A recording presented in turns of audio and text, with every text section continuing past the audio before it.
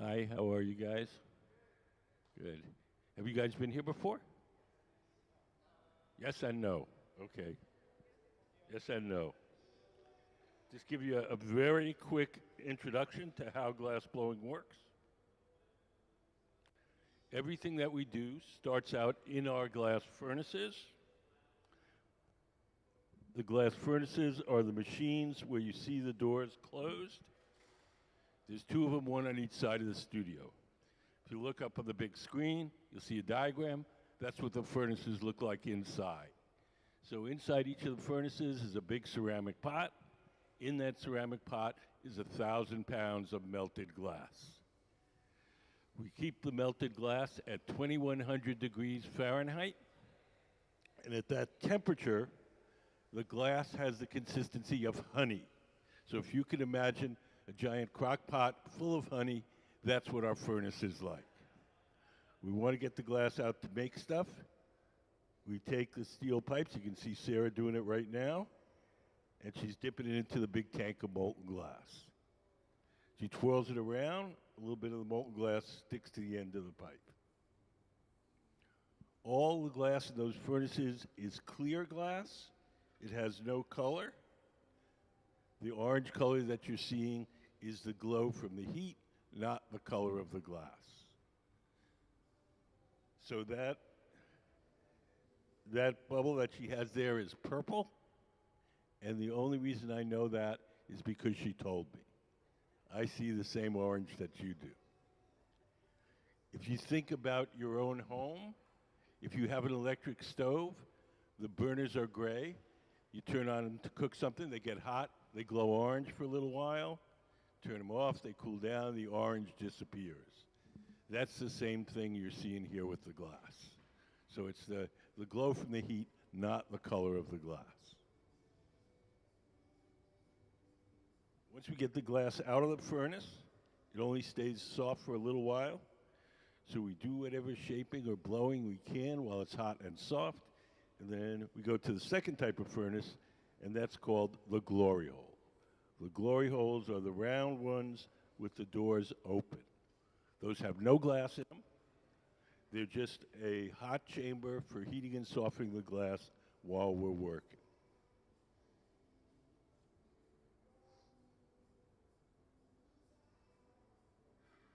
So Sarah's blown it up a little bit. You notice that one of the glass blowers is seated to the left of the workbench. She's the person that's blowing. She's blowing through that steel tube and inflating the glass as Sarah, sitting at the bench, shapes it. The pad in Sarah's hand that she's shaping the glass with is just folded up ordinary newspaper soaked in water. As long as the newspaper is wet, the paper doesn't burn too much, and it doesn't leave any marks as she shapes the glass.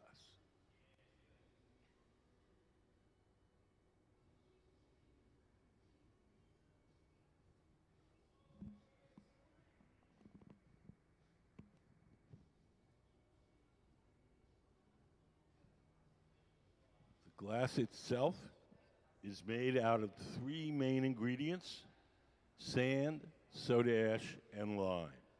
Sand is the bulk of it. It's mostly melted sand. Soda ash is sodium carbonate. It's a chemical which lowers the melting temperature of the sand. And the lime is calcium carbonate, and that stabilizes the mixture chemically. We throw those three ingredients into the furnace, cook them overnight. In the morning, we have a tank full of clear glass. If we're going to make colored glass, then we take those same three ingredients and we cook them up with some kind of metal. Different metals give you different colors. So if you take sand, soda ash, and lime and cobalt, you get blue. Chromium, you get green. Tin, you get white. A little bit of gold, you get a beautiful ruby red.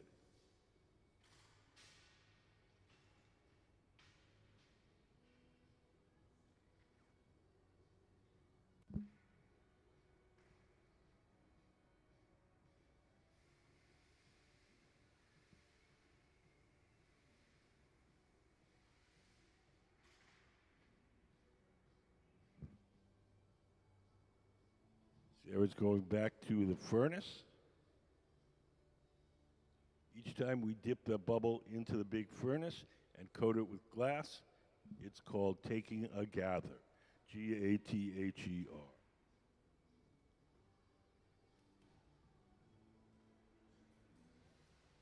You can see as she drips off the excess into that can how fluid the molten glass is.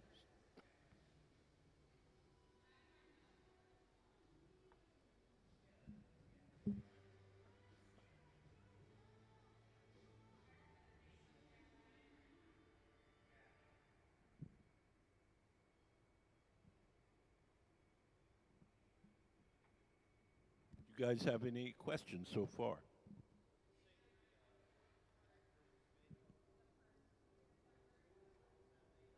Wood. It's called the block. That's the name of the tool. And it's made out of wood. It's stored in a bucket of water. As long as the wood is damp, it doesn't burn, and it doesn't leave any marks as we shape the glass. Usually some kind of fruit wood, apple, pear, cherry. What?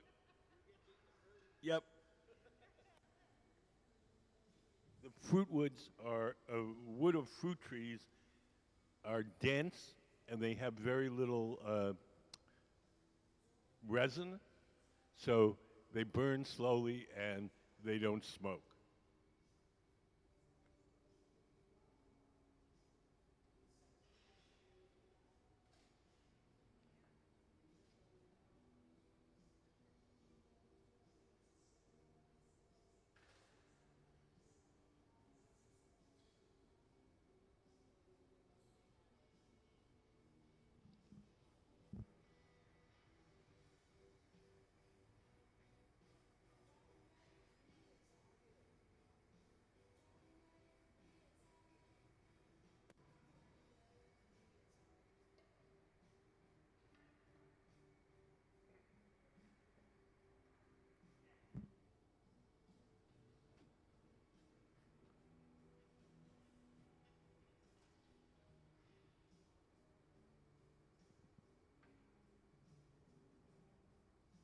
Sarah's shaping the bubble with the block.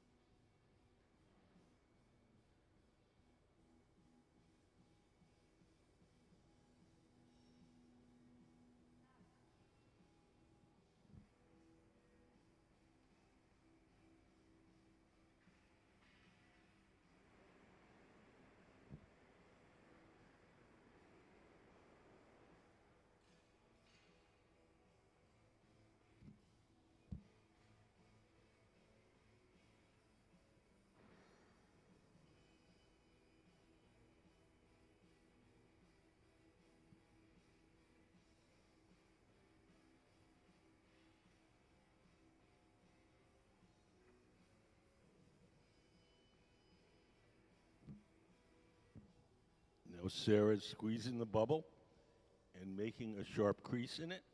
That crease is the place where she'll be able to break the glass away from the metal pipe.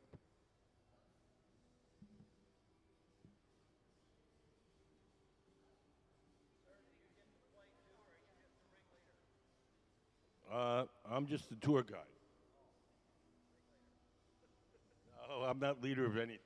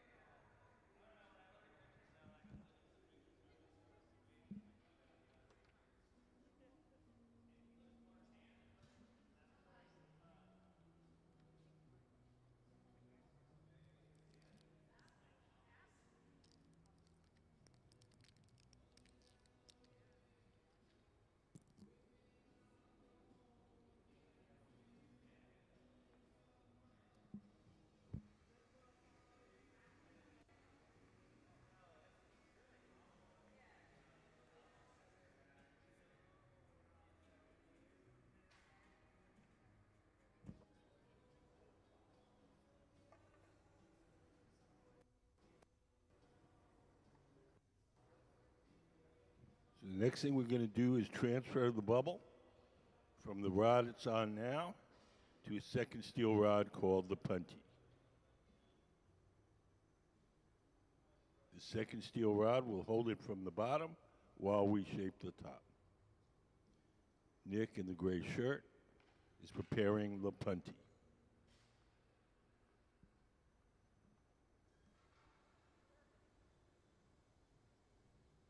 You guys have any questions?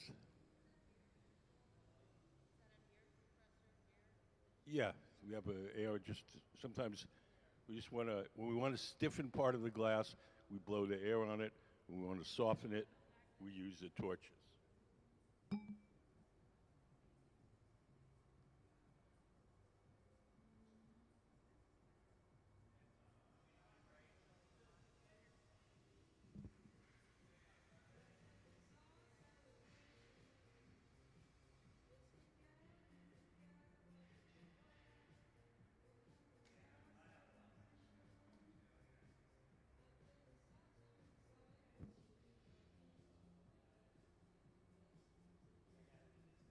So here comes Nick with the punty. We attach it to the bottom. When they feel that bond is strong enough, we'll break the glass away from the original pipe.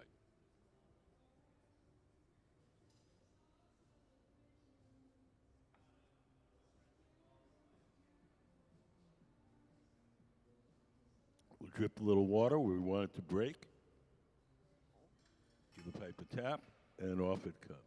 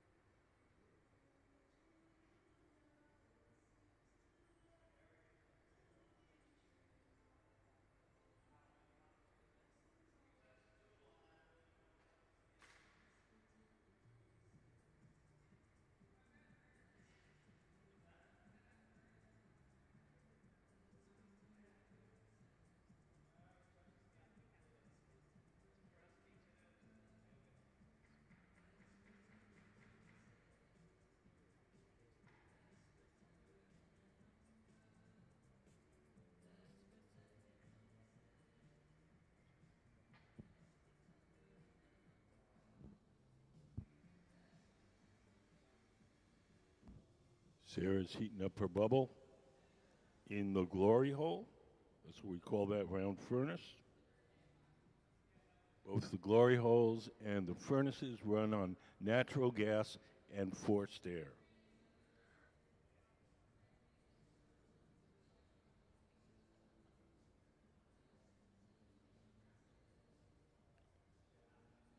Can we put up how hot is it? So if you look up on the big screen, you have temperatures of all the different pieces of equipment. So right now she's in the glory hole. The glass furnaces are the ones with the doors closed. The annealers are the big black ovens at opposite ends of the studio. And the garage is this oven over here. We won't be using the garage today, at least not.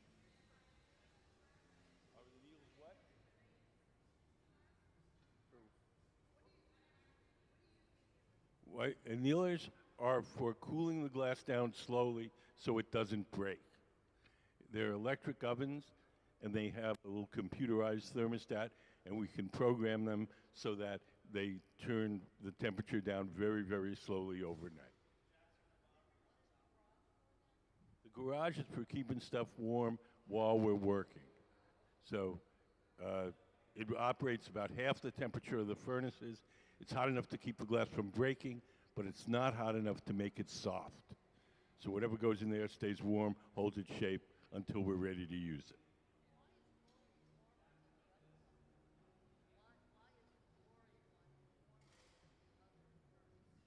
Glory holes for heating up the work while we're working. It's just a little faster. The furnaces, you can think of them as kind of being on simmer, like a pot of soup on your stove.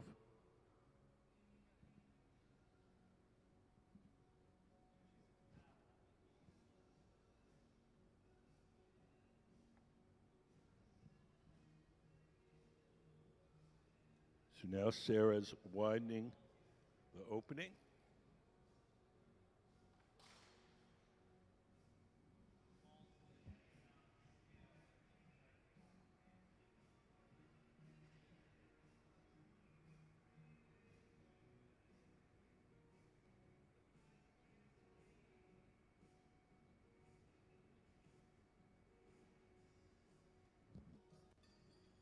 Sarah is Sarah Gilbert.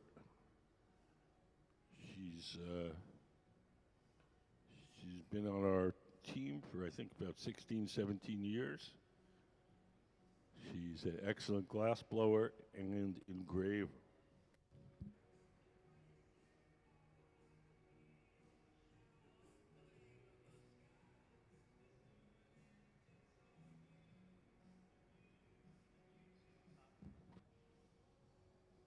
The tool in her hand is called the Parchofi.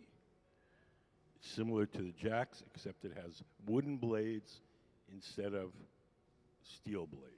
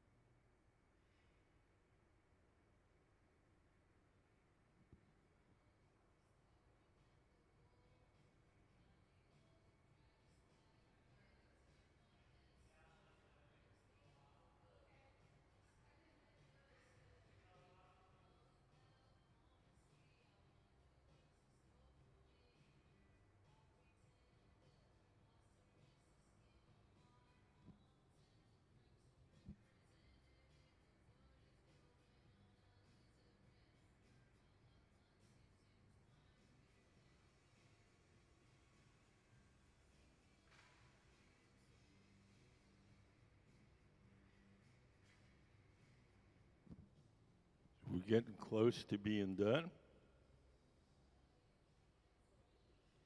Everything that we make here has to be cooled slowly or it'll break. We keep the annealers at 925 degrees all day long. We place all the objects that we make during the day in there, and then at night we cool everything down all at once. If you look to the right, you can see Gabe is checking out the stuff in the annealer. That's the stuff we made yesterday. So it's cooled down overnight.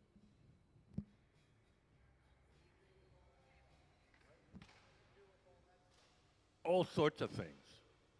There's no one answer. We have commissions. We make stuff for the store. We have guest artists come in from all over the world, and we work with them. We have a contest for kids. Any kid that comes in the museum can do a drawing. Once a month, we make sculptures from the kids' drawings. There's a little exhibit out in the lobby of things that we made for the kids.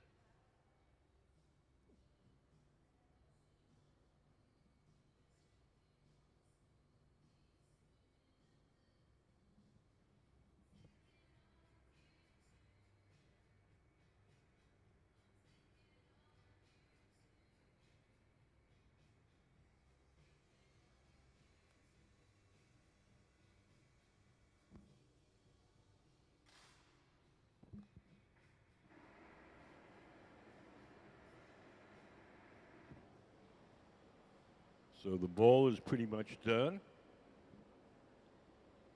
We're going to take it off the punty and put it in the annealer. When Sarah's ready to remove it, we'll drip a few drops of water on the joint between the bowl and the metal rod. The water will crack the joint, and then just a light tap should release it.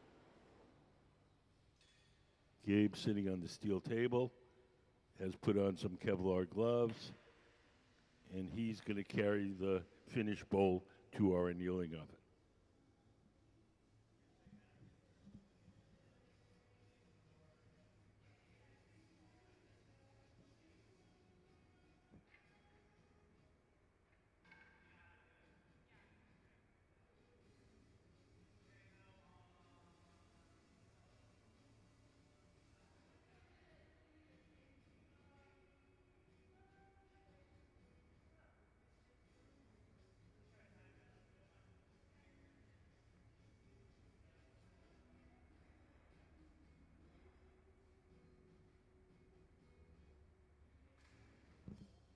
So she dips the tweezers in water, drips a few drops on that joint, and just a light tap will release it, and we'll carry it to a annealer.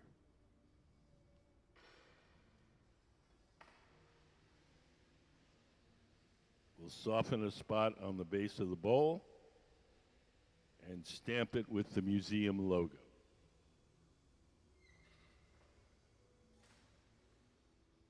Into the annealer to cool slowly overnight.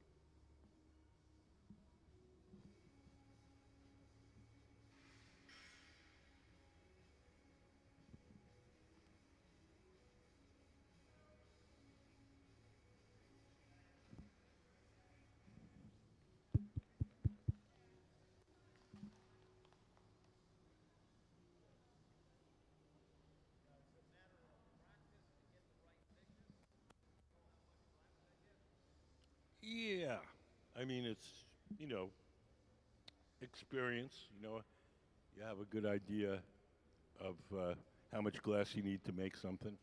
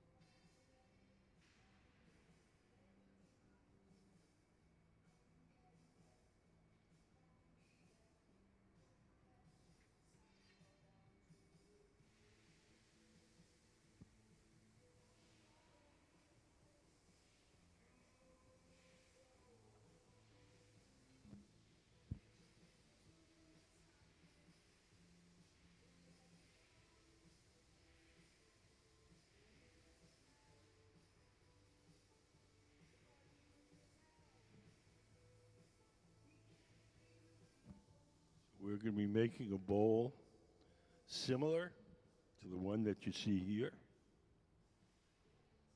And make two bubbles, one with a transparent color on it, one with a bubble pattern, and we're going to join the two together.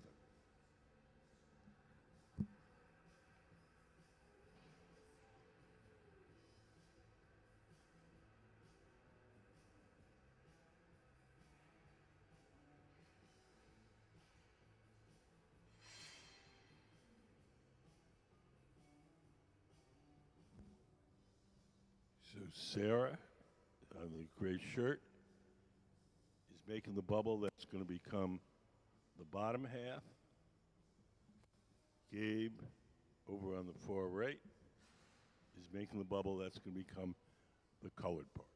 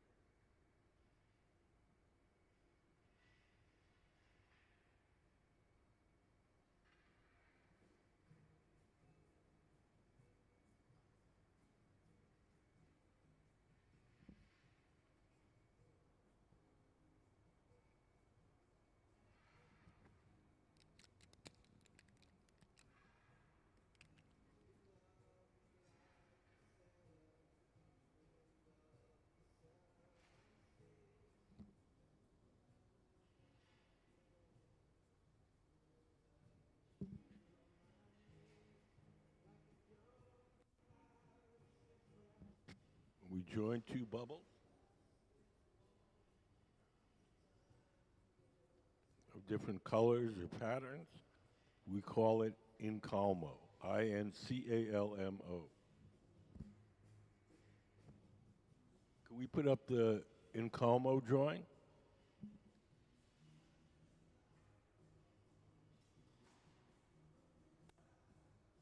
So we'll take two bubbles, we'll open the ends to the same diameter, and we'll stick them together.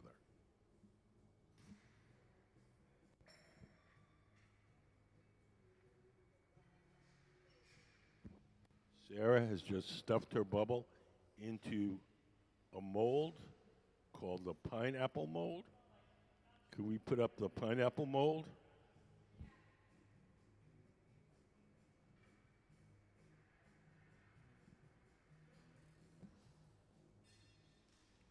So when we want to make a pattern of bubbles, we use this mold. It's called the pineapple mold.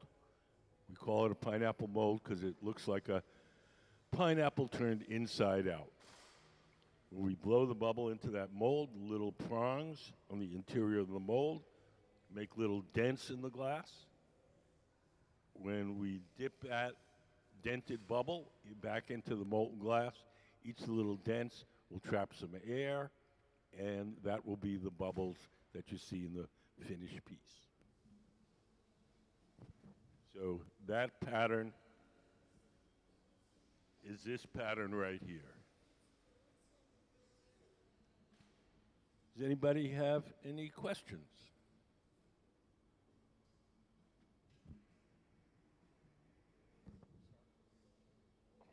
I have no idea.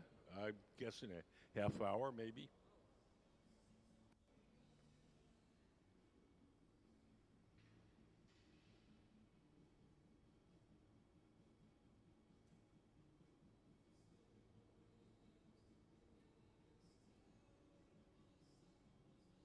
Sarah's going to drip some of the excess glass off into that steel can. We'll save that excess glass, and that'll eventually go back in the furnace. All glass, when it's really hot, looks orange. The orange color that you're seeing is the glow from the heat, not the color of the glass.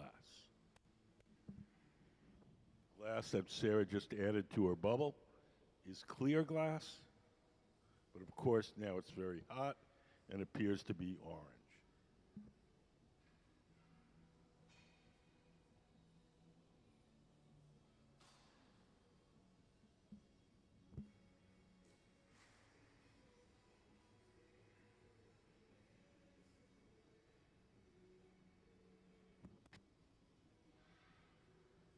we get a close-up of Sarah's bubble when she gets back to the bench? So you can see the bubble pattern.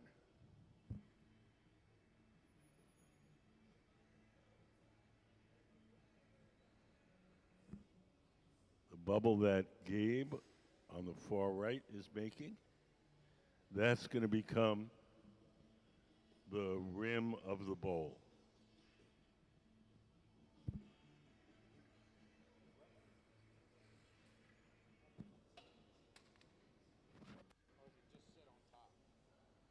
We're going to join them, like I said just a minute ago. Can we put up the Incalmo drawing? Stick them together.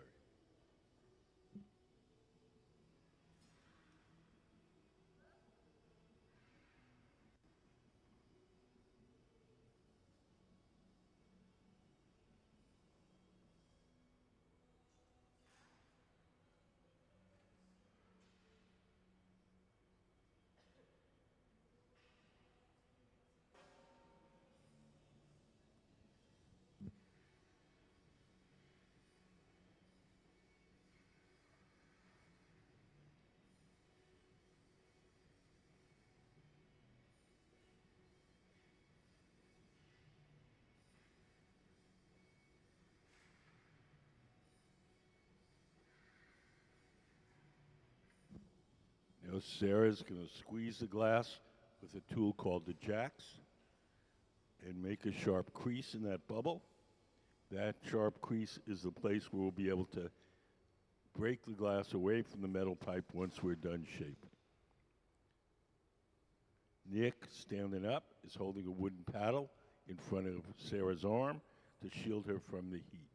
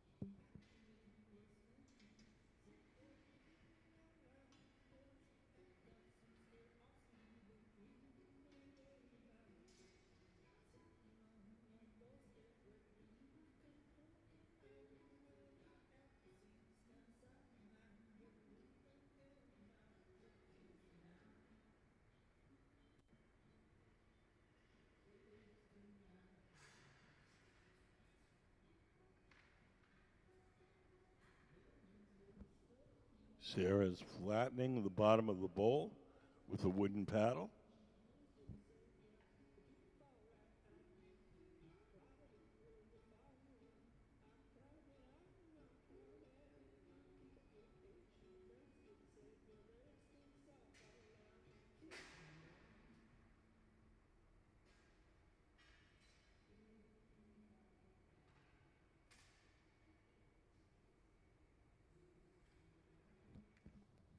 The next thing we're going to do is transfer the clear bubble with the bubble pattern in it from the rod it's on now, the blowpipe, to a second steel rod called the punty, P-U-N-T-Y.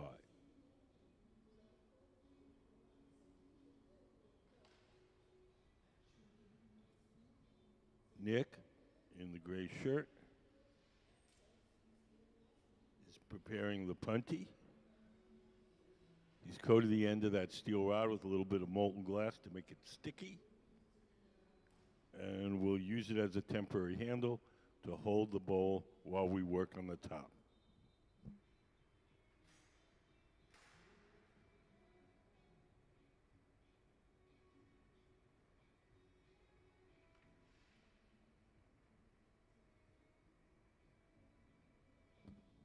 So essentially, Sarah has this part of the bowl.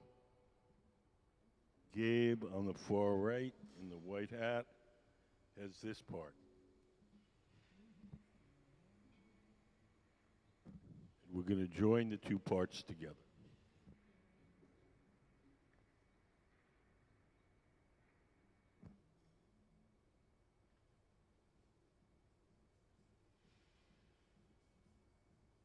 Nick's going to come over with the punty, and Sarah will attach it to the bottom of the bowl.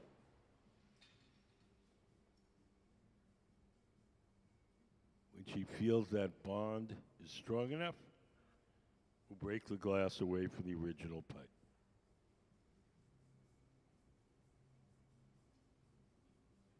Take her tweezers, dip them in water, drip a little water where she wants it to break, give the pipe a tap, and off it comes.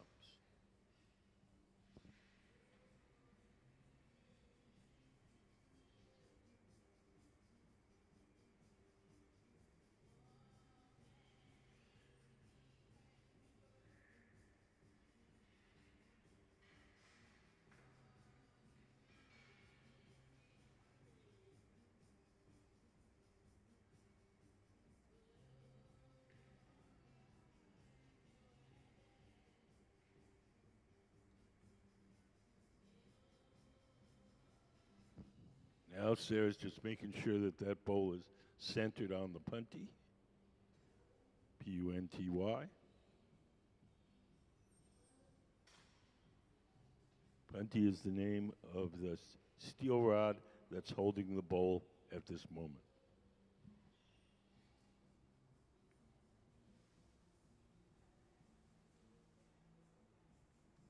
We're going to open the top till it's the same diameter as the bubble that Gabe is making over on the far right. And we're going to join the two parts together. This is called incalmo, I-N-C-A-L-M-O. It means to graft in the Venetian dialect. Does anybody have any questions?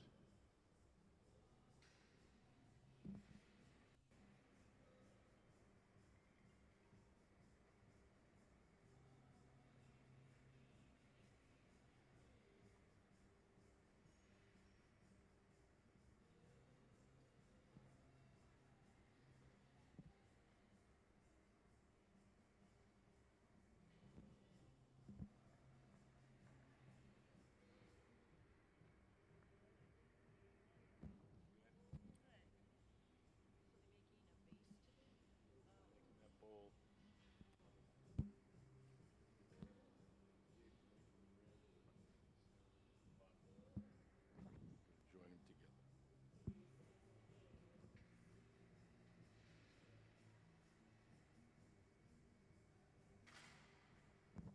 Sarah's checking the size of her opening at the top of the bowl. Can we put up the Incalmo drawing for just a second? So we're going to take the two sections, open them up, make the openings the same size, and stick them together. That's called Incalmo. I-N-C-A-L-M-O.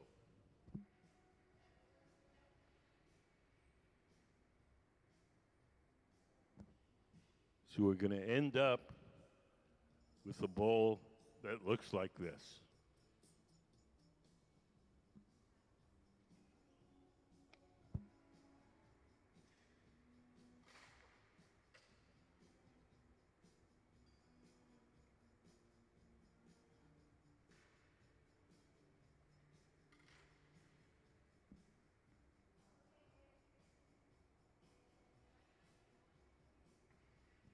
Because they want two different colors in the same bubble, and we want a nice clean separation. So this is how it's done.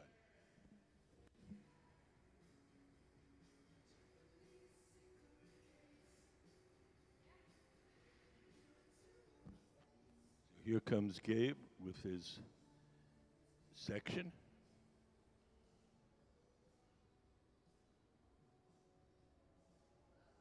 We attach it to Sarah's bubble. When we feel that joint is firmly attached, we'll break the glass away from Gabe's pipe.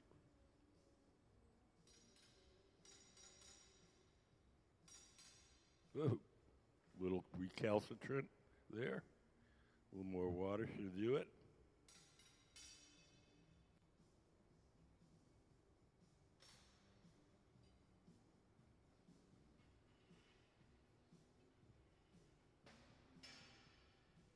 Has anybody got any questions?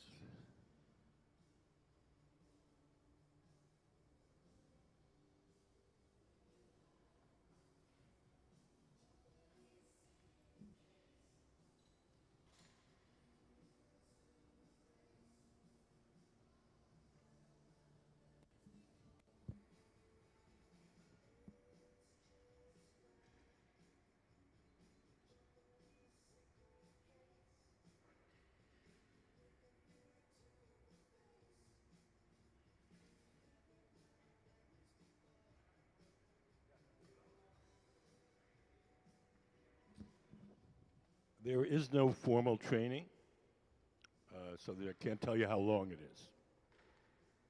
Sarah's been blowing glass for, I think, about 24 years. Gabe, in the white hat, 28. And Nick, I think, 24 also.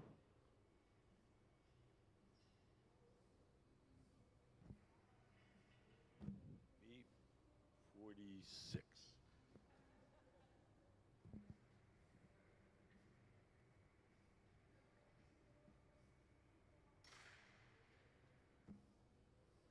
So now we're going to we're going to trim some of the thick glass off the top. When the glass is hot, you can cut it with a shears.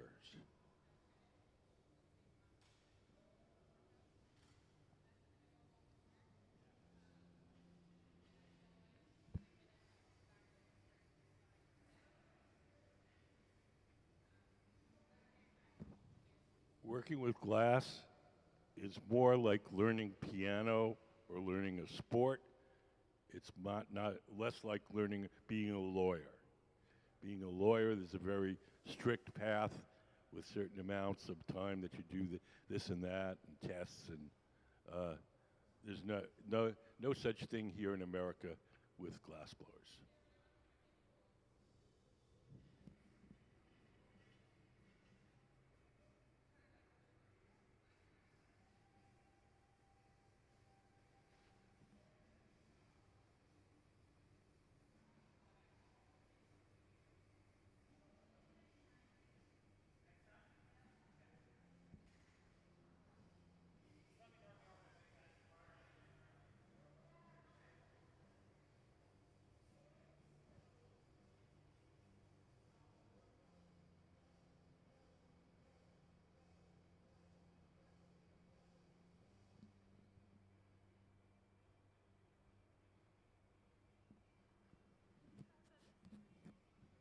Water.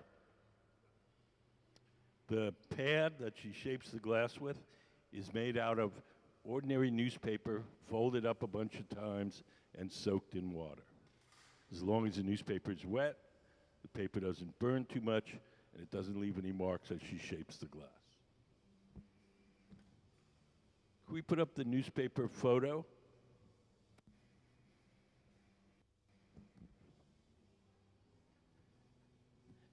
Just everyday, ordinary newspaper.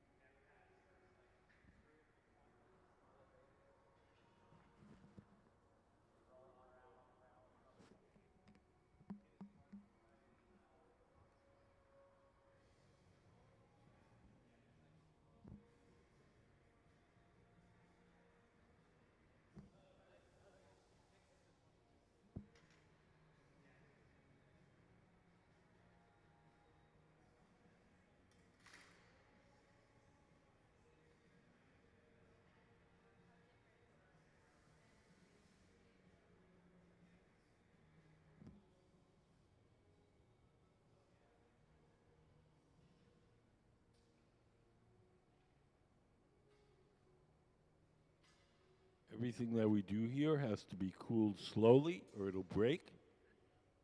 So we cool it in one of these ovens. There's, you see, all the stuff that Gabe is looking at right now is stuff that we made yesterday. So it has to cool very slowly overnight or else it'll break. The slow cooling process is called annealing.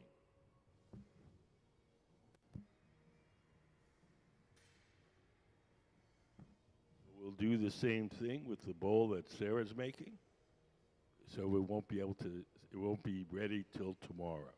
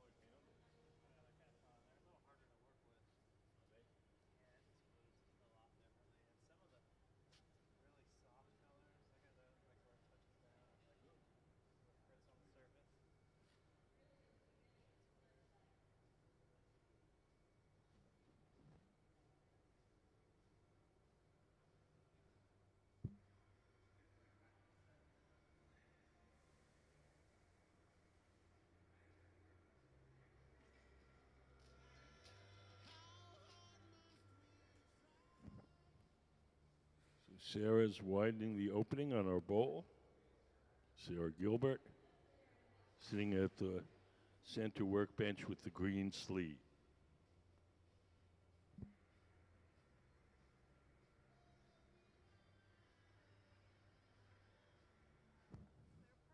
The bubbles? The bubbles? They're bubbles? Can we put up the pineapple mold?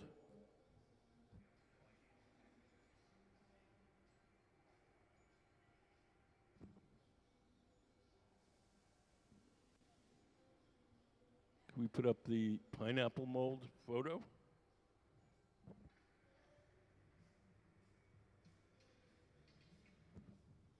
So we use a mold called the pineapple mold because it looks like a pineapple turned inside out. And it has little prongs in it. We blow the bubble into that mold. It makes little dents in the glass. Then when we cover it with another layer of glass, each of the little dents traps some air and becomes a bubble in the pattern. Thank you.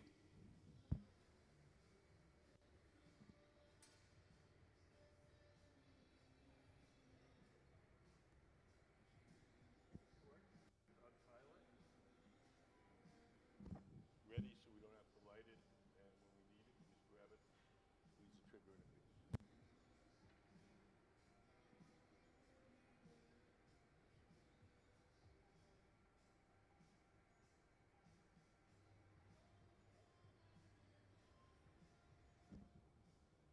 Now you can see the bowl is starting to look like this bowl over here.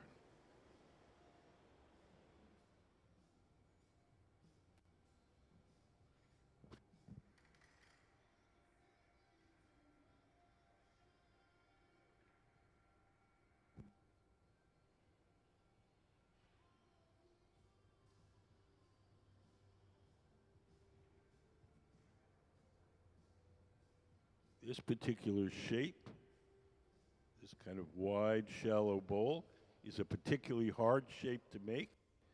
It looks simple, but it's not something the glass naturally wants to do, so it has to be coaxed little by little into that shape.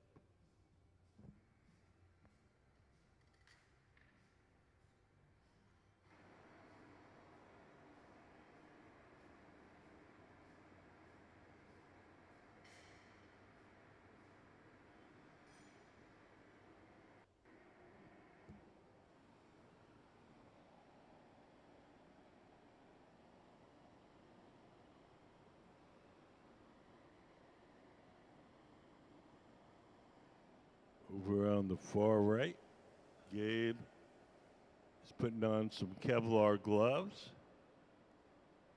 Kevlar is a fire-resistant insulating material. When he grabs that bowl, it'll be approximately 1,000 degrees. At that temperature, the glass will be hard, and we'll place it in the annealing oven to cool slowly overnight.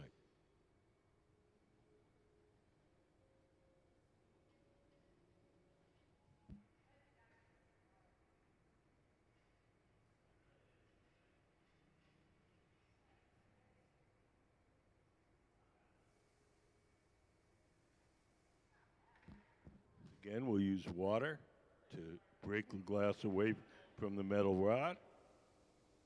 We'll drip a little water on the joint between the metal rod and the bowl itself. The water will crack that joint, and then just a light tap will release it.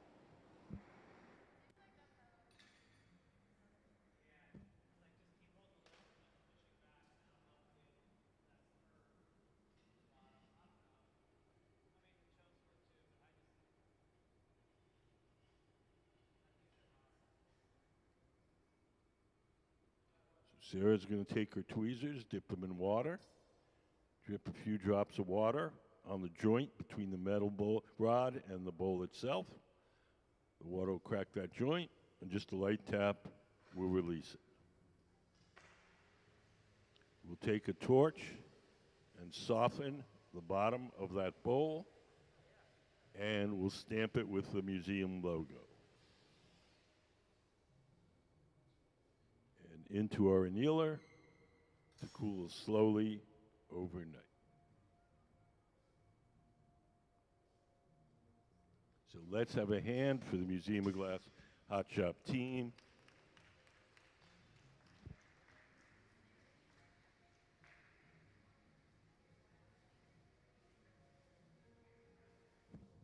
The torches allow us to focus the heat in a particular place. When we put it in the big round oven, the glory hole kind of heats it up more generally. When we need the heat in a specific place, we use the torches.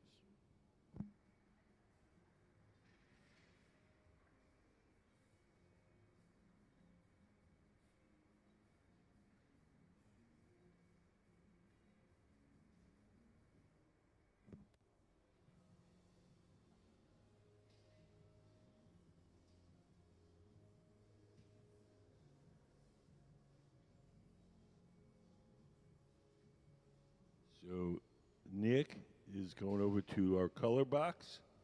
He's going to grab a rod of colored glass. All the glass that's in our furnaces is clear glass. We have no, there's no color in it.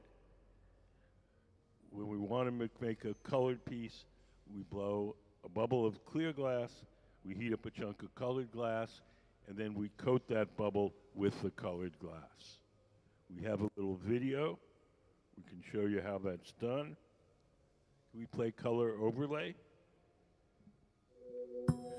The color in glass comes from adding various materials to the mixture of raw ingredients called batch. Most of the colorants are compounds containing some kind of metal. For example, adding cobalt to clear glass creates a deep blue. Tin and antimony can be used to create white glass, and gold chloride can produce a rich red or pink colored glass. Colored glass is melted in furnaces, just like clear glass, and then is usually rolled into bars for storage and easy application. In order to apply color bar to a bubble, we first need to preheat the color to approximately 950 or 1000 degrees Fahrenheit in a color oven or garage. Once warm, the color is then picked up on the end of a punty rod using a little bit of clear glass as a support. The color is then heated in the 2300 degree glory hole to soften it and make it malleable, while another artist creates a small bubble of clear glass on a blowpipe. Once warm, the color is dropped over the clear bubble, and then using a variety of hand tools or the steel marver, the color is rolled back over the clear in an even layer. This process is called dropping color, or creating a color overlay. Depending on the project, that bubble is then usually gathered over with clear glass and blown into the final form.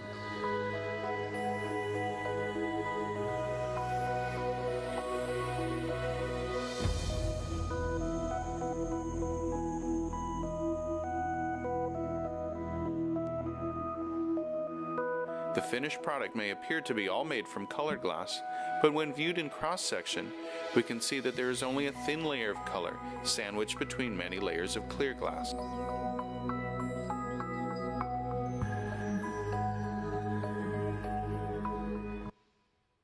The reason that we apply the color like that is so that we can have any color we want, anytime we want. If we would fill the furnace with blue glass, we could only make blue things. If we coat each piece individually, then we can coat it with any color we want, anytime we want. Yes. Yes, if we purchase the color rods. Yeah, there's two big companies in Germany that do nothing but make colored glass and sell it in various forms.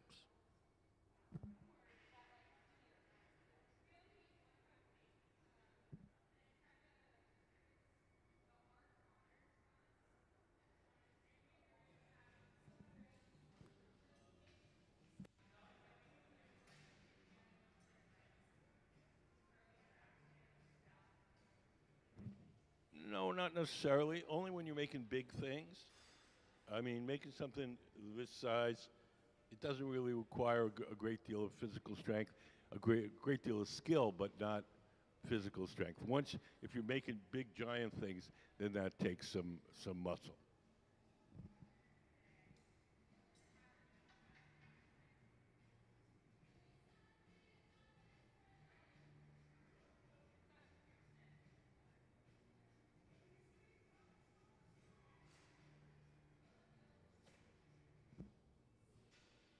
So once again, Sarah Gilbert at the center, who's leading our team today.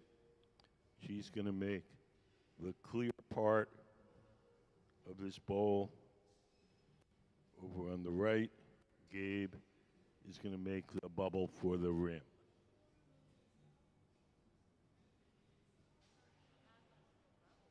What? Can we put up the pineapple mold photo? So in order to get the bubble pattern, we use a mold called a pineapple mold. You can see a picture on the right. We blow the glass into that mold. The little prongs make little dents in the glass. And then when we dip it in more clear glass, each of the little dents traps some air and becomes a bubble.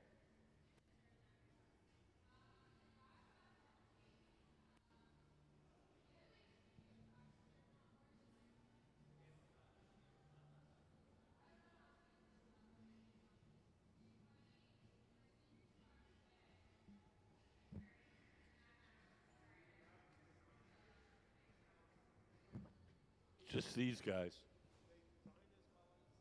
Yeah.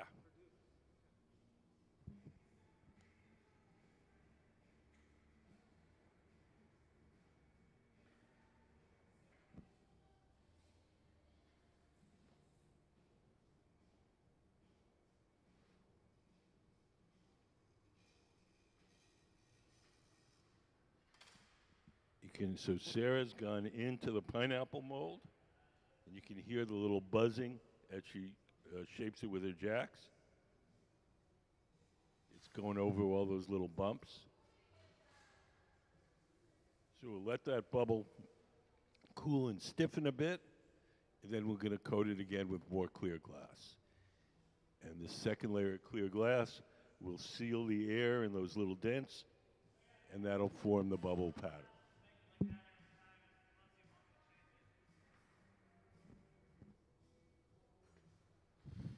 I think 4 years, but she's been blowing glass for 24 years.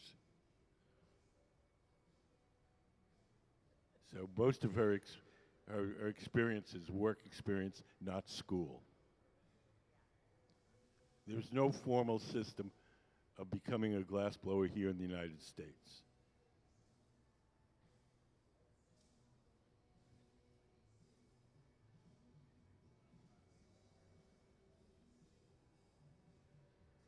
Gabe, over there on the right, he's been blowing glass for 28 years and didn't go to any school at all.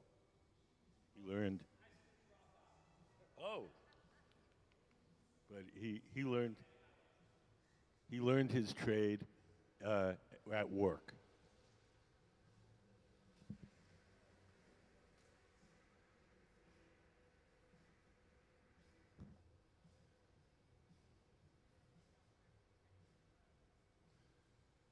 All these guys are extremely talented artists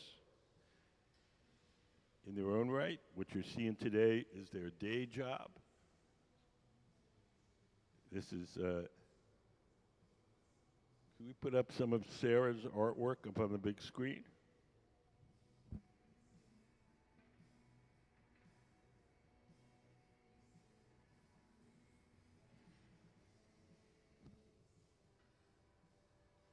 If you look at the screen, you can see a good close-up.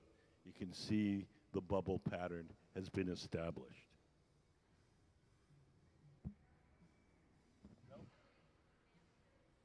No, not in America.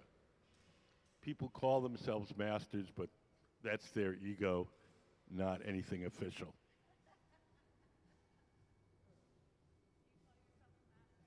Absolutely not.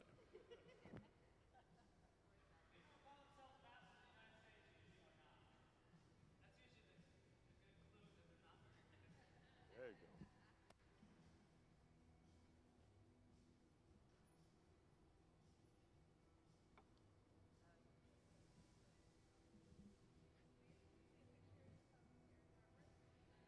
go. Can we put up some of Sarah's artwork on the big screen?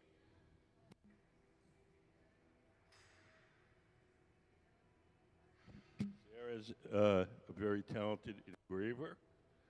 So she works with what we call cameo glass, where we layer several colors of glass and then carve back through them to make the designs.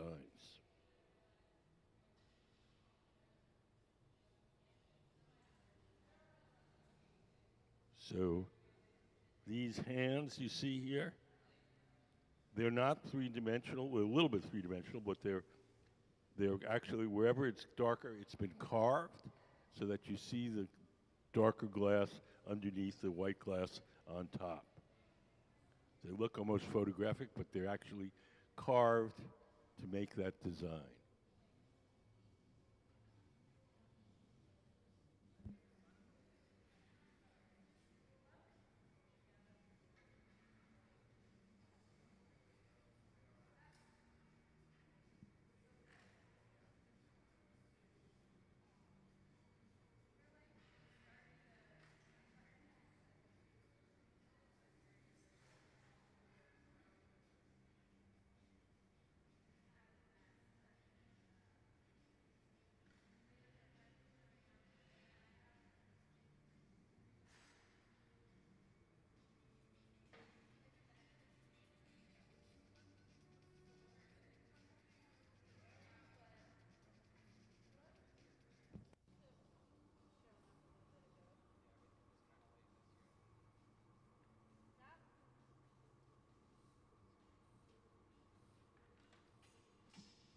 Nick is shielding Sarah's arm from the heat.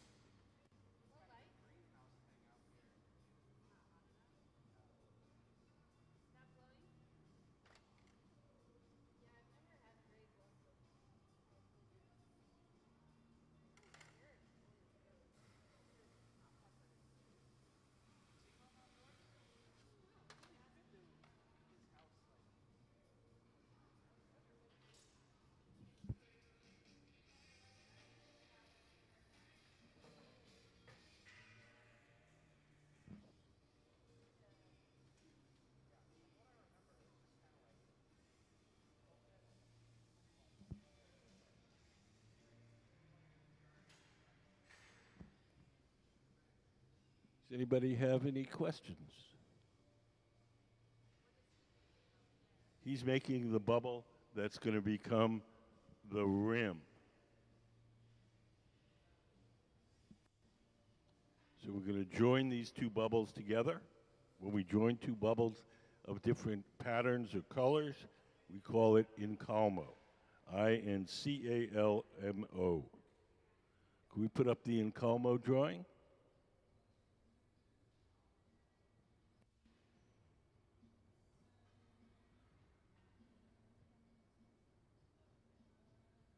So we're going to make the two bubbles, the colored one and the bubbly one. We're going to open them up to the same diameter and stick them together.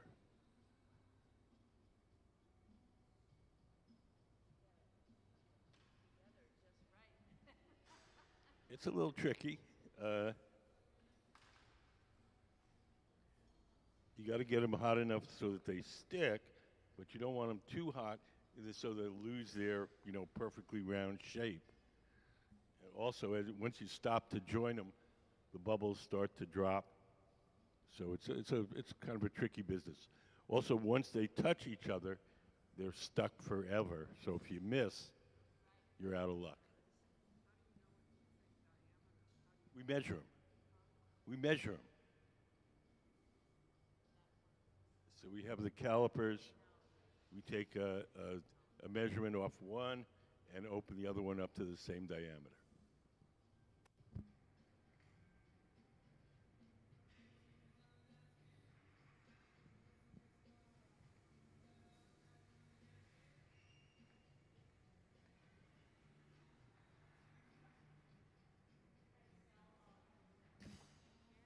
No. We do all sorts of things here. Some of them involve selling things, some of it doesn't. We have guest artists, about 30 guest artists, that come in over a course of a year, and they take whatever they make with them. We have a contest for kids, where we don't sell that. It's a contest. We don't charge them anything. We make stuff for the store, which we do sell, and that's where these bowls are going to end up in our store. Our main interest here is you see different kinds of glass making, different artistic approaches, and get a chance to ask questions and have a better idea of how this stuff works when you go into the exhibits and looking at the artwork.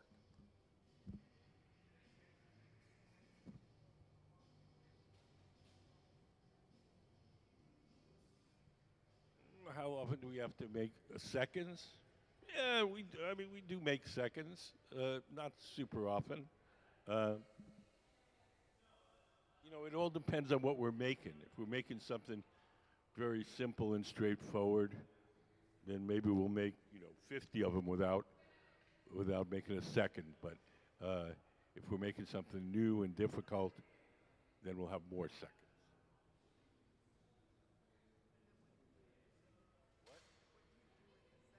We have a second sale in the summer.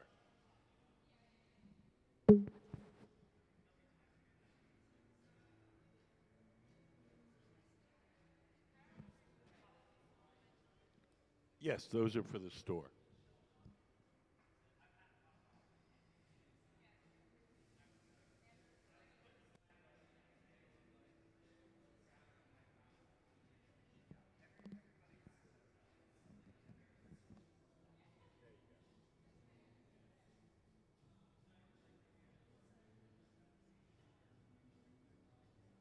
Yes. The furnaces run on natural gas and forced air.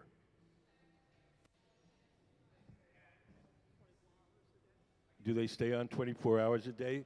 There's two kinds of furnaces. There's the glass furnaces, the ones that have the tanks of molten glass in them. Those are on 24/7. And then there's the glory holes, the round ones with the doors open. Those are only on during the working day.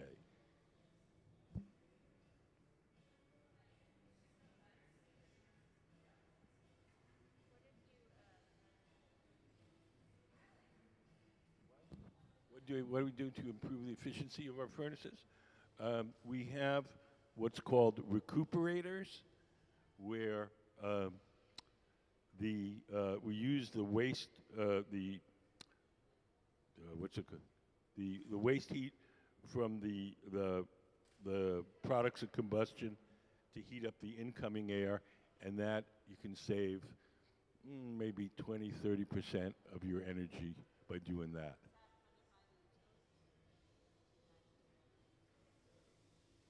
Sometimes we get, I mean, it depends whether we, sometimes we get grants from the utilities, sometimes we don't.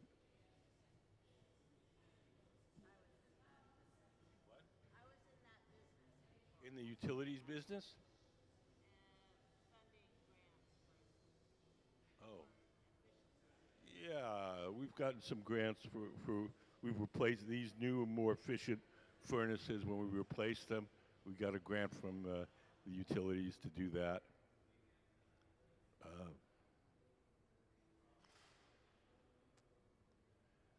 they really don't use as much energy as most people think because we're heating up a very small space to a very high temperature. When you heat your house, you're heating up a giant space to a very low temperature. So you're heating up maybe 12,000 cubic feet to 68 degrees. We're heating up 12 cubic feet to 2,000 degrees. So it kind of evens out a little bit. I'd say the furnaces probably run on the order of $500 a month. No, each furnace. And then the glory hole's probably a third of that since they're only on for 8 hours. 1 hour. 1 hour. We turn them on at 9. What? Disconnected what? You're distracted.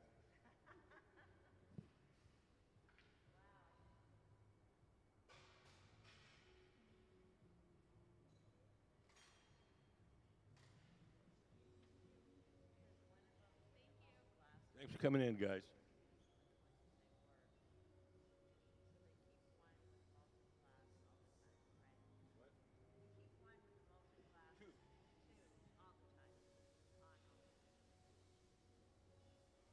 So we work out of one, and when it's almost empty, we switch to the other one, which is full, and then we cook glass in the one that we just emptied. And then back and forth. Yes, exactly. Can we put up the glass furnace diagram? So that's what the furnaces look like inside. Big ceramic pot in the bottom half, and it's filled with molten glass.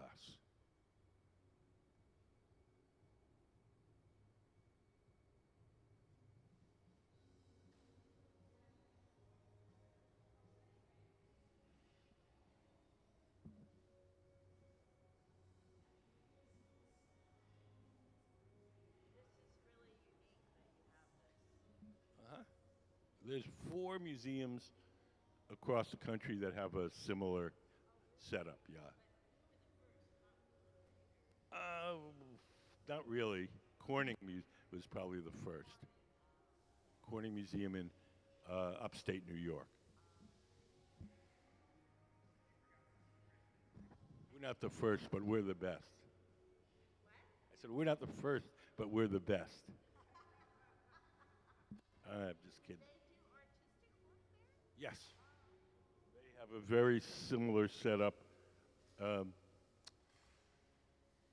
to what we have here, where they have theater seating and a glass shop.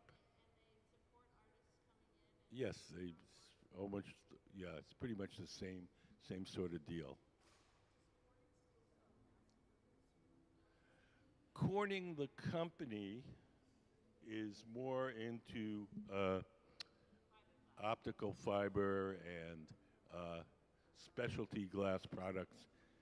Um, they've sold off Pyrex. They don't make Pyrex anymore. Uh, they used to have a kind of vanity business called Steuben. Steuben. Steuben. And so they would have glass blowers, and you'd come through the museum and you watch the glass blowers, and they made luxury items. Uh, stu- well, I mean, it's a German name, but it's an American city. It's an American company. A lot of the early American glass industry was started by Germans.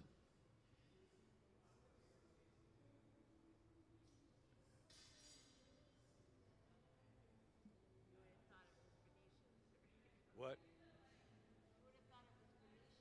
Oh, I'm sure there were some Venetians in there, but there, a lot of the early American glass factories were started by German or people uh, of German descent in America, not necessarily moving over from Germany.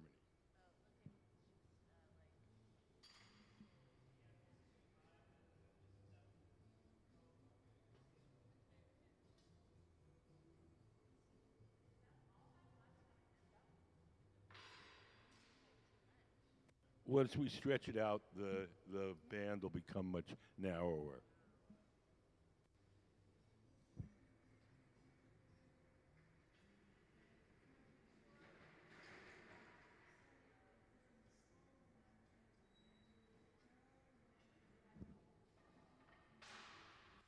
You have to do that with your hand. It's working with glass is like working on a pottery wheel or working on a wood lathe. The work spins, and you hold the tools against it as it spins, and it makes it round.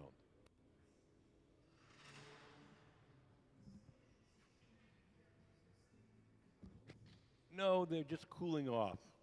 They're not. There's no curing involved. It's just they have to be cooled slowly, or they'll break. Curing is usually some sort of chemical process, but there's no chemistry involved. It's just cooling them down slowly.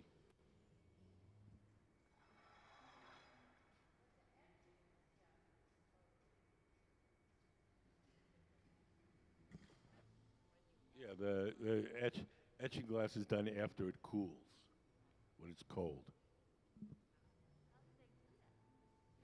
I'm not sure what you mean by etching. That's sandblasting. That's sandblasting. It's done when it's cold. Do we put up a sandblasting drawing? It might take a moment to find it because we weren't planning on it. Oh, there we go. So when we make Preston stuff, he he covers the glass with a rubber mask, a adhesive back rubber mask, and then he cuts out the parts that he wants to carve. And we spray it with a sandblaster. Any part that's exposed will the sandblasting will carve through that. Any part that's protected by the mask will stay out, stay untouched. So that's how Preston does it. What? No, it's kind of random. It's the stencil that makes the image. So if you look at Preston's pieces where there's wherever it's sticking out, that's where it was covered by the stencil. Wherever it's carved in, that's the part that was exposed. Yeah, I mean it's a little laborious process. It yes.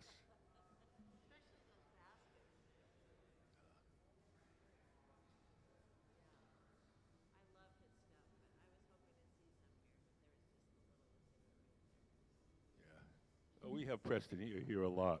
He was here just last Saturday as he was blowing glass during our annual fundraiser. He's a local, born and raised in Seattle, so.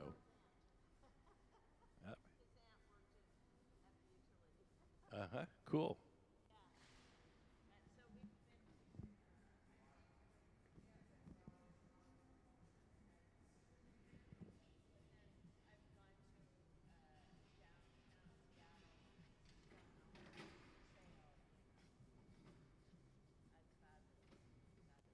Press is a very talented guy. Used to be.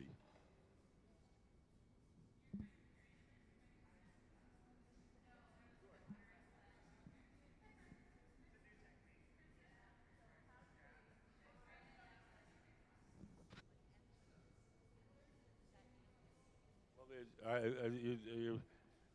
I'm not sure what you mean by etching. In glass, when we talk about etching, what we mean is uh, using acid to carve into the glass, hydrofluoric acid. When we, like Preston's work is not etched, it's sandblasted.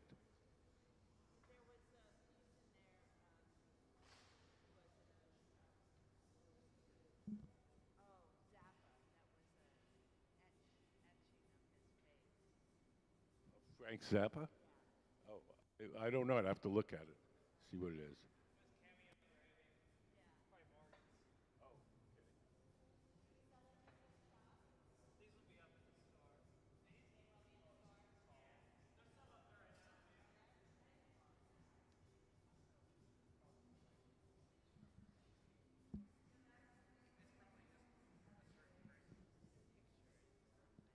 Well, you can do what we call engraving.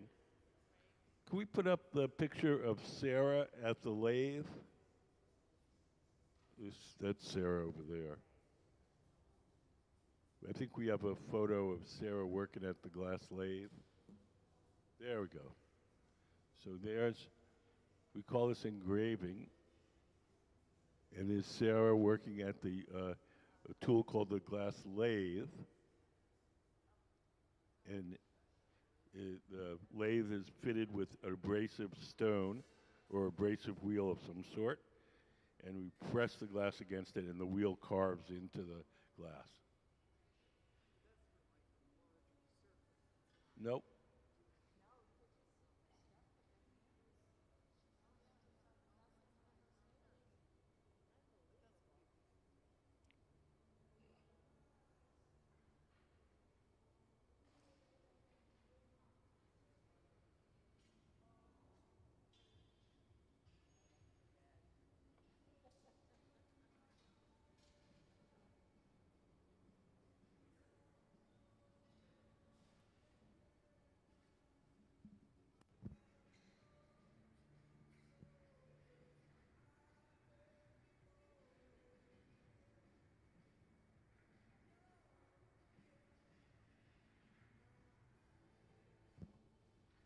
So now you see that we've opened it up. You can see that after the rim, that second bubble is spread out, it becomes much thinner.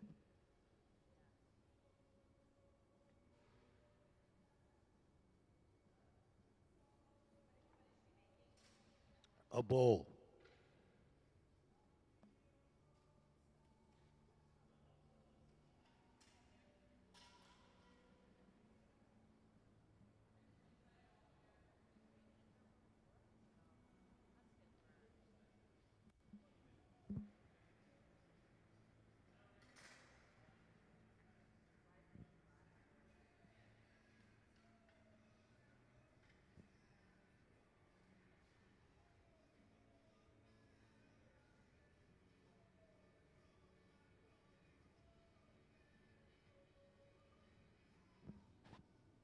Sarah's putting the finishing touches on this bowl. Everything that we make here pretty much has to be cooled slowly or it'll break. The slow cooling process is called annealing. So we'll take the bowl off the metal rod. We'll place it in an electric oven called the annealer and slowly turn the temperature down overnight.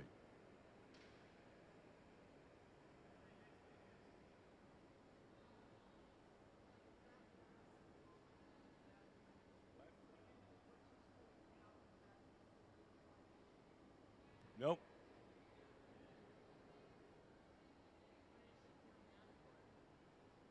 She wants to make the the the glass uniform heat all through front and back. Also, she's warming up that connection because that connection should be a little bit warm when we drop the water on it, and that'll make it crack.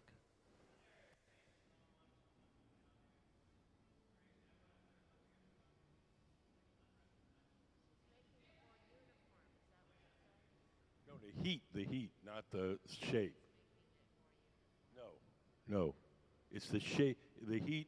We want the heat, how hot the object is to be as uniform. We don't want it very hot in the front and cold in the back. We want the heat to be uniform. It has nothing to do with the shape.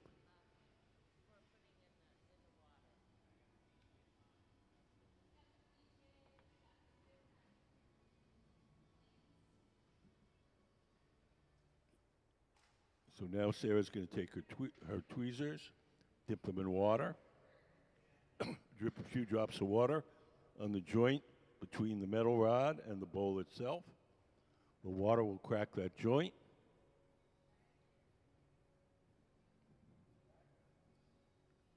Give the rod a tap. We'll take a torch and soften the bottom of the bowl. And then Sarah will come over with the stamp and stamp the museum logo into the bottom and then into the annealer.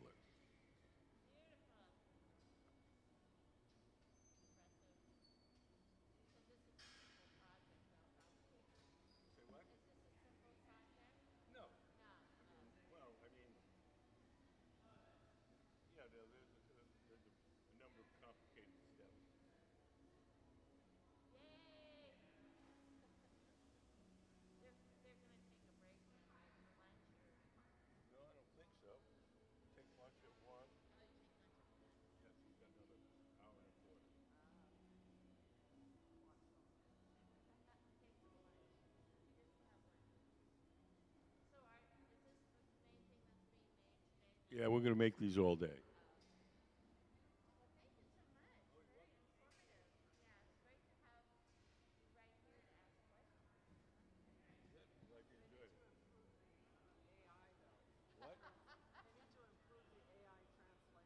Oh, I think that's great because that means that computers won't take over the world if they can't get the talking right.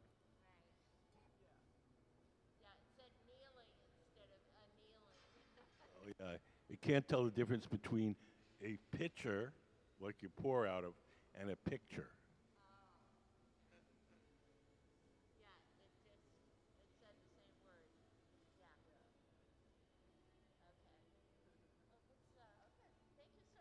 Oh, you're very welcome.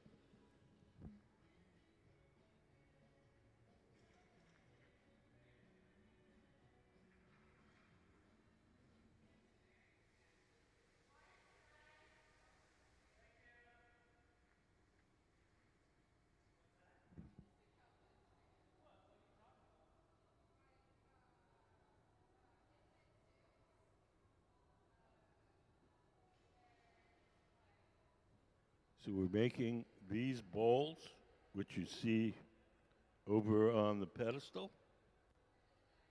Sarah in the gray shirt at the center workbench is making the clear bottom section. Gabe in the black shirt and white hat is making the rim. So we're making two different bubbles, and we're going to join them together.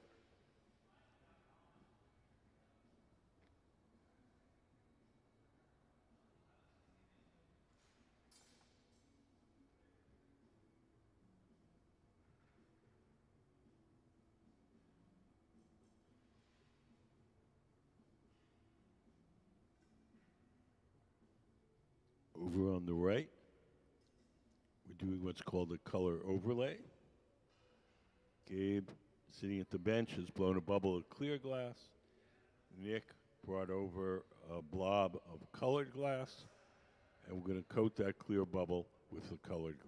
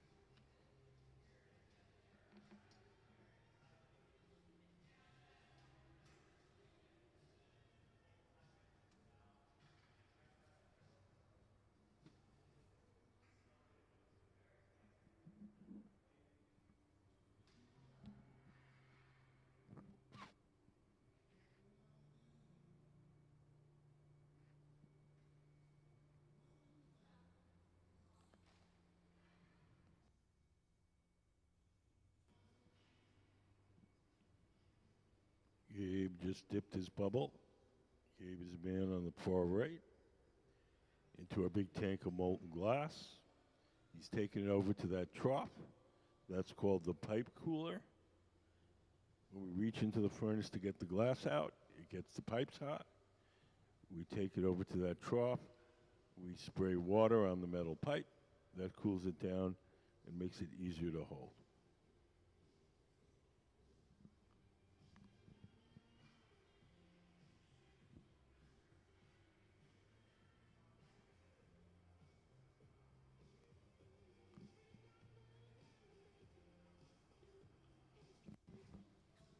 Sarah over in the center is blowing her bubble into a mold called the pineapple mold.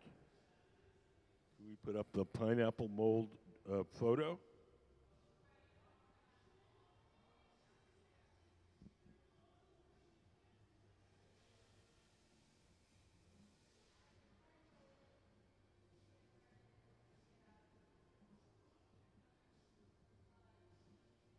Can we put up the pineapple mold photo?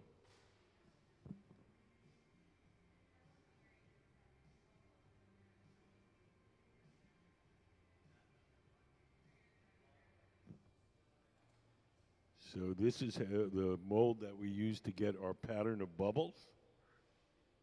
It's called a pineapple mold because it looks like a pineapple turned inside out. We blow the bubble in there. Little prongs make dents in the glass.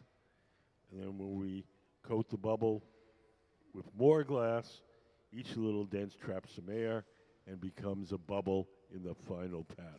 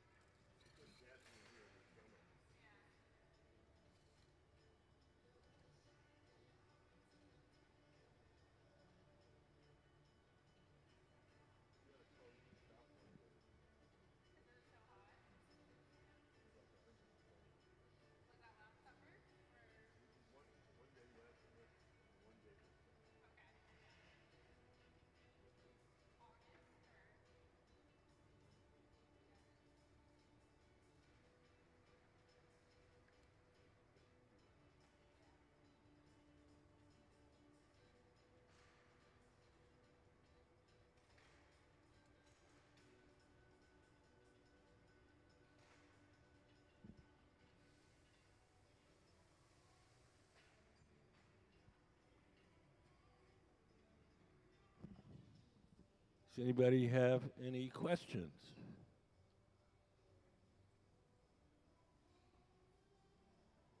If you came in a little later, we're making these bowls here. We're making two bubbles, one with the transparent color for the rim. That's the bubble that he's making over on the right. And Sarah is making the clear bubbly bubble. And we're going to join the two together.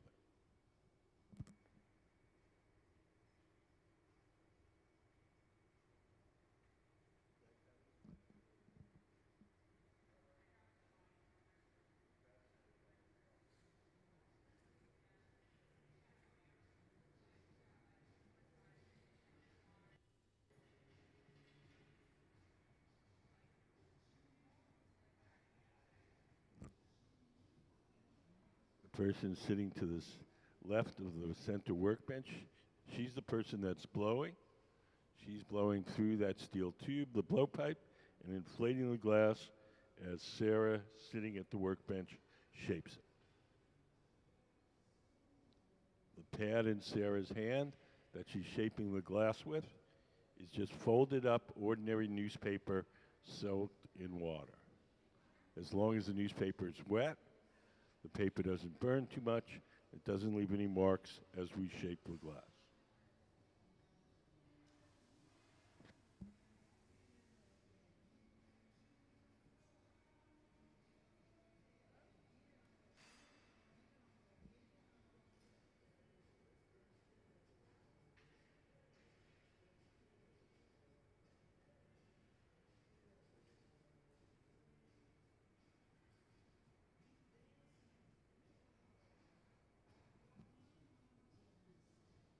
Sarah's squeezing the glass and making a sharp crease in it.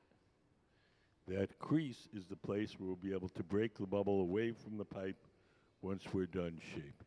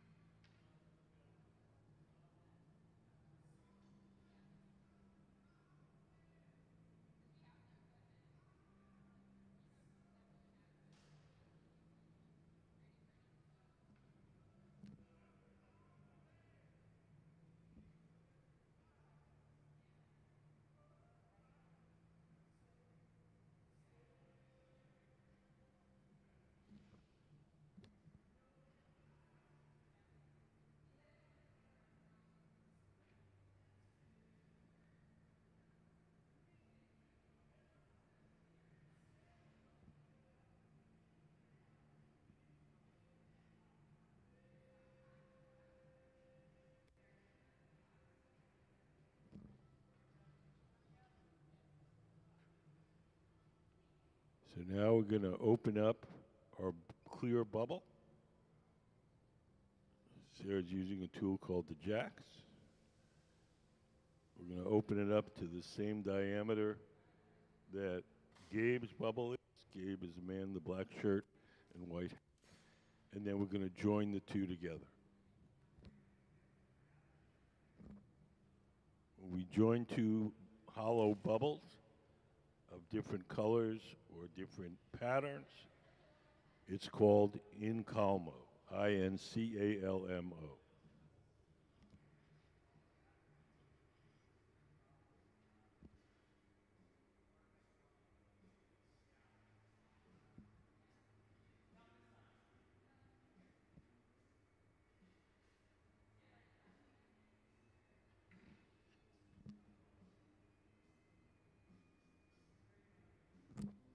The bubble that Gabe has over on the right will become the rim of the bowl, and the bubble that Sarah's made, that's going to be most of the bulk of the bowl.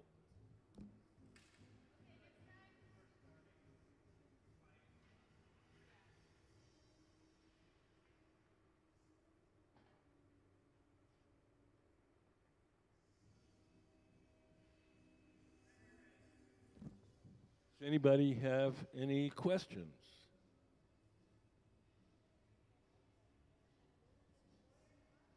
That's good. So here we go. We'll join the two bubbles together. Hot glass sticks to hot glass.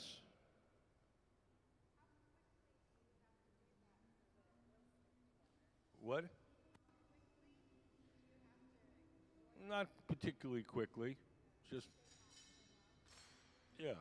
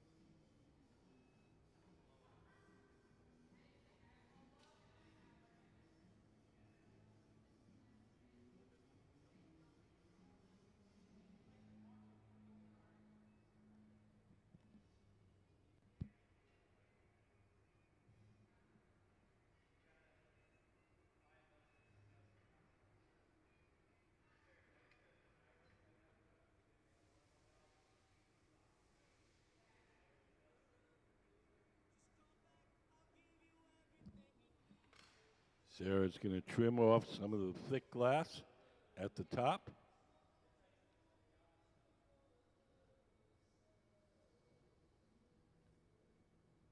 When the glass is hot, you can cut it with a pair of shears.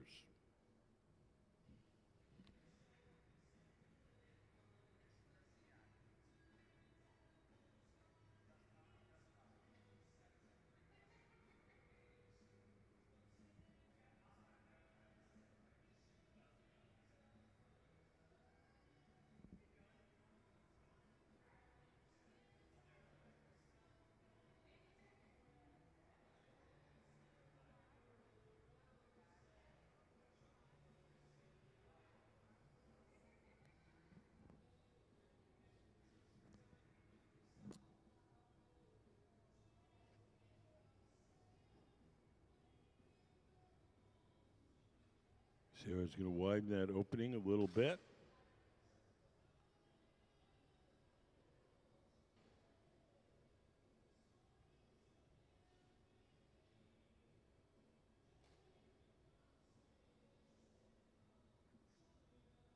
Has anybody got any questions?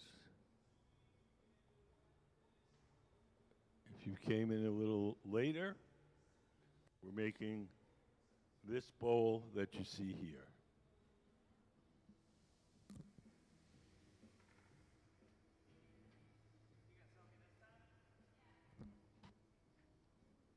So we're going to blow a little air in the front end with a tool called the soffietta. It's a little, it means little puffer in Italian. It's got a cone on the end, a metal cone. We insert that into the opening, and then we blow through the central tube, and we can inflate the glass even though we've removed it from the original pipe. There we go. You can see the thing puff up.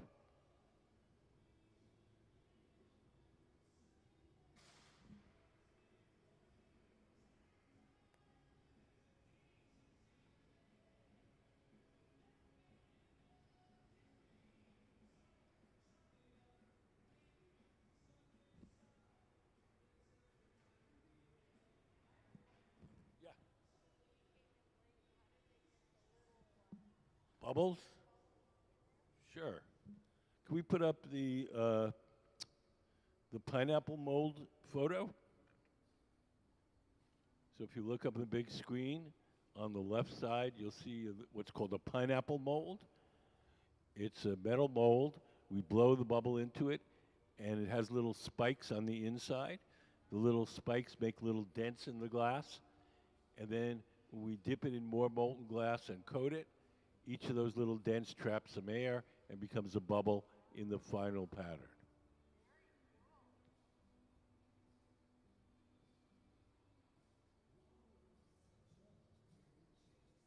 Thank you.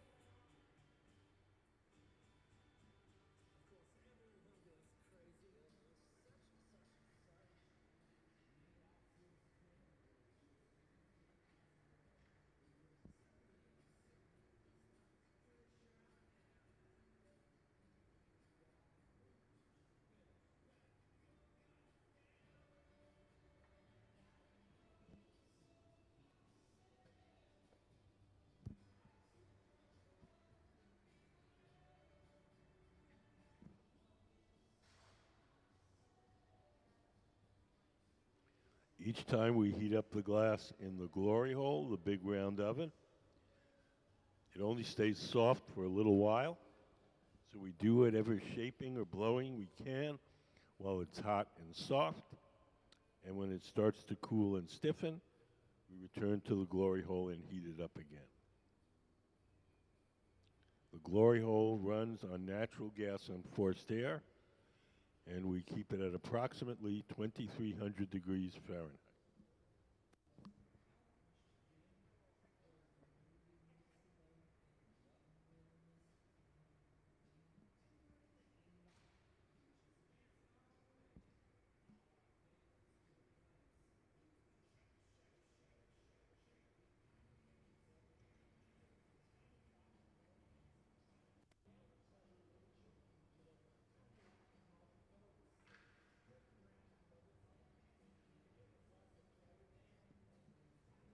As we open up the top, you can see that the dark colored glass stretches out and is becoming more narrow.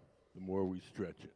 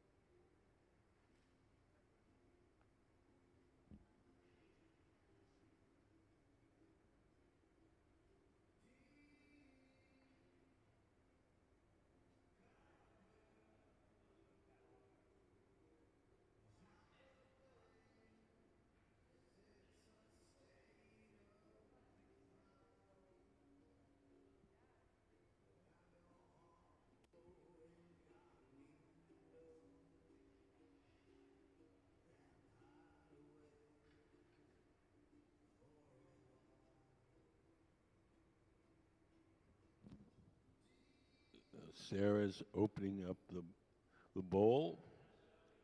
The tool in her hand is called the parchofis.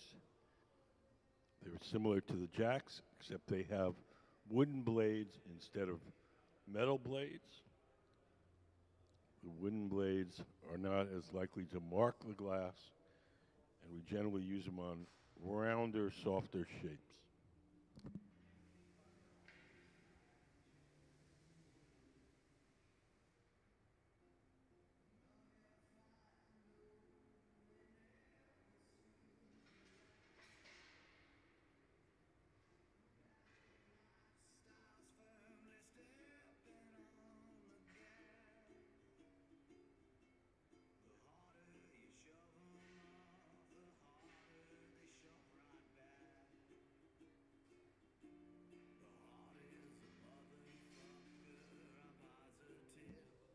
Sarah's spinning the glass now. It's quite soft, and the spinning will cause the glass to flare out. And she's holding the parchofis against the outside to keep it in check.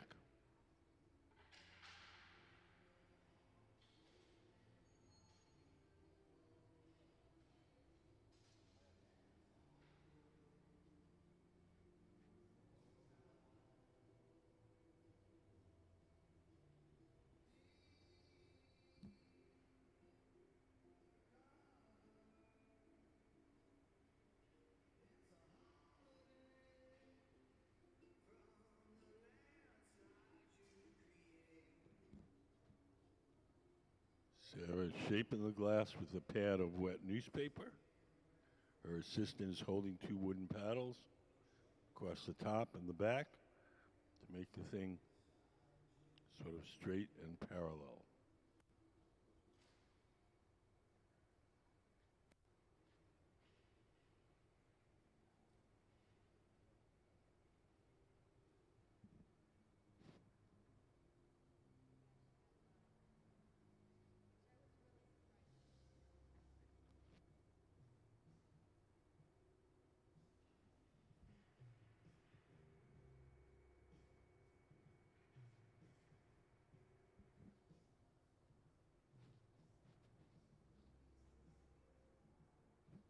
We're getting fairly close to being done.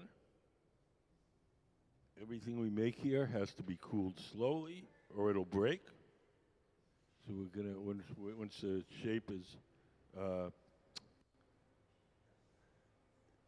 shaped to Sarah's satisfaction, we'll take the glass off the metal rod. We'll place it in an oven called the annealer, where it'll be cooled slowly overnight. The slow cooling will prevent it from breaking.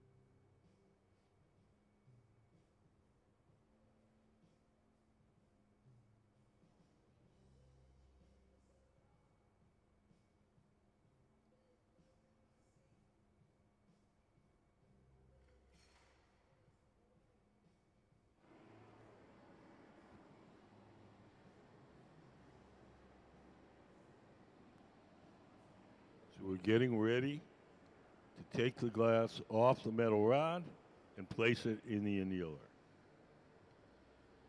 Gabe, sitting on the steel table, has put on some Kevlar gloves. Kevlar is a fire-resistant insulating material. He's going to carry the glass to the annealer. When he grabs that glass bowl, it'll be approximately 1,000 degrees.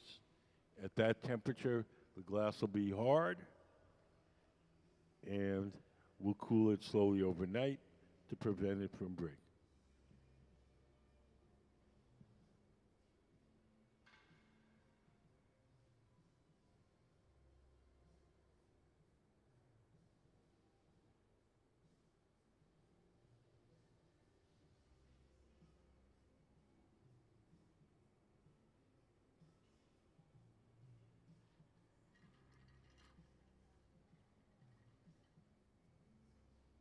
Sarah's going to take your tweezers, dip them in water, drip a little water on the joint between the bowl and the metal rod.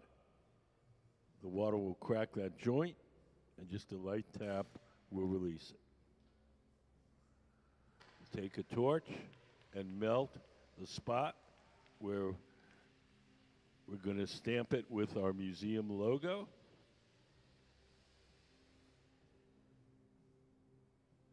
Take it to the annealer, where it will be cooled slowly overnight. So let's have a hand for the Museum of Glass Hot Shop team.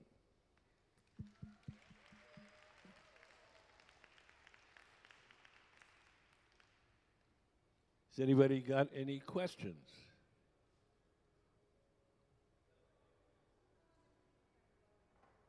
Let's see. Gabe, 28 years. Sarah, I think 24. And Nick, also about 24 years.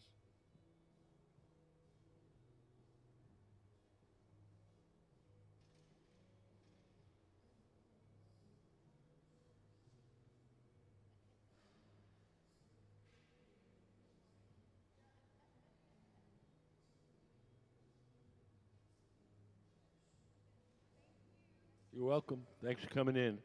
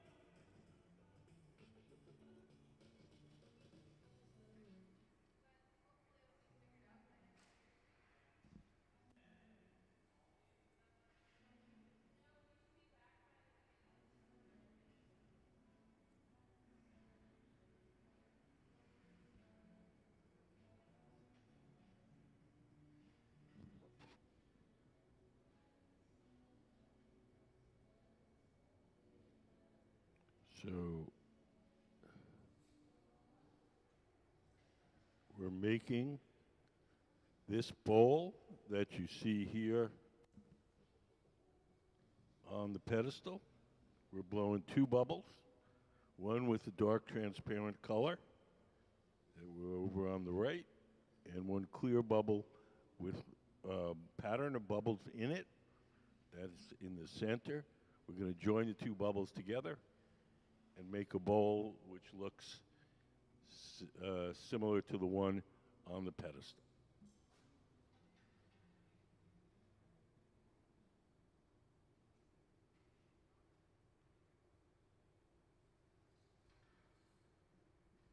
These folks that are blowing glass are the Museum of Glass Hot Shop team.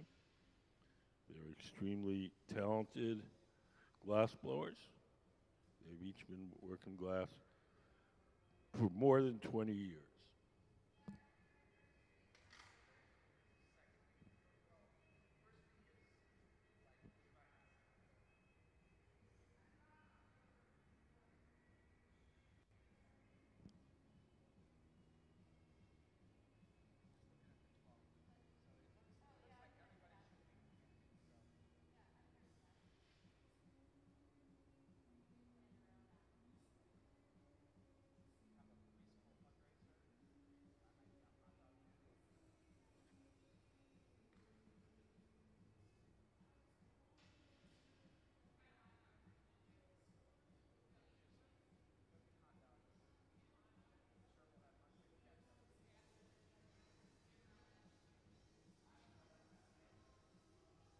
Sarah's in the gray shirt is going over to the furnace.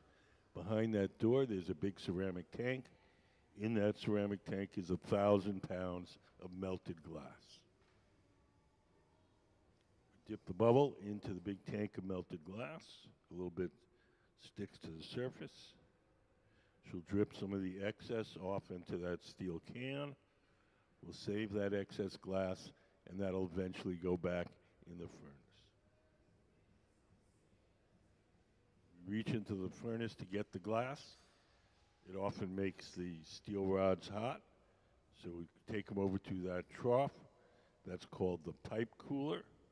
We spray water on the metal pipe. That cools it down. It makes it easier to hold.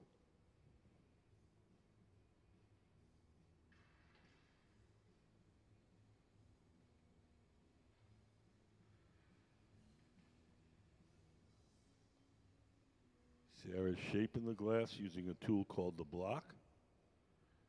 The block is made out of wood, stored in a bucket of water.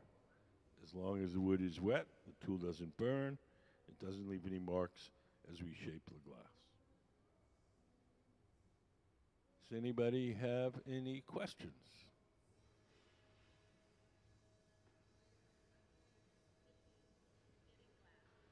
Just now. What?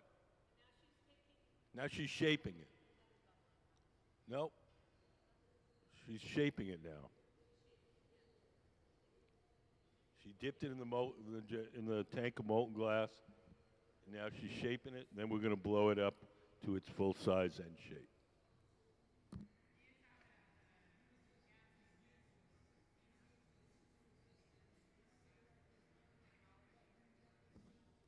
Over on the right, Gabe is making a second bubble of a dark-colored, transparent glass, and that second bubble is going to become this rim right here.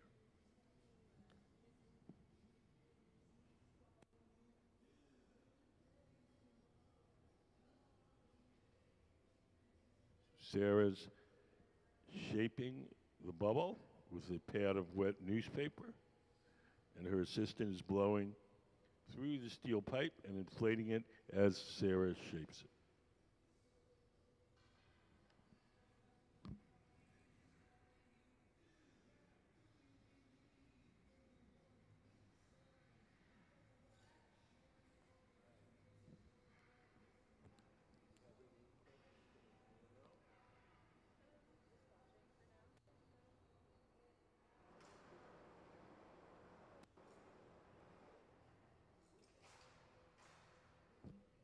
In the center, Sarah's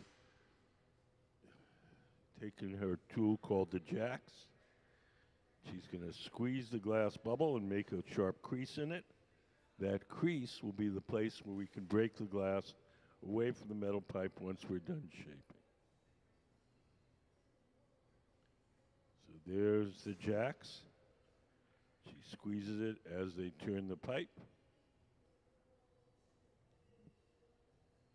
making a notch in the glass. It's called the jack line. And that's the place we're going to break the glass away from the pipe once we're done shaping.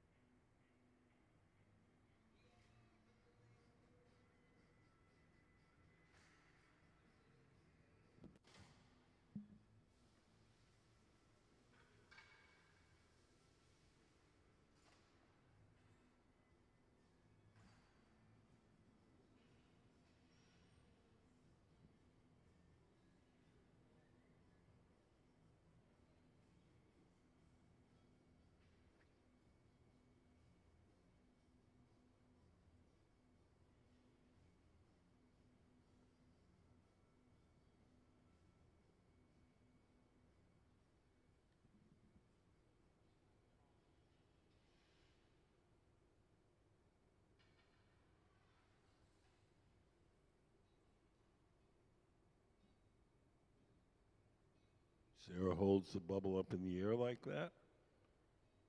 It makes the bubble shorter and wider.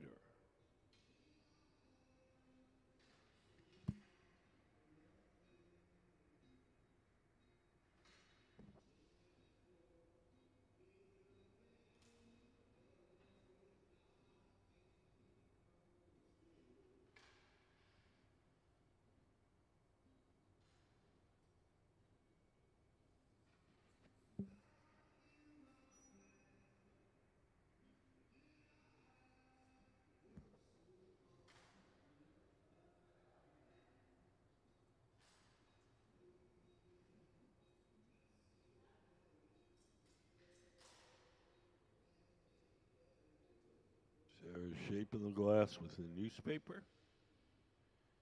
Now we're going to take a wooden paddle, make a flat spot on the bottom so it can sit nicely on the table.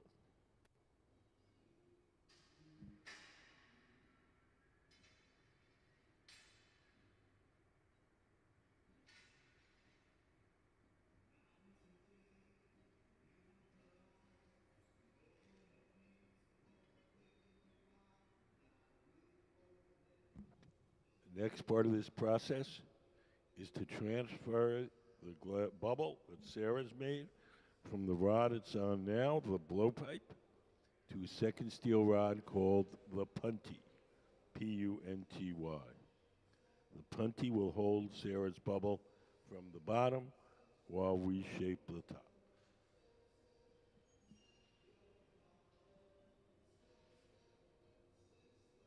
Nick in the gray shirt is preparing the punty.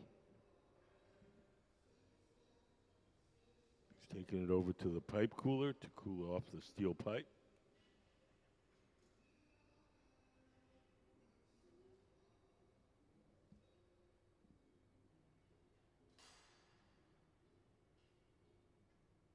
Sarah will sit down at the workbench.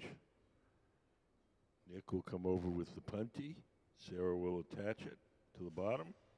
Then we'll break the glass away from the original pipe.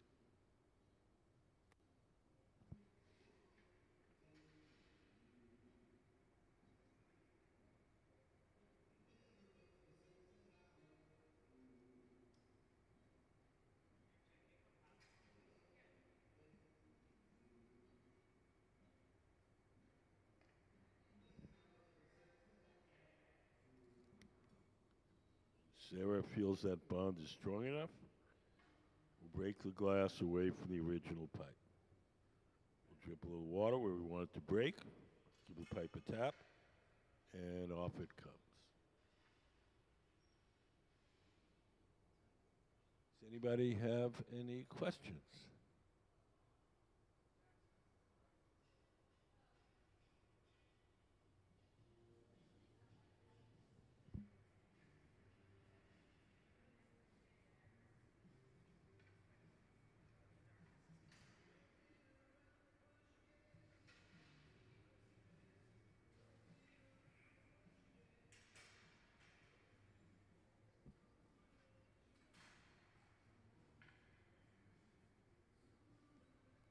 Did you have a question?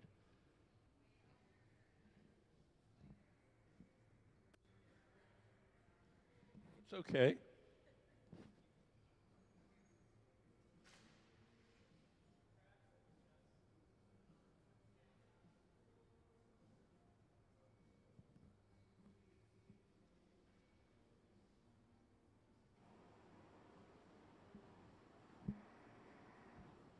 The glass on top of Sarah's bubble is always a little thick. So Sarah's going to heat that up, stretch it out, and trim some of that off.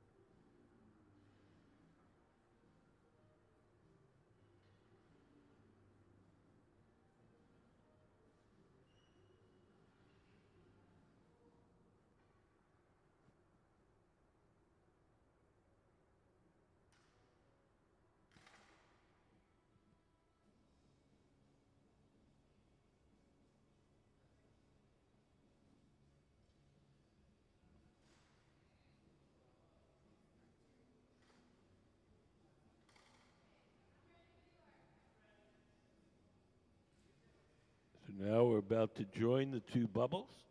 When we join two bubbles of different colors or patterns, we call it incalmo.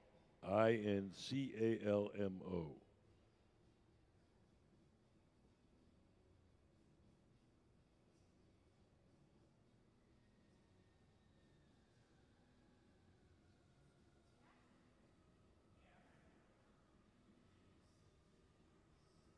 So we get the two bubbles hot.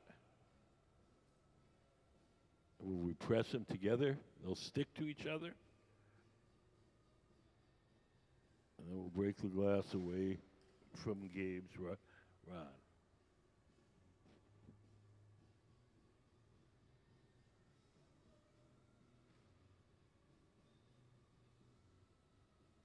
A few drops of water and a tap.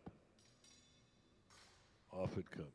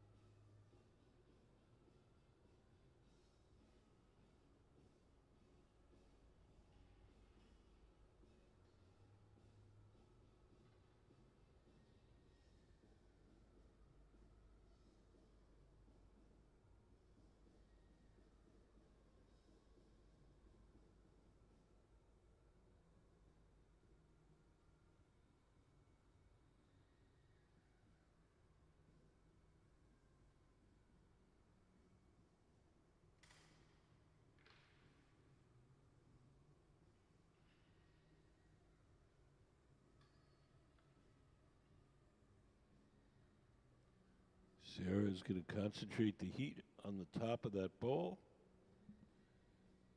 And we're going to blow into the front open end with a tool called the Soffietta. The Soffietta is very popular. It allows us to blow into the form even after we've removed it from the original pipe. It has a metal cone on the top that can go into any opening and a metal rod in the center that you can blow through to inflate it.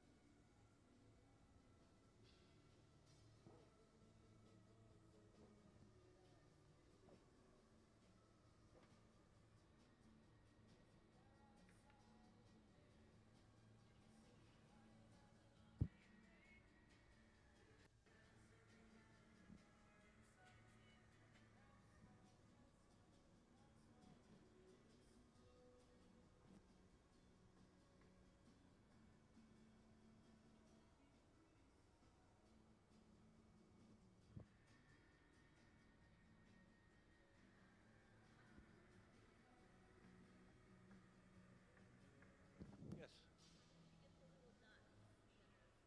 Can we put up the pineapple mold photo?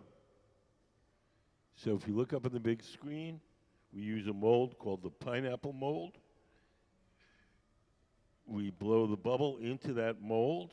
The mold has little spikes in it.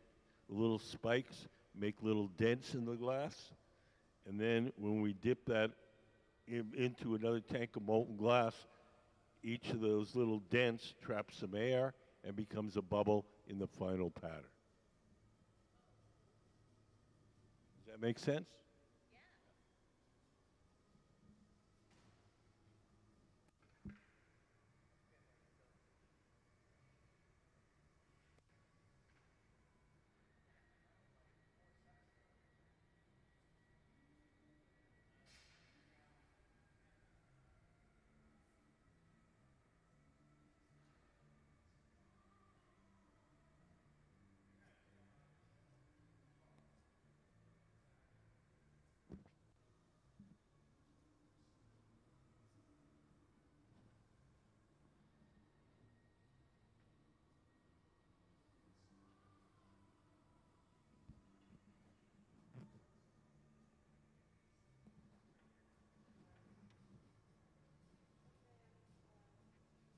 Now Sarah's going to open up the top of the bowl, make that opening wider.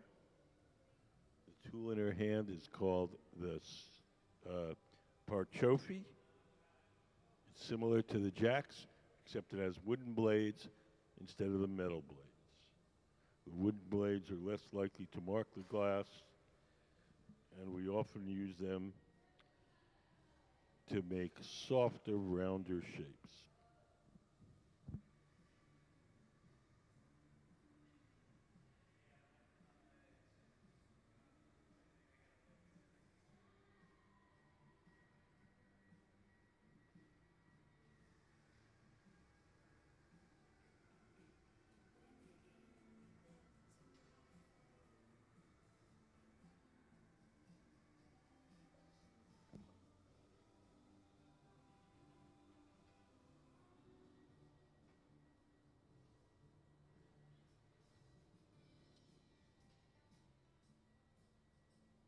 As Sarah opens up the top of the bowl, her assistant is holding wooden paddles in front of her hand to shield her from the heat,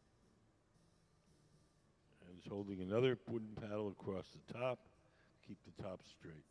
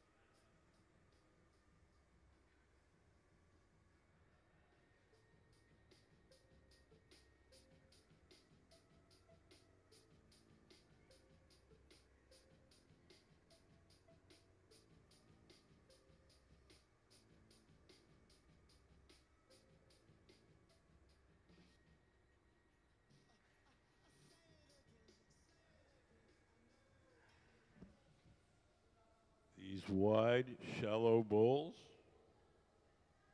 are a difficult shape to make. It's not something the glass wants to do naturally, so we have to coax it little by little.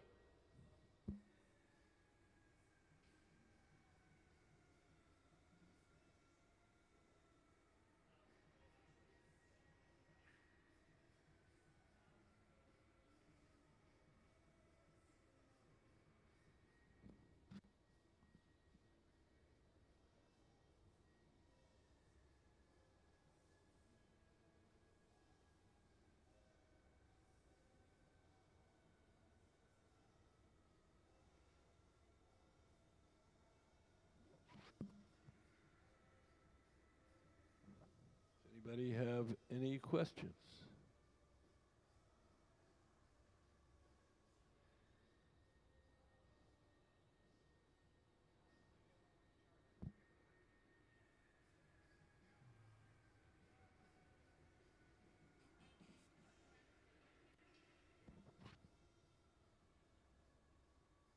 Hi. Do you have any questions? Anything you'd like to know? Okay.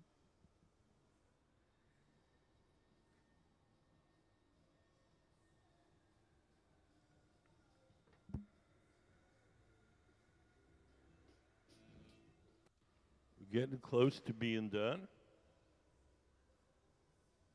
Everything that we make here, not almost, almost everything that we make here has to be cooled slowly or it'll break.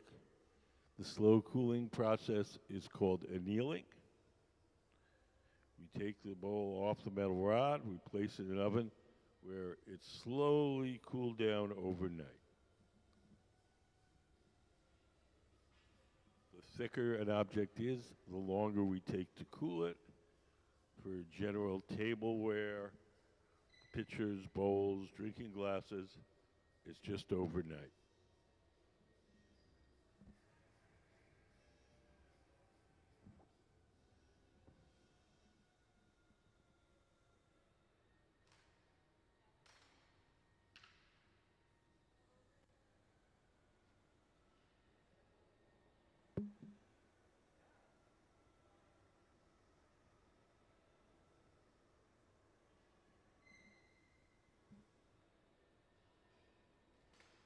We're going to take the glass off the metal rod. We're going to place it in that silver oven. And we're going to cool it slowly overnight.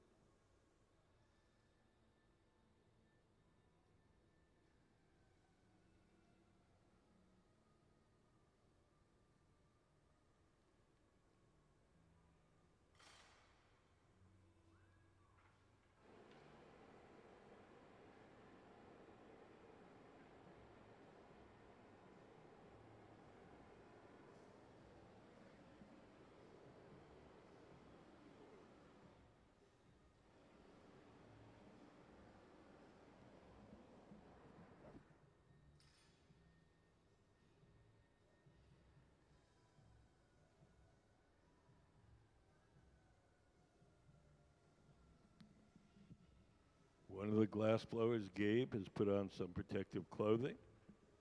He's going to carry the finished bowl to our annealing oven. The gloves that he has on are made out of Kevlar. Kevlar is a fire-resistant insulating material. When he grabs that bowl, it'll be about 1,000 degrees.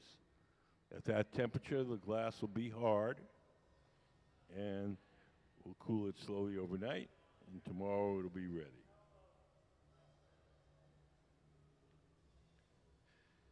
Sarah drips some water on the joint between the bowl and the metal rod. The water cracks that joint. Then give it a little tap. Off it comes. We'll soften a little spot on the bottom with the torch and stamp it with our museum logo. And into our annealer to cool slowly overnight. So let's have a hand for the Museum of Glass Hot Shop team.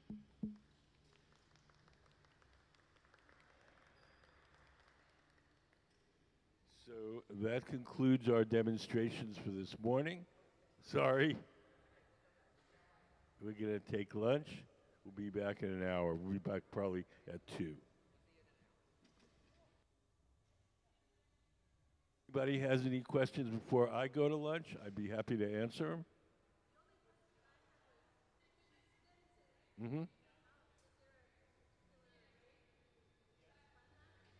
No, just fast enough to keep it on center.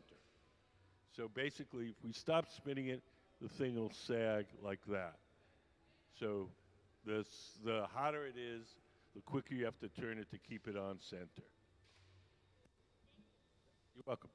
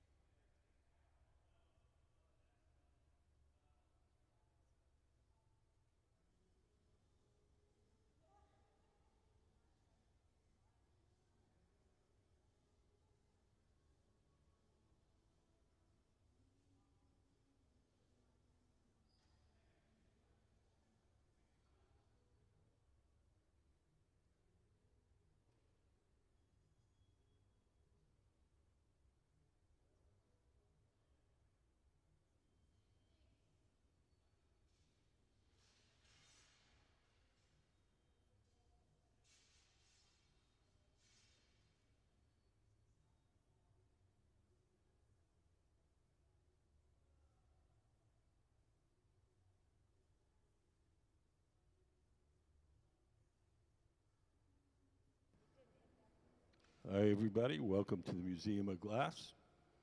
Today we have our resident team of glassblowers working, and we're going to be making these bowls that you see here. We're going to make two separate bubbles, one for the rim and one for the body, and we're going to join the two together.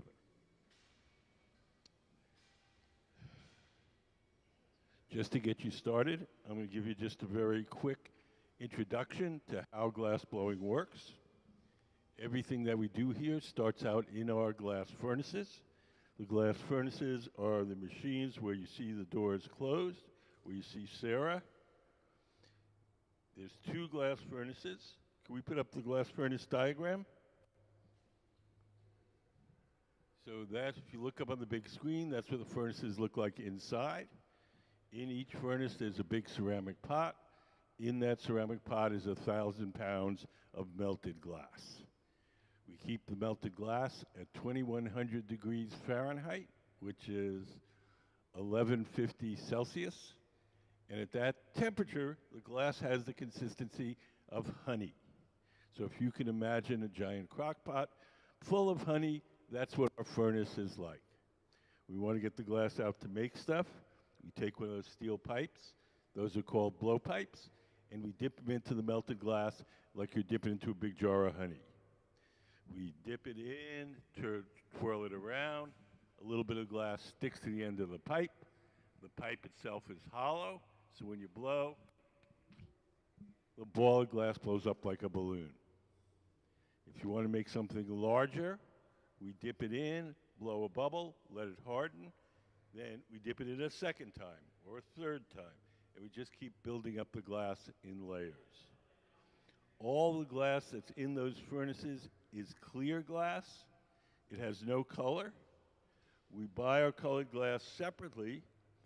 We blow a bubble of clear glass from the furnace, and then we coat it with the colored glass.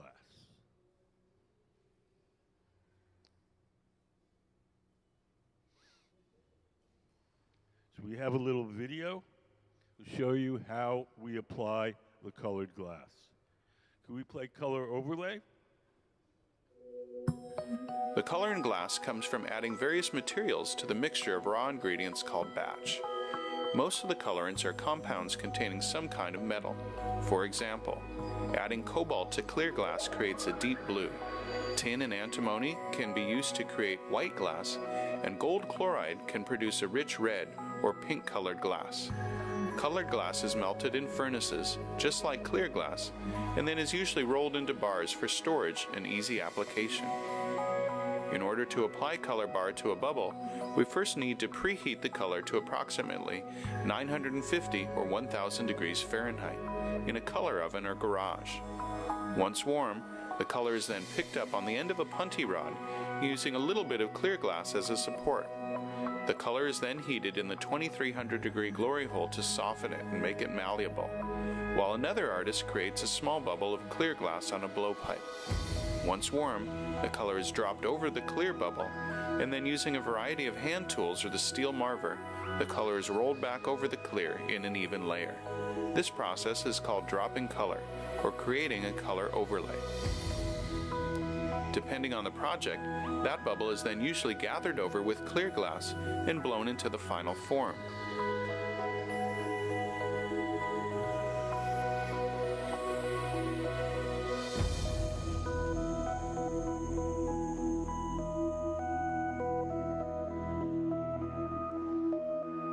The finished product may appear to be all made from colored glass, but when viewed in cross-section, we can see that there is only a thin layer of color sandwiched between many layers of clear glass.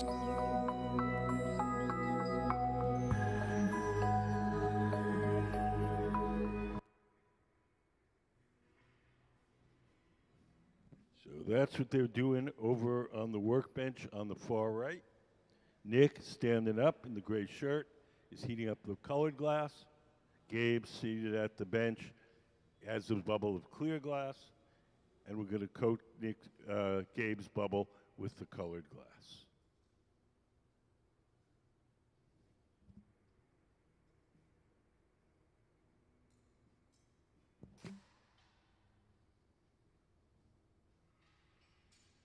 In the center, Sarah is preparing the bubble for the body of the bowl. She's shaping it up, and we're going to blow it into a mold called the pineapple mold. Can we put up the pineapple mold photo? So if you look up on the big screen, we'll blow the bubble into that cast metal mold. The mold has little prongs on the inside, and it'll make little dents in the glass. And then when we coat it the second time, it'll cover up those dents, and each little dent will trap some air, and that will become a bubble in the final pattern. So Sarah's going into the mold, and you can see the texture that it created.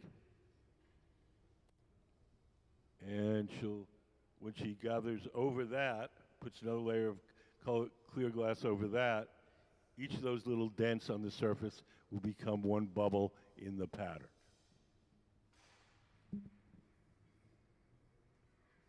All glass, when it's really hot, appears to be orange.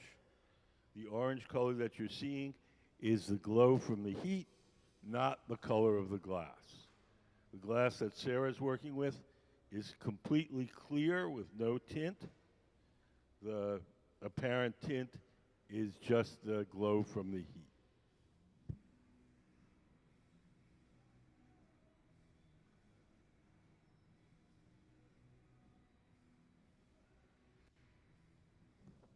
Does anybody have any questions?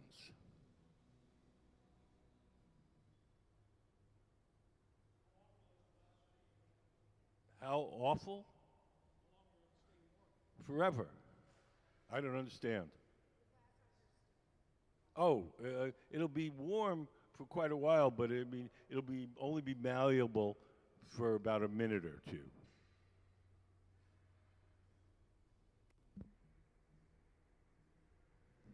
You'll see Sarah just dipped it in again.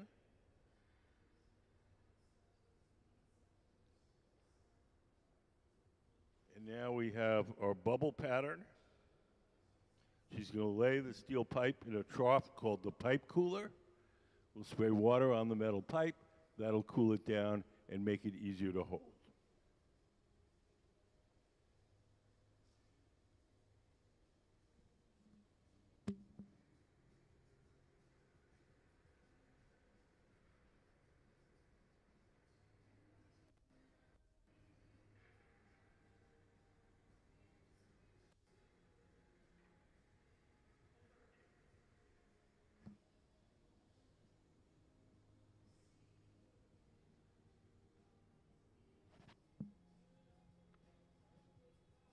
Sarah's shaping the glass now.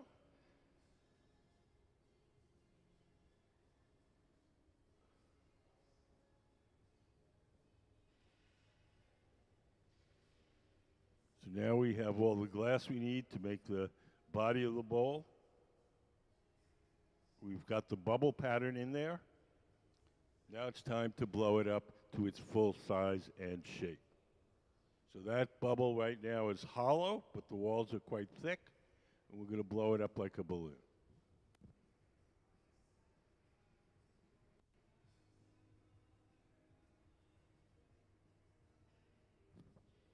Round oven, which Nick is heating it up in, is called the Glory Hole. It runs on natural gas and forced air. And we keep it at approximately 2,300 degrees Fahrenheit, which is 1250 Celsius.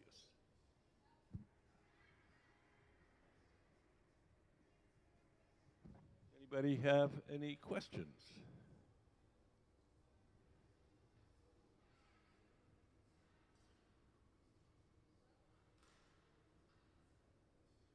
So we're making two independent bubbles, and we're going to join them together. The bubble that Gabe is making over on this bench, that's going to become the rim of the bowl, and the bubble that Sarah's making is going to become the bulk of the bowl. Has anybody got any questions?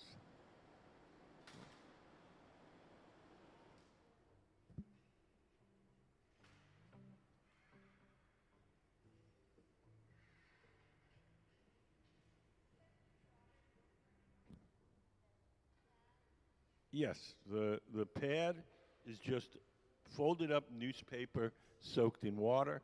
As long as we keep it wet, it doesn't burn too much, and it doesn't leave any marks as we shape the glass.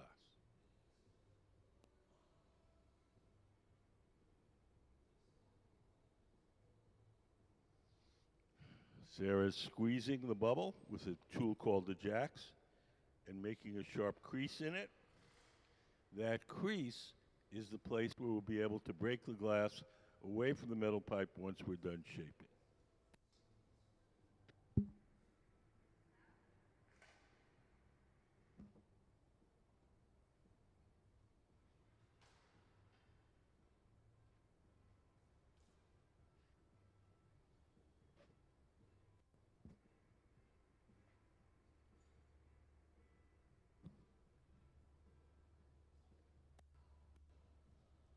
Nick is holding a wooden paddle in front of Sarah's arm to shield her from the heat.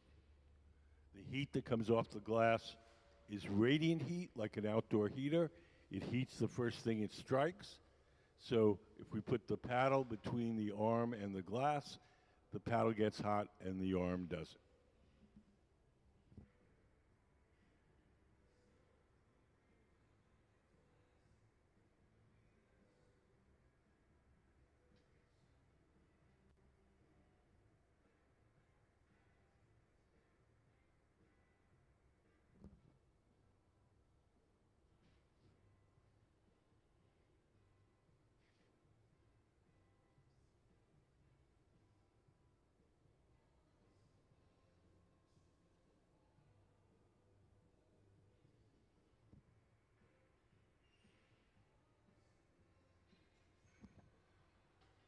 Sarah's holding the bubble up in the air. That makes the bubble shorter and wider.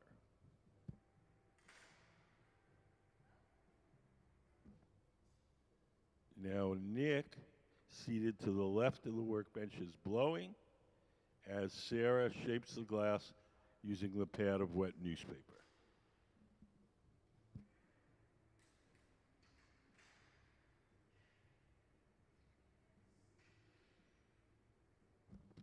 Anybody wants to take pictures, knock yourselves out.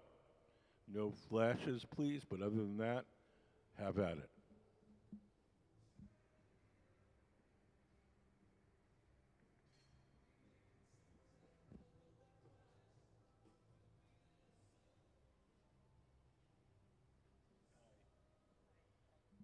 How are you guys?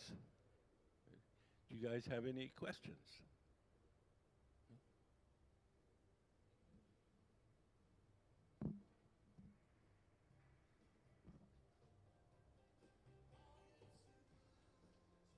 So Nick is blowing, and Sarah is shaping.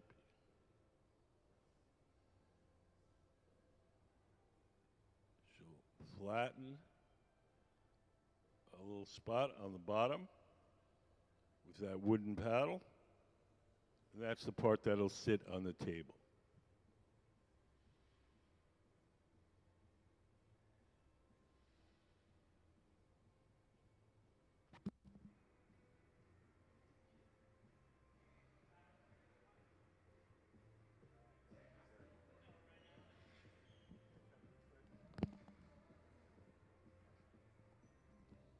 Can we put up how hot is it? So the orange numbers are Celsius, the white numbers are Fahrenheit.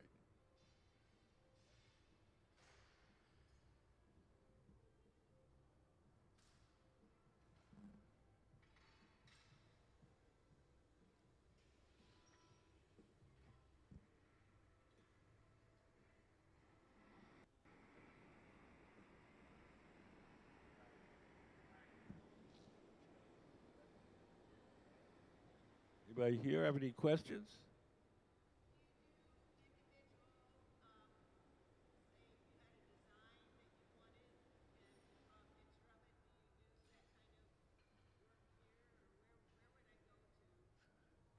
Uh, we do uh, we do commission work, but it's usually something that's fairly substantial. If you just wanted like a little red vase for your table, we're probably not going to do that. Um, there's a glass blowing shop down the street called Tacoma Glass Blowing. They're more likely to make a one-off small thing.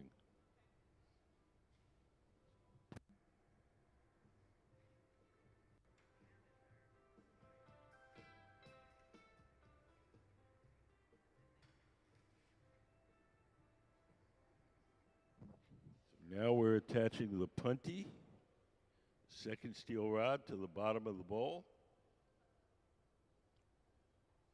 And we feel that's centered. We'll break the glass away from the original pipe. Sarah will take her tweezers, dip them in water, drip a little water where she wants it to break, give the pipe a tap, and off it comes. So now that bubble is held from the bottom, the top is exposed, the top can now be heated and shaped. Can we put up the Encalmo drawing? So we're going to join these two bubbles.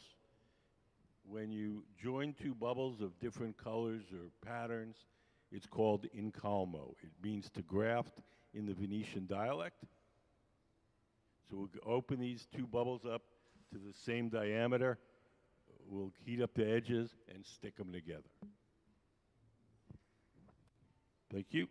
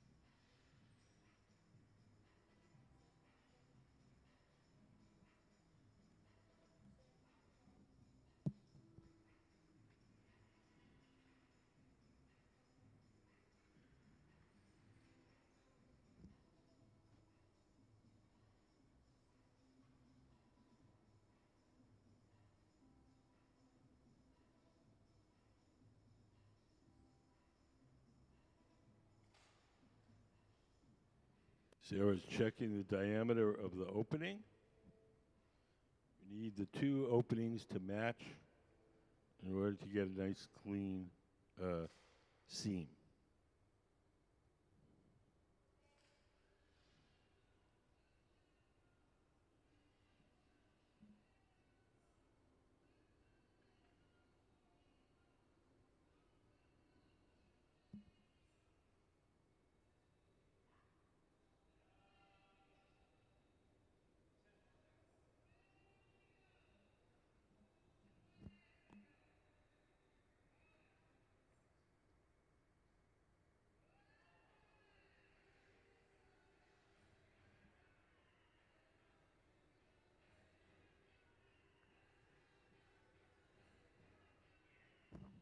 put things inside. It's the opposite of the way it looks. You make whatever's in the middle first, and then you put clear glass around it.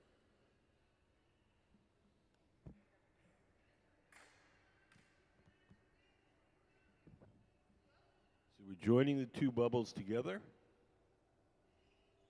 When Sarah feels that seam is good, we'll break away Gabe's pipe.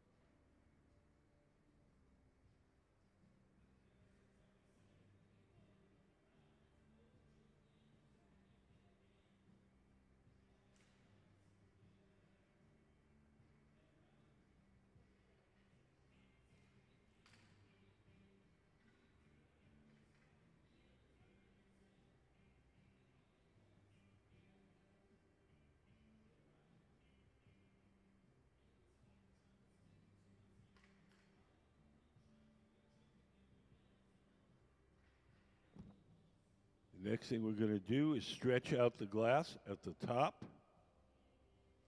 Glass where we break it off the pipe is always a little thick. So we're going to take the tweezers, stretch it out a little bit, and trim some of it off.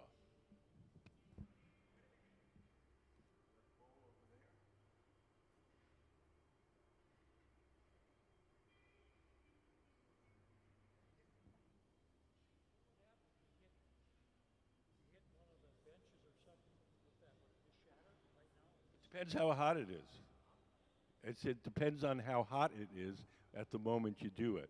If it's good and hot, then it would hit the floor with a thud and get a big dent in it. If you do it when it's cooler, it will break.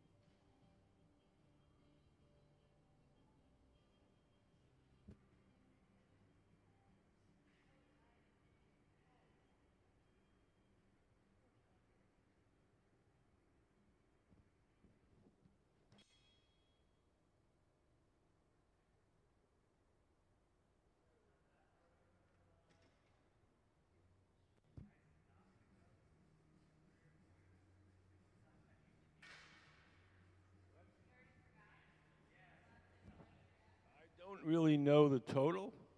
I'd say about $500 a month for each furnace, and then maybe $175 for each of the glory holes. It's not as much as you would think. The reason being is that We're heating up a very small space to a very high temperature. When you heat your house, you're heating up a giant space to a very low temperature. So a house might be 12,000 cubic feet of air. You're heating that up to 68 degrees. We're heating up 12 cubic feet to 2,000 degrees. So it kind of evens out a little bit.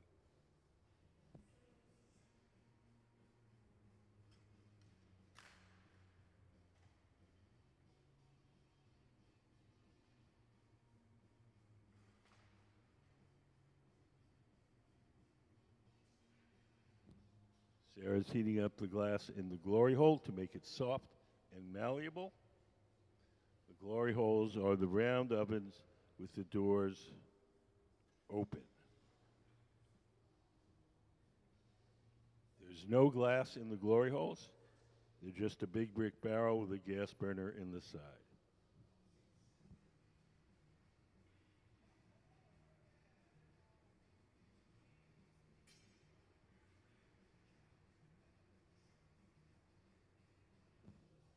Sarah's taking a tool called the Parchoffi, which is similar to the jacks, and pressing on the inside of that opening to make it larger.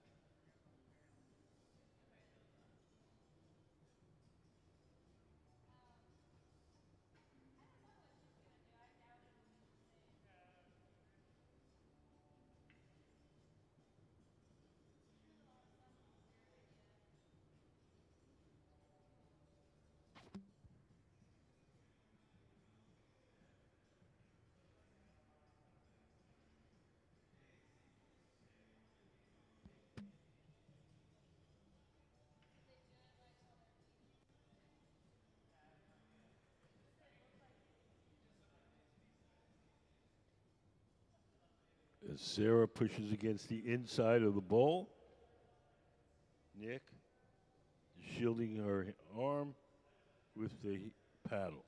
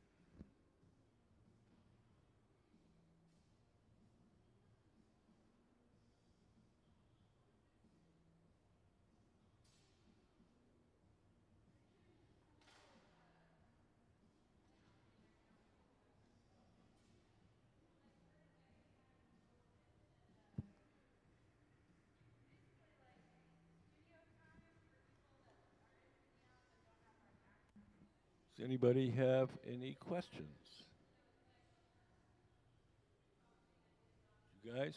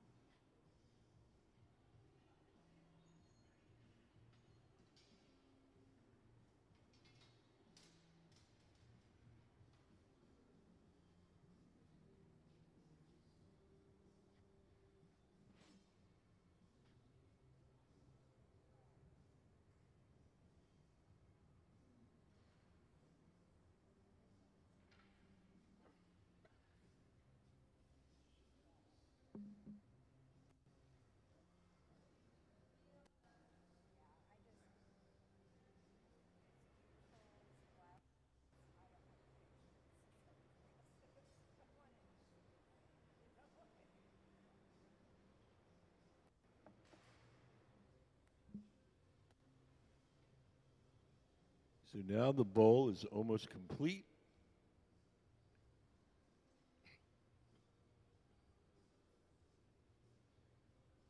Sarah's putting on the finishing touches.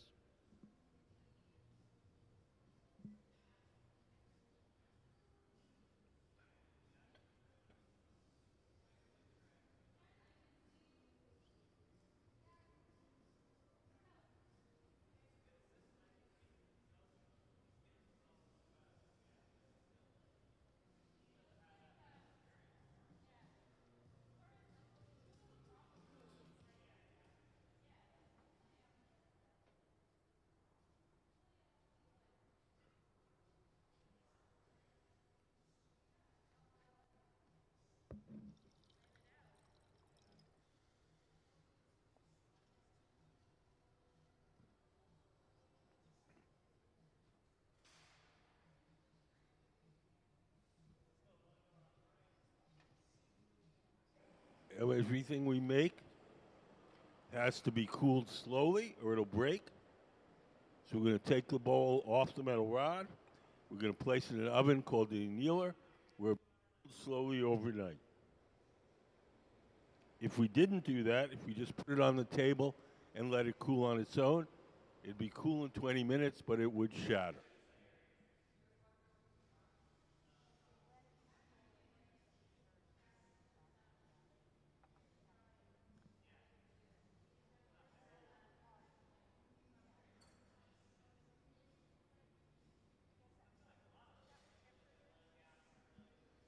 Gabe in the sweatshirt is going to carry the finished bowl to our annealing oven. The gloves that he's wearing are Kevlar.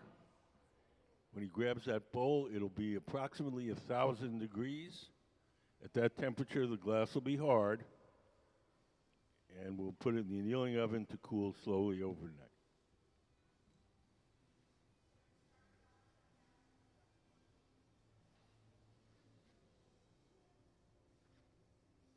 A few drops of water on the joint between the rod and the bowl itself. Water crack the joint. We'll take a torch and soften a spot on the base of the bowl and then stamp it with our museum logo. And into our annealing oven to cool slowly overnight.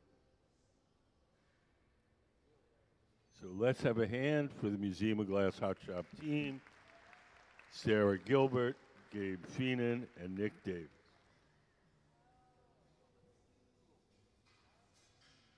If anybody has any questions. Yes?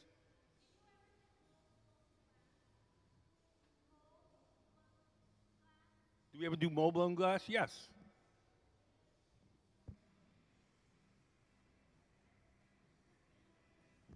Was there something else you want to know about that?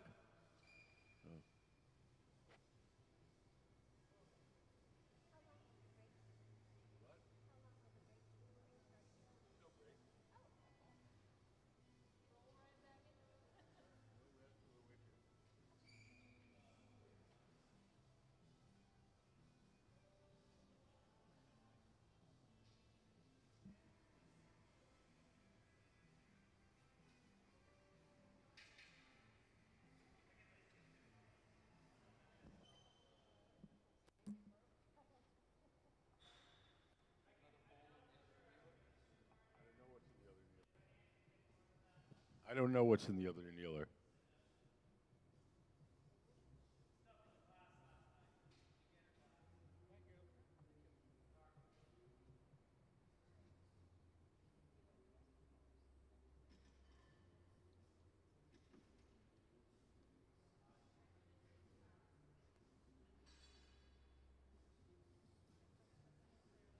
If you came in a little later, we're making these bowls that you see here on the pedestal.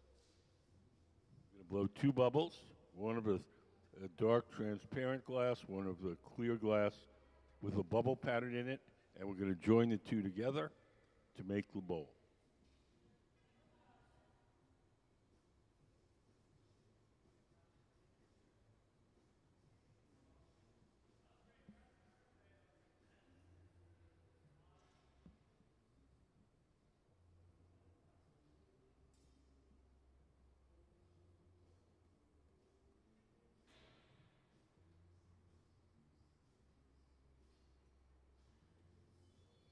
Sarah in the gray shirt has got some glass out of our furnace.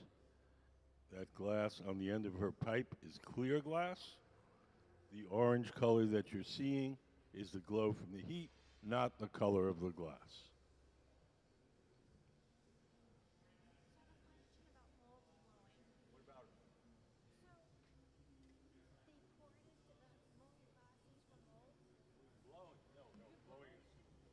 Assumes that I mean, it's what's called cast glass. You can just pour it into a mold, or you can blow a bubble into it.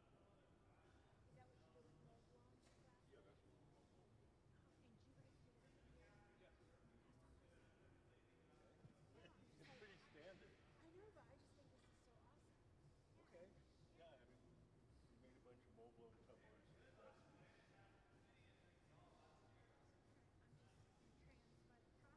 Pretty straightforward. Pretty strong.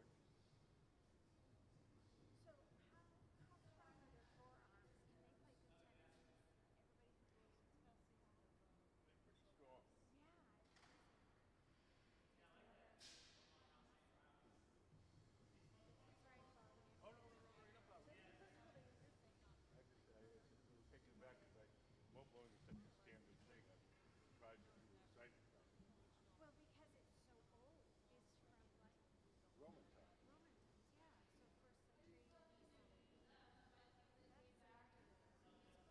Hasn't changed.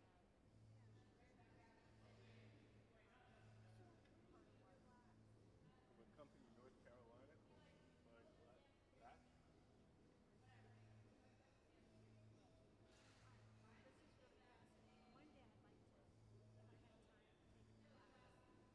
We don't really have classes. Yes, we have like little try it sessions. It's not a real class, but we walk you through making a simple object. It's not like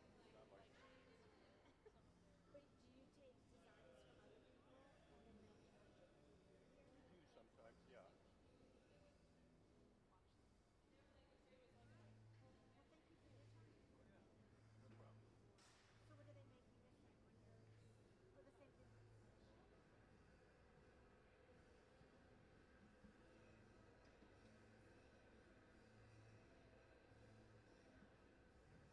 Sarah is shaping her glass with a tool called the block. The tool is made out of wood. It's stored in a bucket of water. As long as the wood is wet, the tool doesn't burn and it doesn't leave any marks as we shape the glass.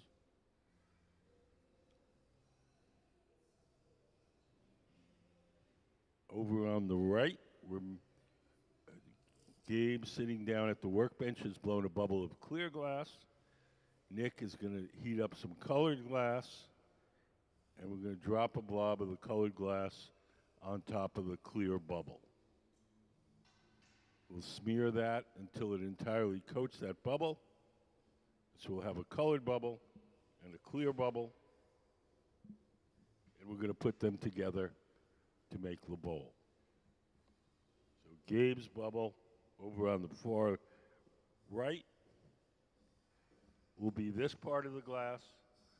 The bubble that Sarah's making in the center will be this part.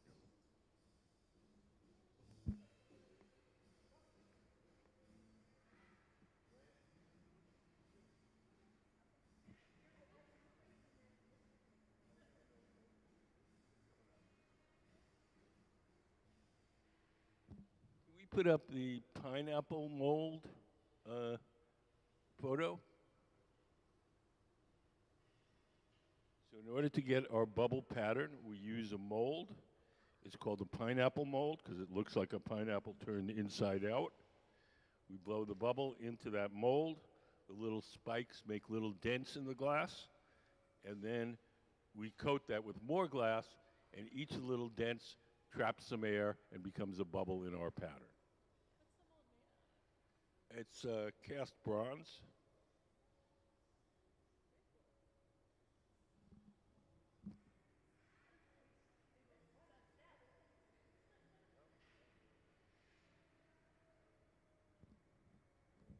Got to shape her bubble up, get ready to go into the mold.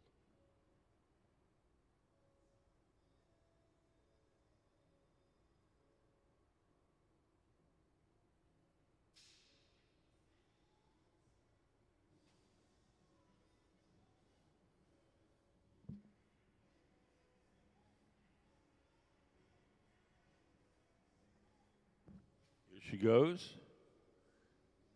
She'll stuff it into the pineapple mold and blow. When she comes out, the glass will have that texture. We'll let that cool and stiffen, and then we'll coat it with another layer of clear glass, and each of the little dents will trap some air and become one bubble in the pattern.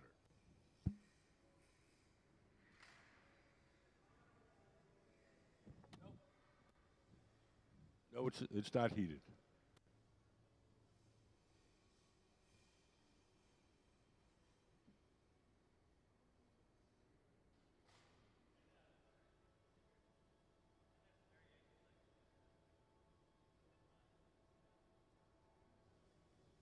Gabe has just put a layer of clear glass on top of his bubble. He's going over to the pipe cooler, that steel trough. You spray water on the metal pipe, that cools it down and makes it easier to hold.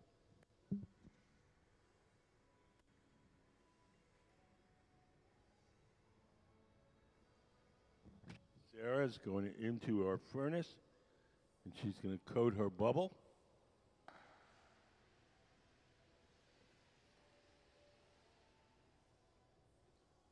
She'll drip off some of the excess glass into that steel can. We'll save that excess glass, and eventually that'll go back in the furnace. Now Sarah's going to go over to the pipe cooler herself. When we reach into the furnace to get the glass out, it gets the pipes hot, but we correct that by spraying water on it in the pipe cooler.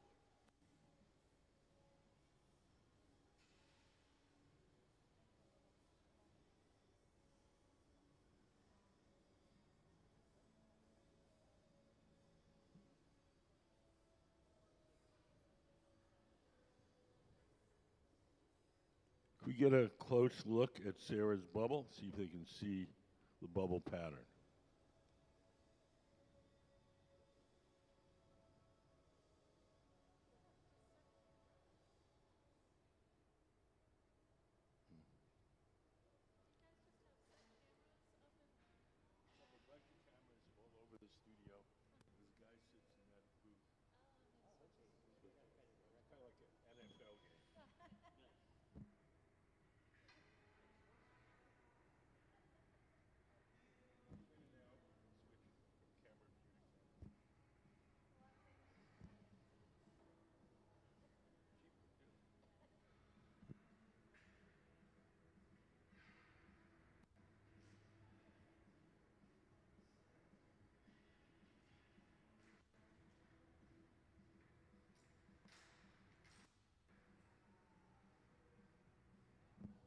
Sarah's shaping her bubble with the newspaper. Nick, seated to the left of the workbench, he's the guy that's blowing. He's blowing through the steel tube, the blowpipe, and inflating the glass as Sarah shapes it. Well, now you're going to start to see more of the bubble pattern.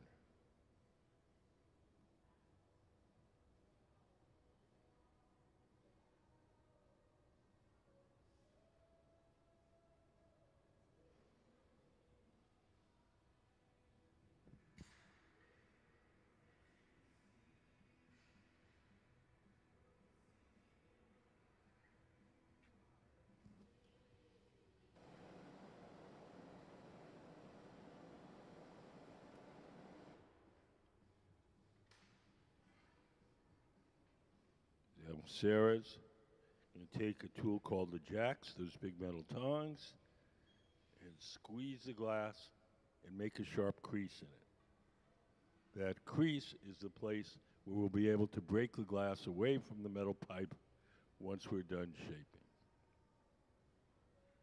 The tool is called the jacks, and making that crease is called the jacking it down.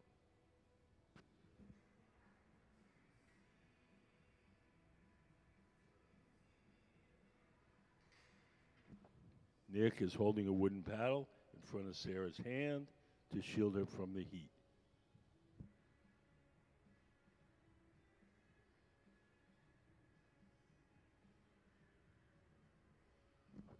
Anybody have any questions?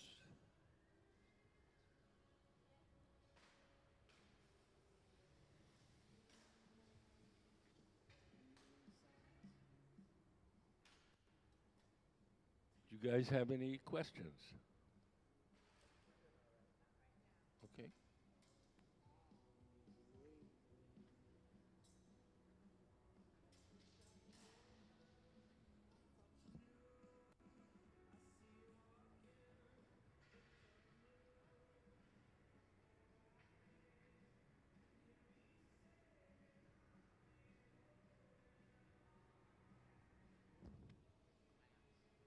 Let's see. Gabe, 28 years.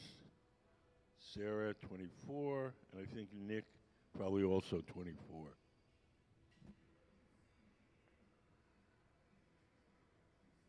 Well, these guys are world-class professionals.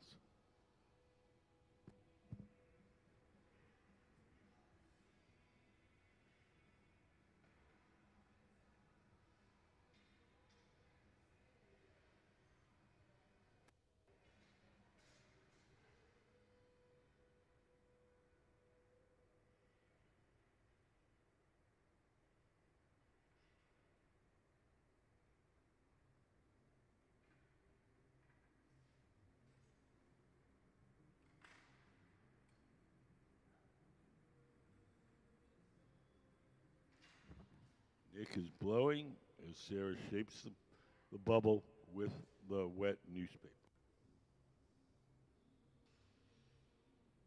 The pad in Sarah's hand is just ordinary newspaper, folded up a bunch of times and soaked in water.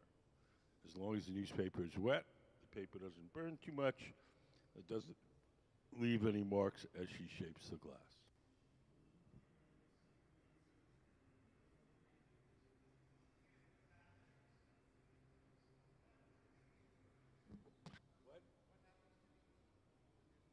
Just burns away. They're rolling it against a bubble that's maybe 1,800 degrees.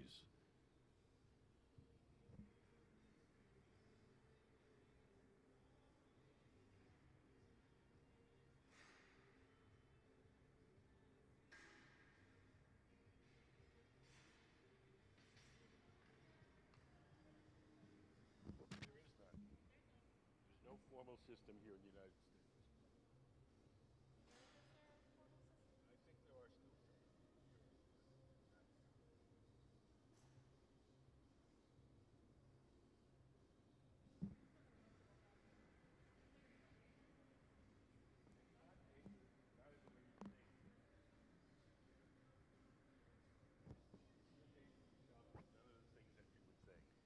It's not getting cut, it's not getting burned, it's not breathing chemicals. The danger in the shop is the repetitive motion from the constant turning of the pipe. You get little burns like in little annoying things, nothing medical. Some of the older glass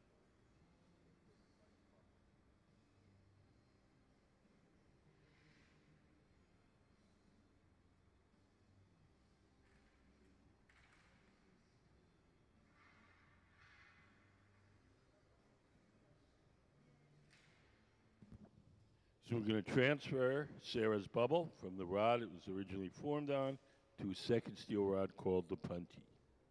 The second steel rod will hold it from the bottom while we shape the top.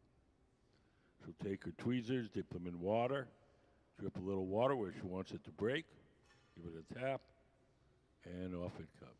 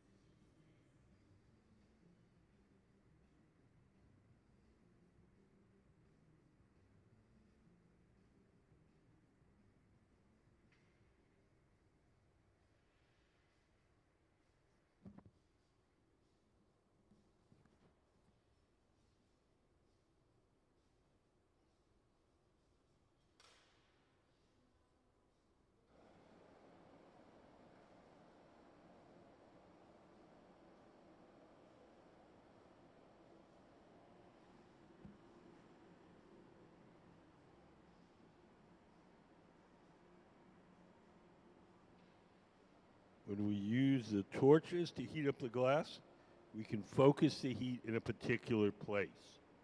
When we put it in the big round oven, the glory hole kind of heats it up more generally. When we need the heat more focused, we use the torches.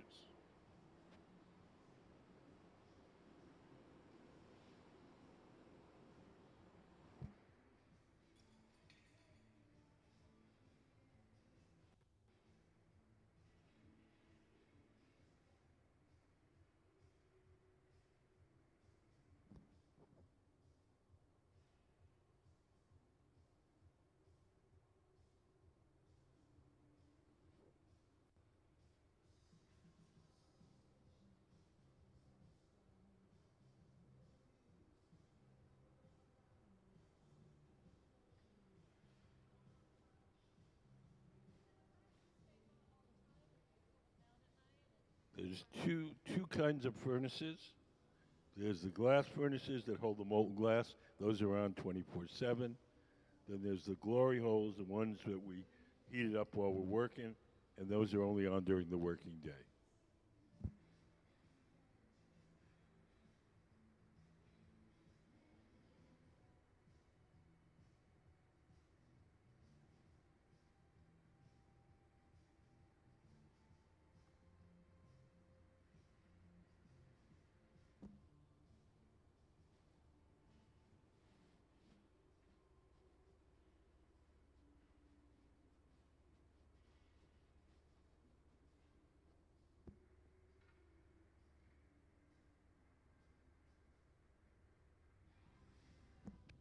Sarah's going to open that up a little bit using the jacks.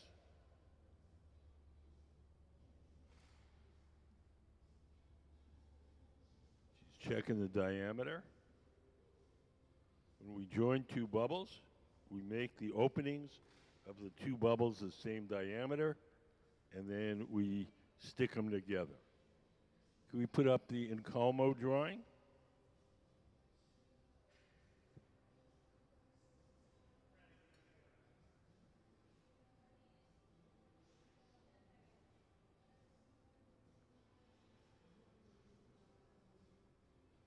So Gabe on the right is going to come over with his bubble, and we're going to attach it to Sarah's bubble.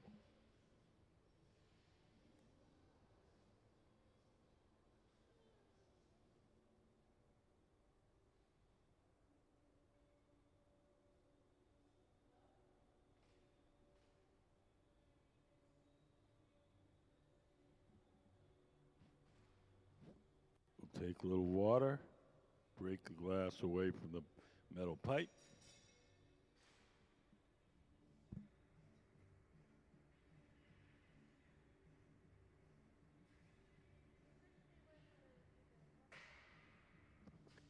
Gabe learned at work in the Bay Area. Sarah learned at Art College in Rochester.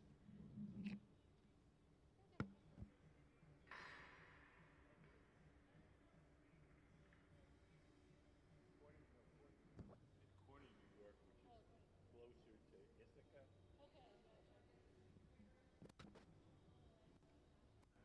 Rochester's the home of Kodak. Which is barely a company anymore. They got killed by the digital.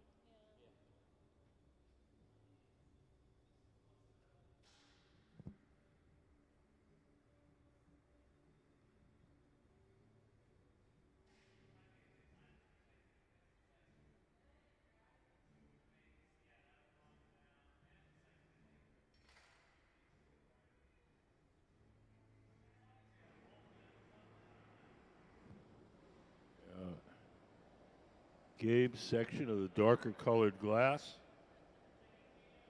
It looks a little wide at the moment, but when we spread that out, it'll become narrower.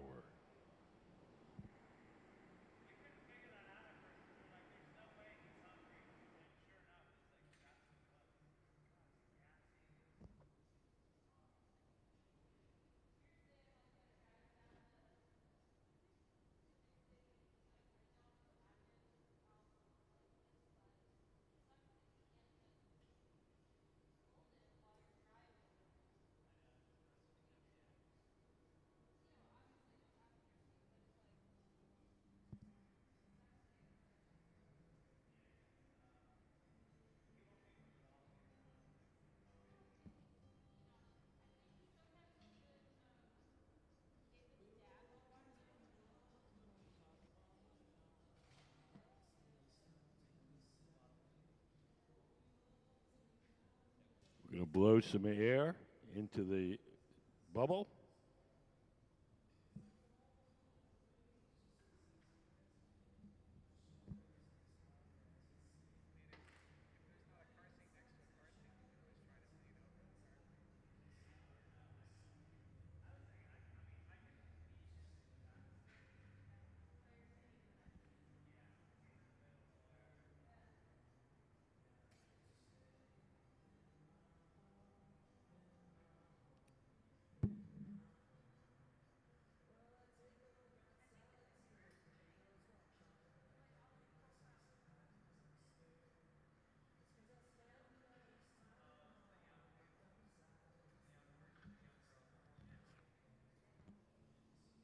Sarah's going to take the Parchofi. There's a tool similar to the jacks. Instead of metal blades, it has wooden blades. She's going to start to widen that whole thing up.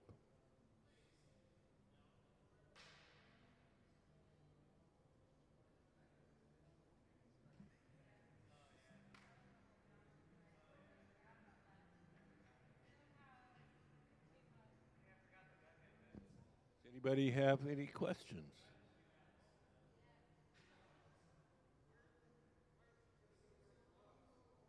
Don't need them. Say what? If it's hot, if they have gloves, and if they feel uncomfortable, they would put them on. As long as they're comfortable, they don't put them on.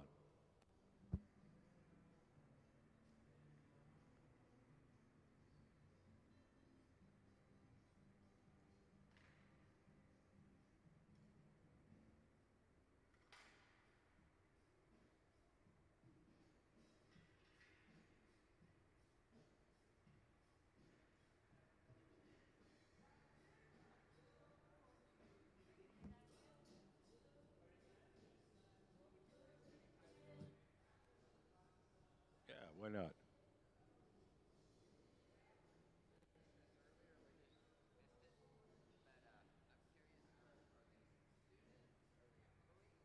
Oh, they're professional glass blowers.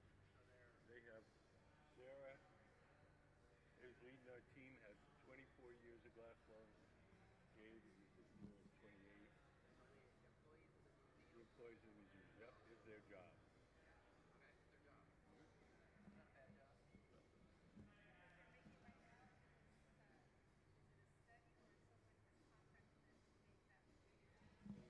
We're making some stock for the store.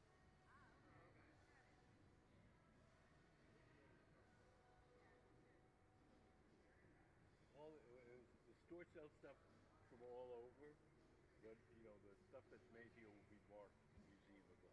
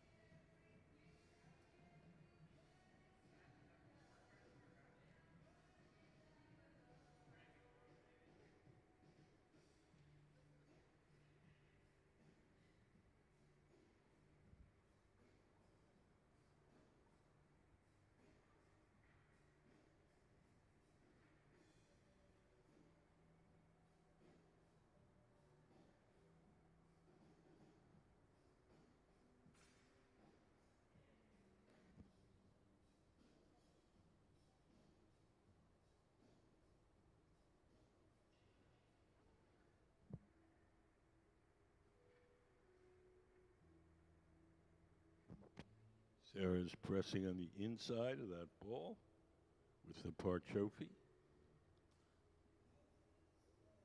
You can see the wooden blades burning as it contacts the interior of the bowl.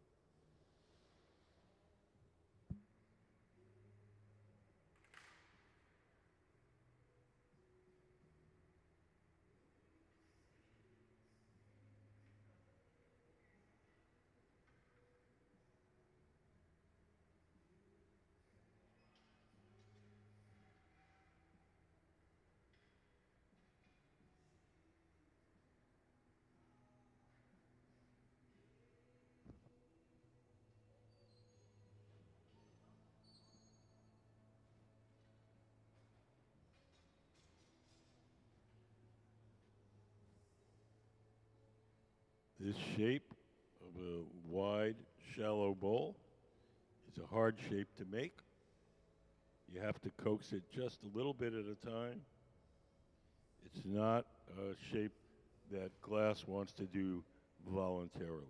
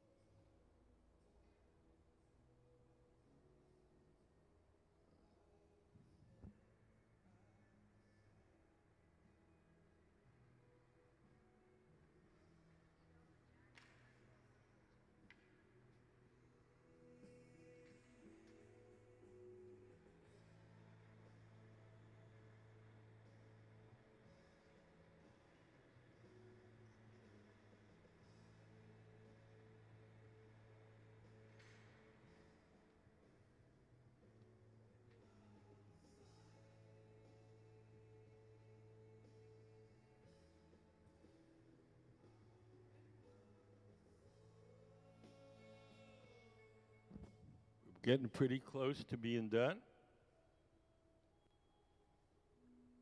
Sarah's putting on the final finishing touches. Nick, standing up, is holding a wooden paddle across the top.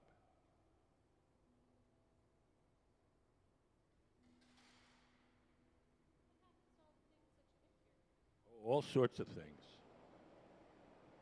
Some of them go to the store, some of them are commissioned, some of them we do purely for demonstration. Some of them we have guest artists come in from all over the world. They take what they make with them.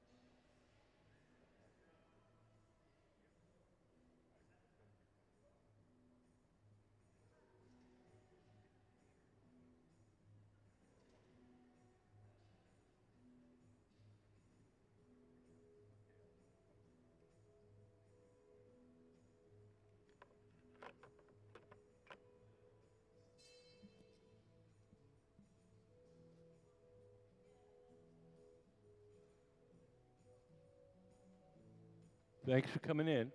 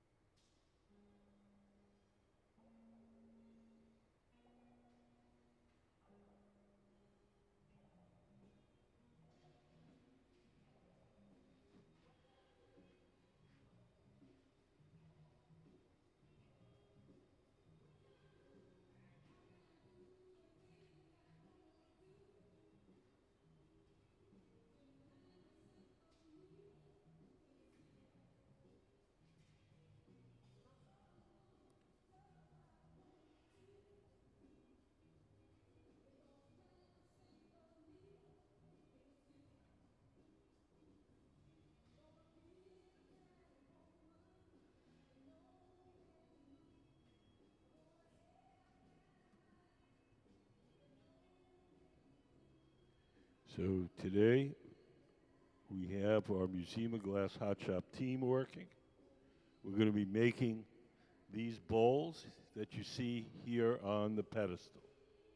We're blowing two bubbles, one for the body of the bowl and one for the rim. The bubble that Gabe is making on the right, Gabe in the black shirt, that's going to become the rim. The bubble that Sarah's making in the center, that's going to be the body of the bowl.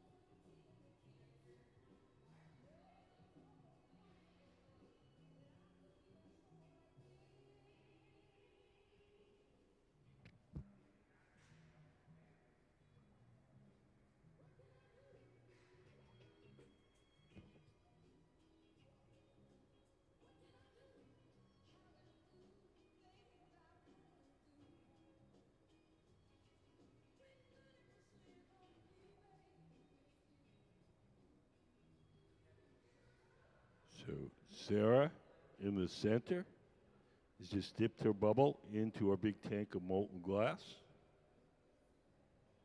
She's going to shape it up with a tool called the jacks.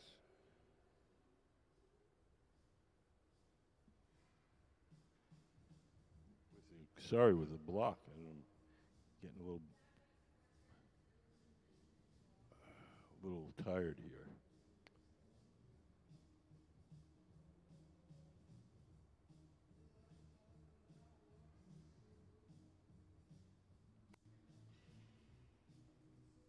Now Gabe on the right is going to coat his bubble with clear glass,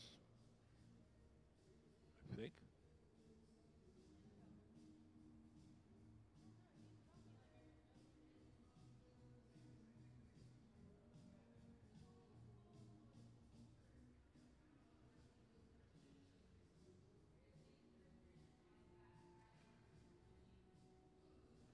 We have two distinct type of furnaces here in the studio.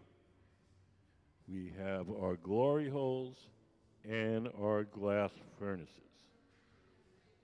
The glass furnaces are the machines where you see the doors closed. Behind those doors, in the bottom half, is a big ceramic pot. In that ceramic pot is 1,000 pounds of melted glass. Keep the melted glass at 2,100 degrees Fahrenheit. And at that temperature, the glass has the consistency of honey. So when we dip our pipes into the molten glass, it's like dipping into a big jar of honey.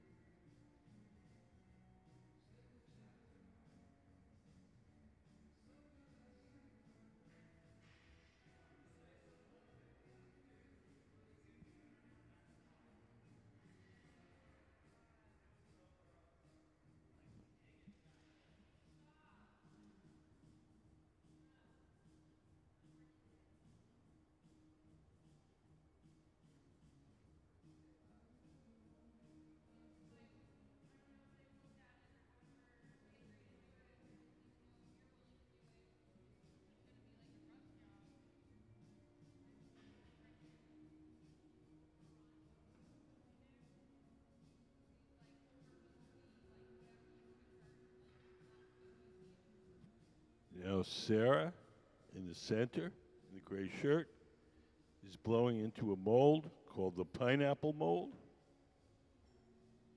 We put a picture of the pineapple mold up on the big screen. The pineapple mold is what's going to give us our bubble pattern. We blow the bubble into that mold.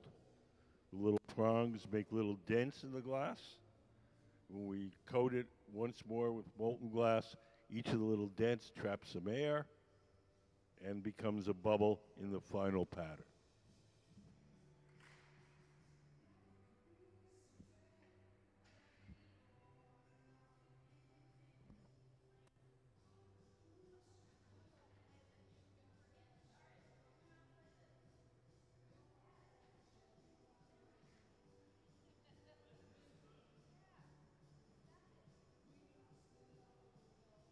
Sarah's going to let her bubble cool and stiffen a bit. And once she coats that with more molten glass, it'll trap the bubbles and we'll have our bubble pattern.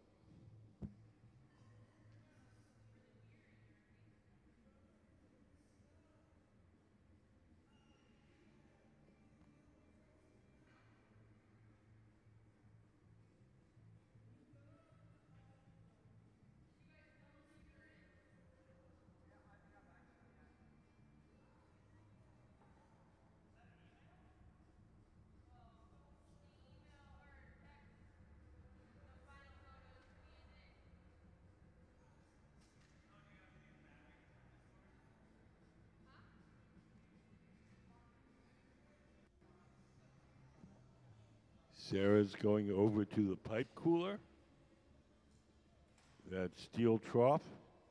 We lay the metal pipe in the steel trough. We spray water on it. That cools it down and makes it easier to hold.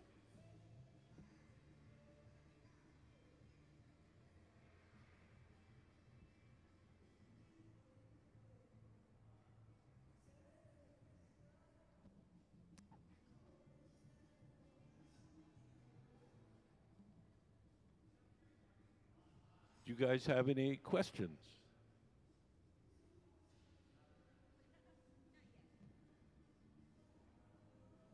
So you know we're making these bowls right here.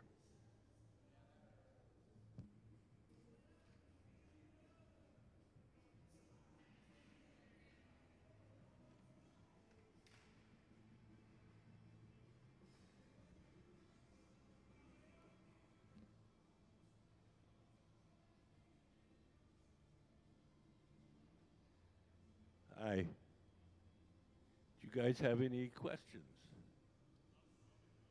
Okay.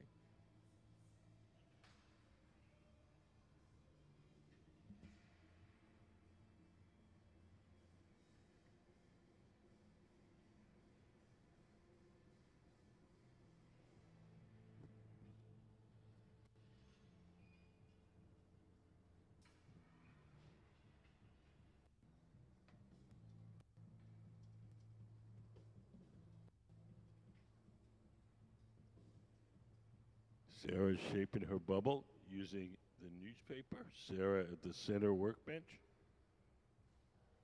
Nick, seated to the left, is blowing. He's blowing through the steel tube, called the blowpipe, and inflating the glass as Sarah shapes it.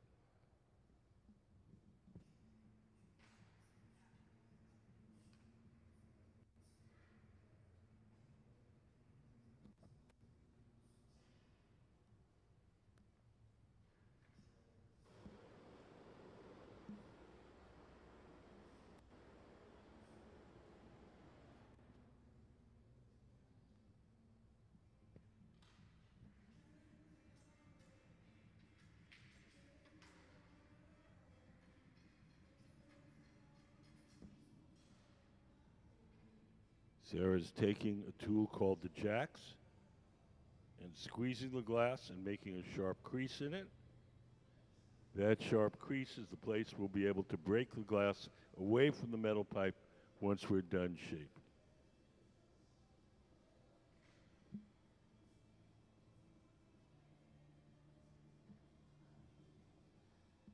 Nick is blowing as Sarah shapes it.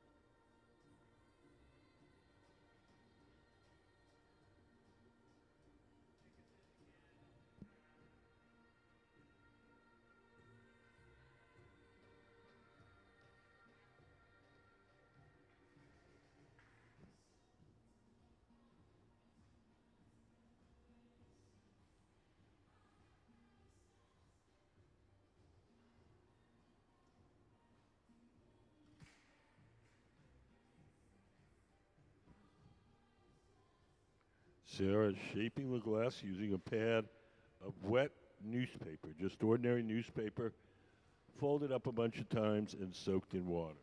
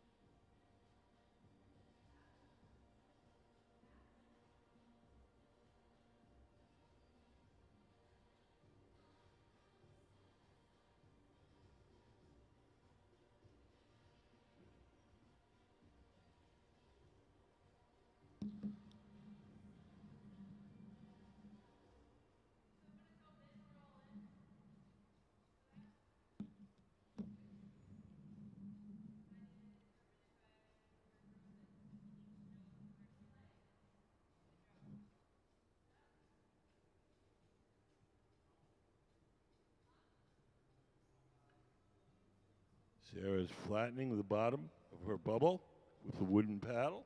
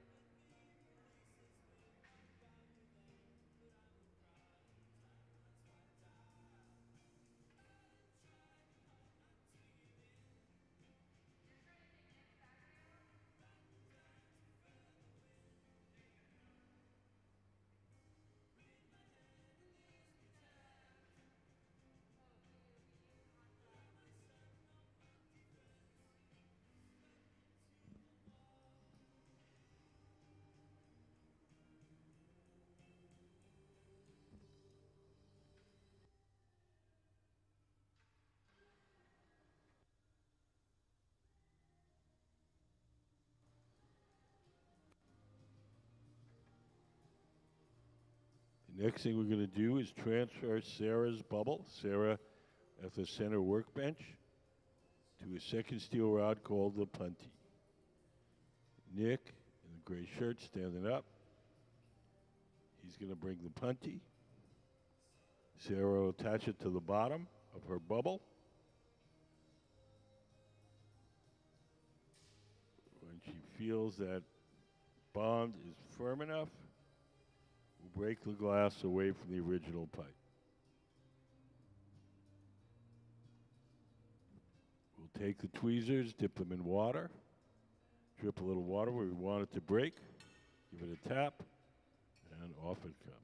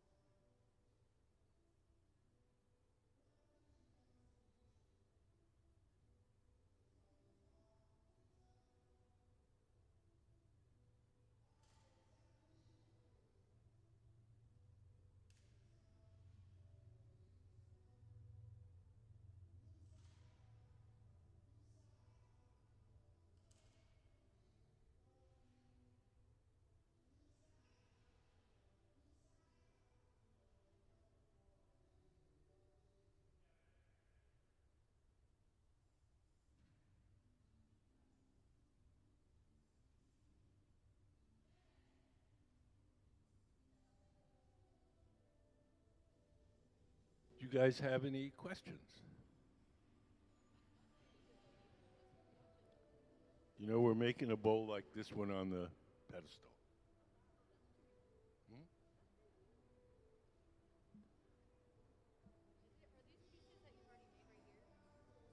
These are from, we have a beginner's class for military personnel.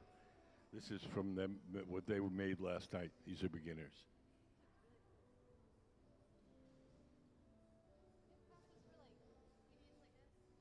What?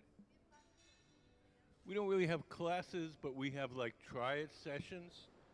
So the kids from the local high school glass blowing program walk you through making a simple object like a pumpkin or a Christmas ornament. So it's a one-off thing. It's not a. It's just to try it. It's not a real class. There's a studio down the street called Tacoma Glass Blowing, and they actually have classes.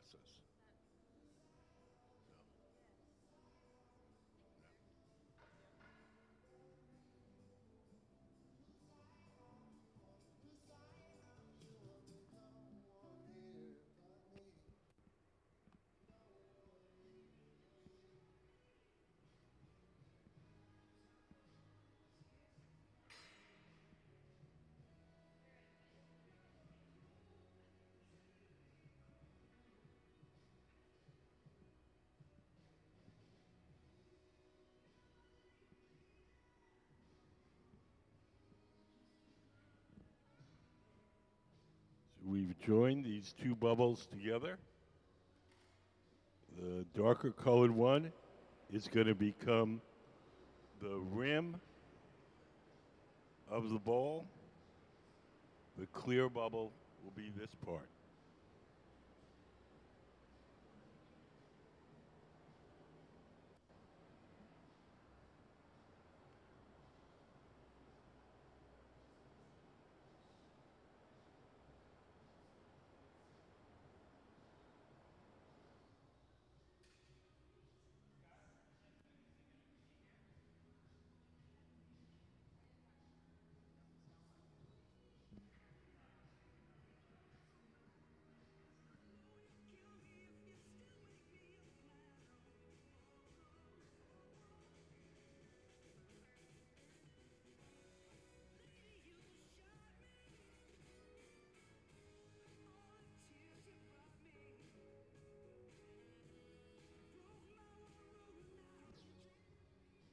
The round oven that they're heating up the glass in is called the glory hole.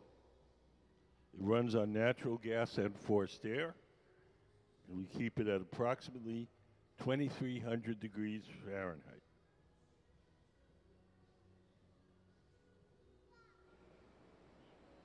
There's no glass in that oven. It's just for heating and softening the glass while we're working.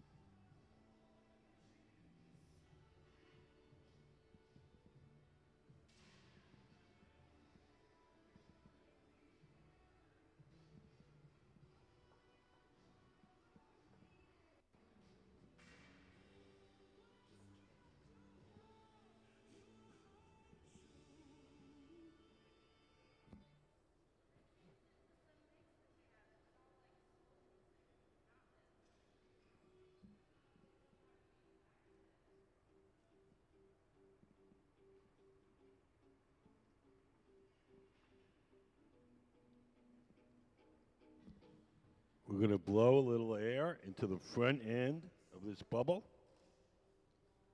We have a tool called the Soffietta. It allows us to blow air into the bowl even after it's removed from the original pipe.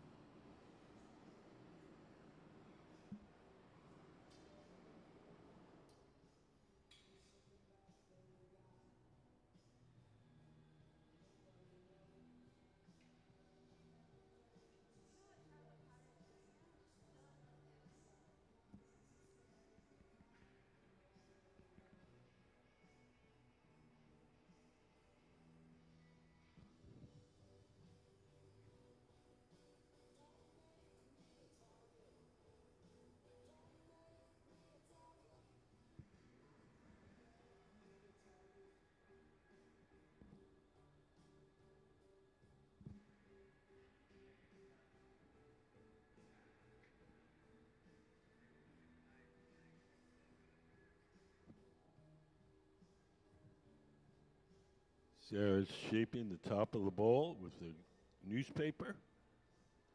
The dark pad in her hand is just folded up newspaper soaked in water.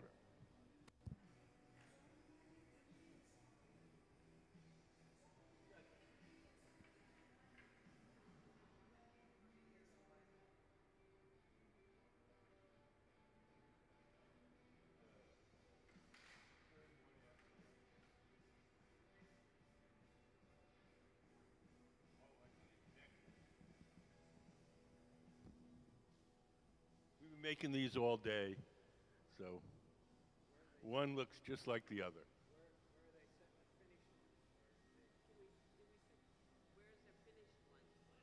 They're in the annealing oven, this oven over here. They've got to be cooled slowly overnight, or they'll break. So as we finish each one, it goes into the annealer. Well, it's a constant temperature all day long, and then at night, it has a little programmable thermostat that slowly turns the temperature down to room temperature the next day.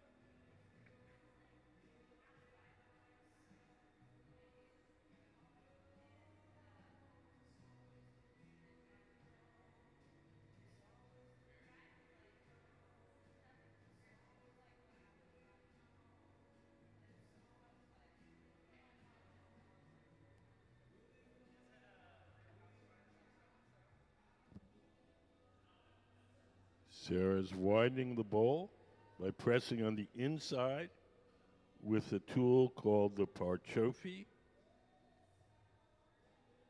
That's not bad. The Parchoffi is similar to the Jacks, except the Parchoffi has wooden blades, the Jacks have steel blades.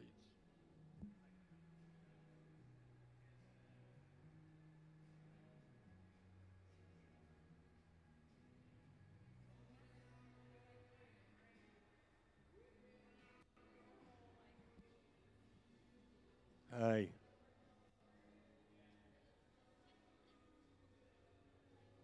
Do you guys have any questions? We're making the bowls that you see on the pedestal. How long does it take to make one? Oh, I think we're about, I'd say 5 minutes away from done. But we're going to make another one. We're just going to keep making them till 5 o'clock. No. It just weighs as much as a bowl in your kitchen.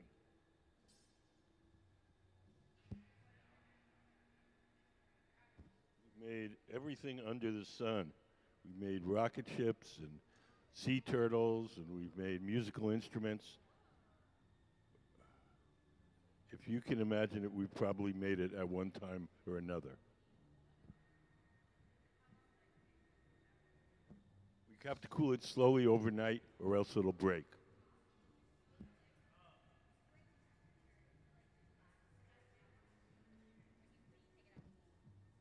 It's probably, I'd say 1600 Fahrenheit.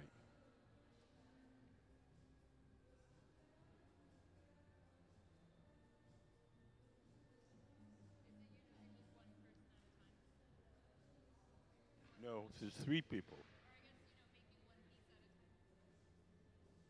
How many can you? Yeah, I mean, what could you do besides make one at a time?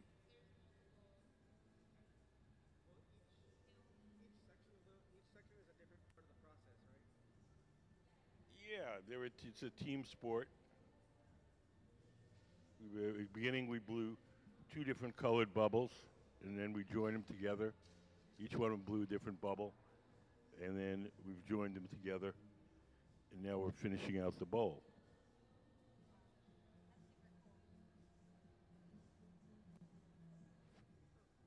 So as soon as Sarah is satisfied, Sarah's the woman sitting at the bench. We'll put it in here where it'll slowly cool overnight.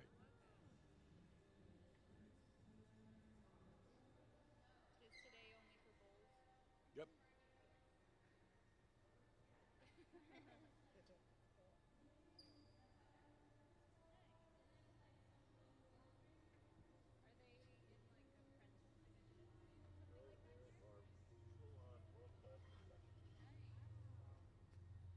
Sarah's been blowing glass for 24 years. Gabe's been blowing 28 years. Nick, 24. We have different artists, but these guys are resident Cuban glass blowers. They work for the museum. This is their job. Some of them, not all of them.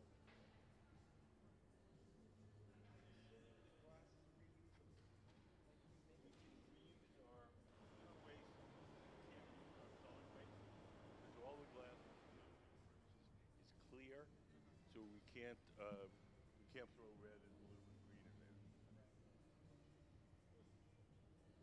No, no,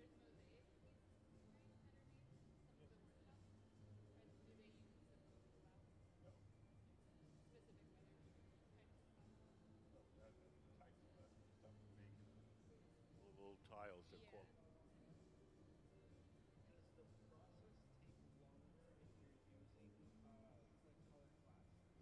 A little bit.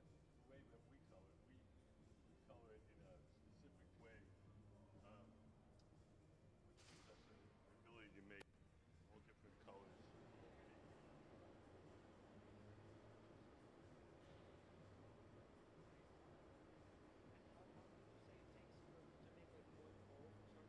It's about a half an hour for the bowl.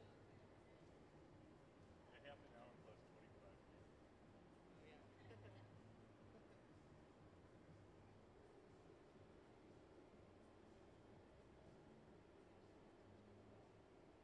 So we're going to take the bowl off the metal rod. We're going to place it in our annealing oven where it'll be cooled slowly overnight.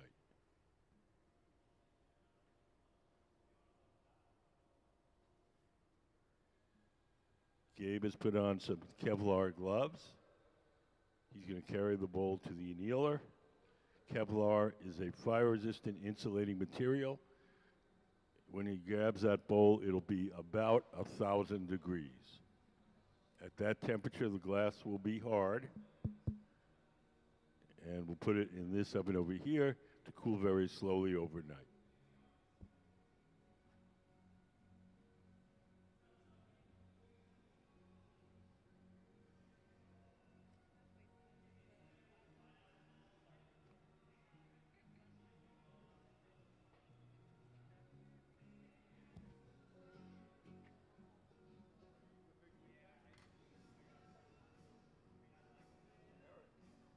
Oh my Late. God.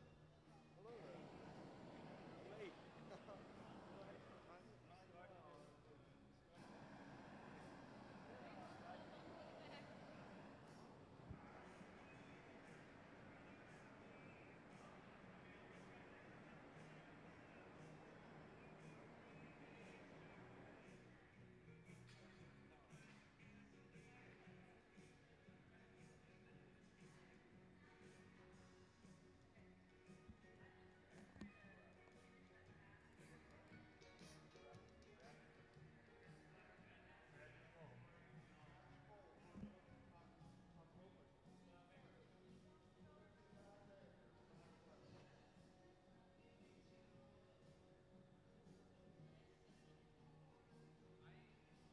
So we're almost done. Sarah's going to heat up the connection between the bowl and the metal rod. We're going to take her tweezers, dip them in water. We'll drip a little water on the joint between the metal rod and the bowl itself. The water will crack that joint, and just a light tap will release it. Here she goes. She'll drip some water on that joint. That'll crack the joint. And she gives her pipe a little tap. We'll take the torch and soften the bottom. We'll take a metal stamp and stamp the museum logo into the bottom of the bowl. Into the annealer to cool slowly overnight.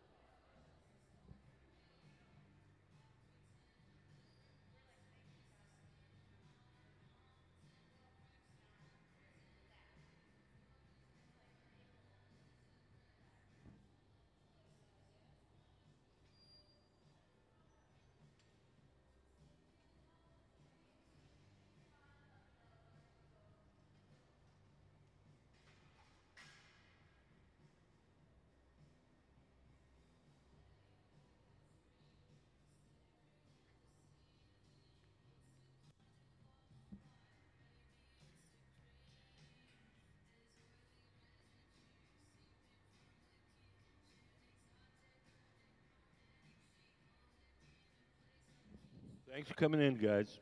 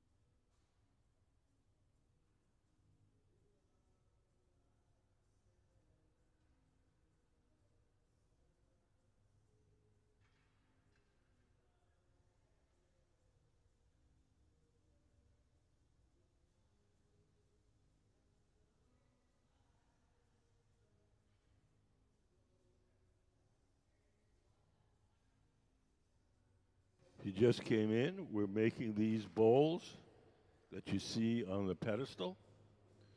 We're going to blow two separate bubbles, one for the rim and one for the body of the bowl, and then we're going to join them together.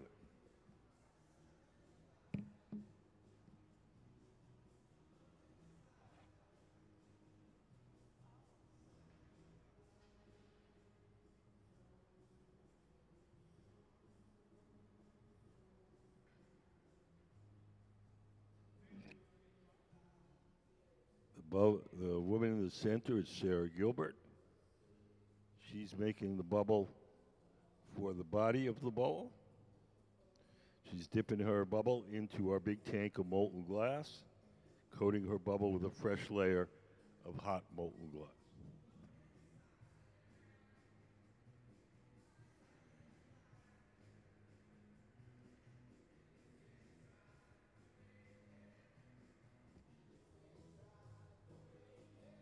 She's taking her pipe over to the pipe cooler.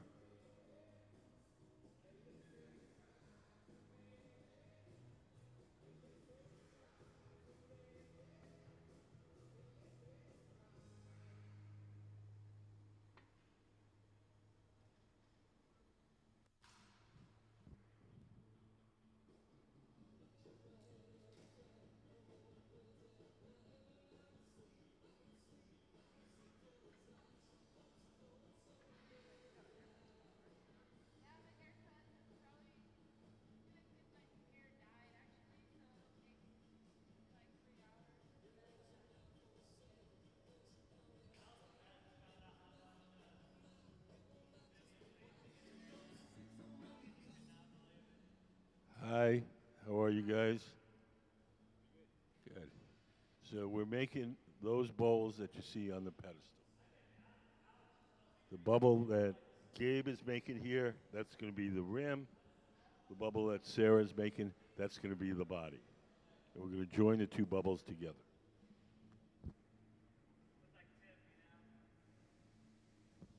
Do you guys have any questions?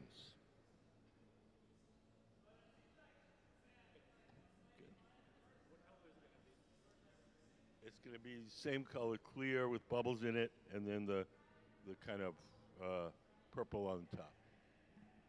Violet, I guess, is more.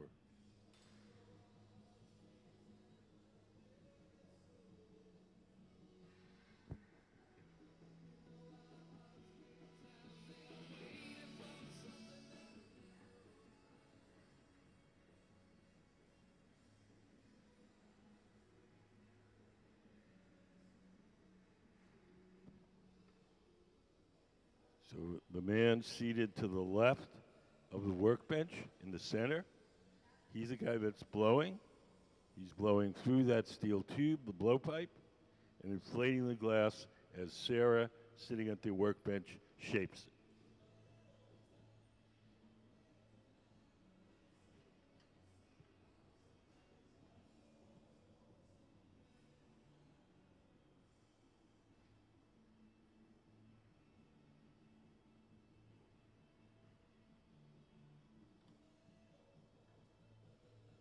Now Sarah's squeezing the glass and making a sharp crease in it. That crease is the place where we'll be able to break the glass away from the metal pipe once we're done shaping.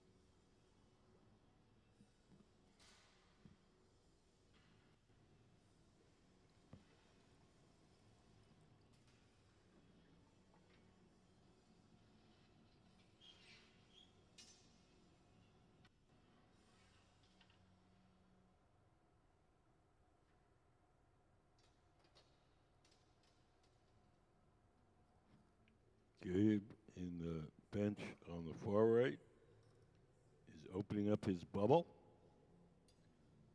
We're going to attach the two bubbles together. When we attach two bubbles with different colors or patterns, it's called incalmo, I-N-C-A-L-M-O. Can we put up the incalmo drawing?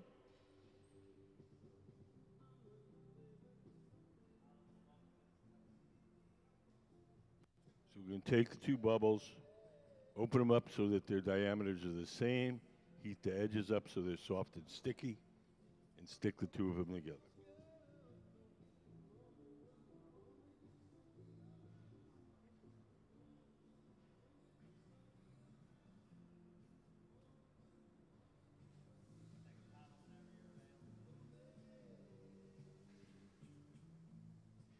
Thank you, Chris.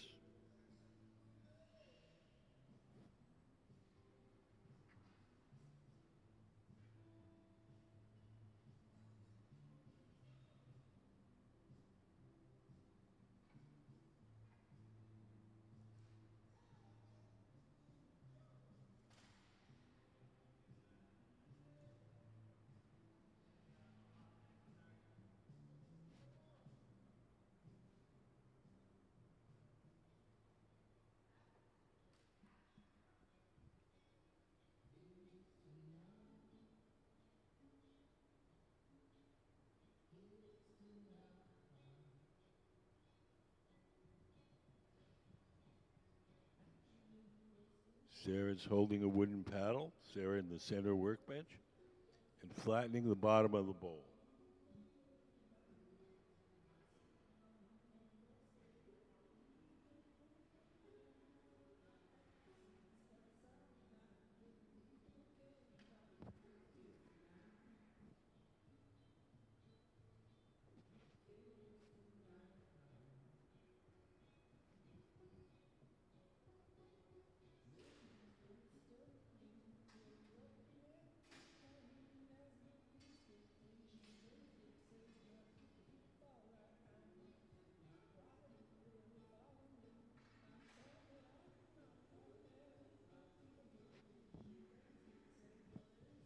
The next part of this process is to transfer the bubble that Sarah has from the rod it's on now to a second steel rod called the punty.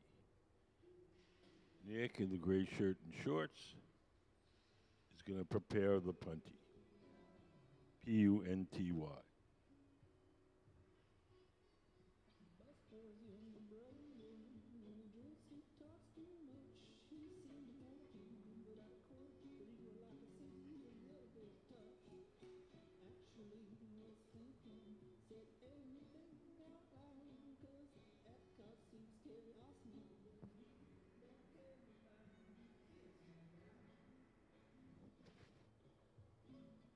Nick's going to bring the punty to Sarah, and Sarah's going to attach it to the bottom of the bowl.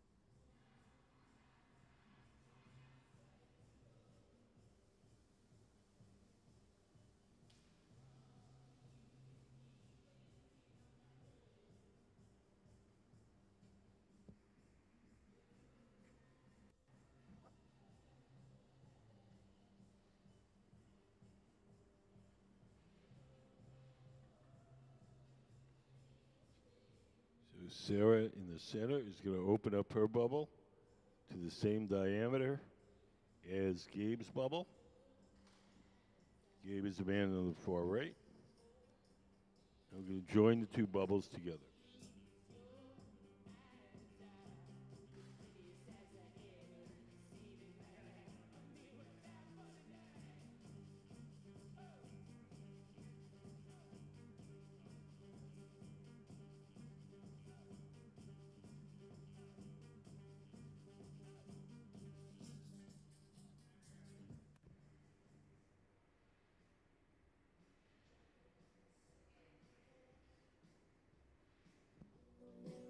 So here we go. Hot glass sticks to hot glass. We press two bubbles together. They'll be joined forever.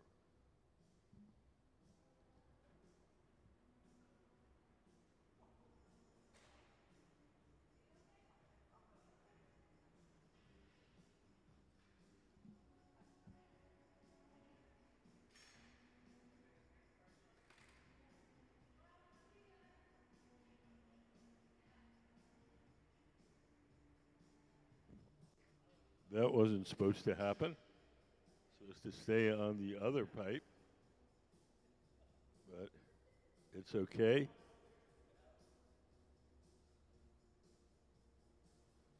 We'll fix it.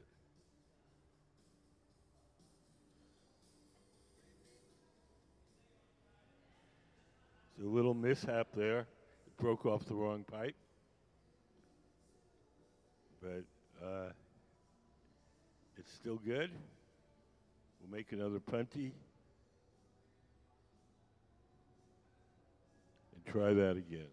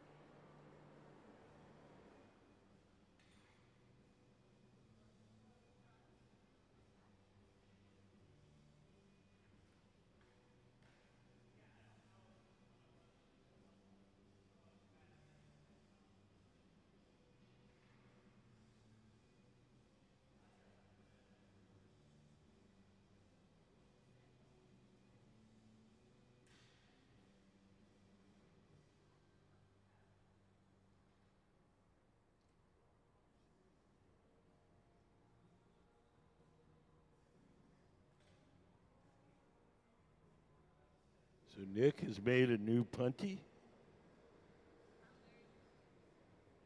Nick in the gray shirt and gray shorts.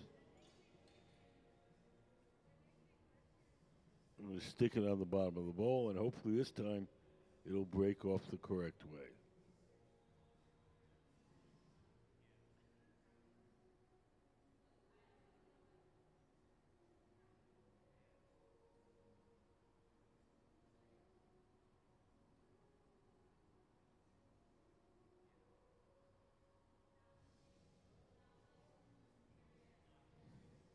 Sarah's going to take her tweezers, dip them in water, drip a little water where she wants it to break, give the pipe a tap, and we're on the right track again.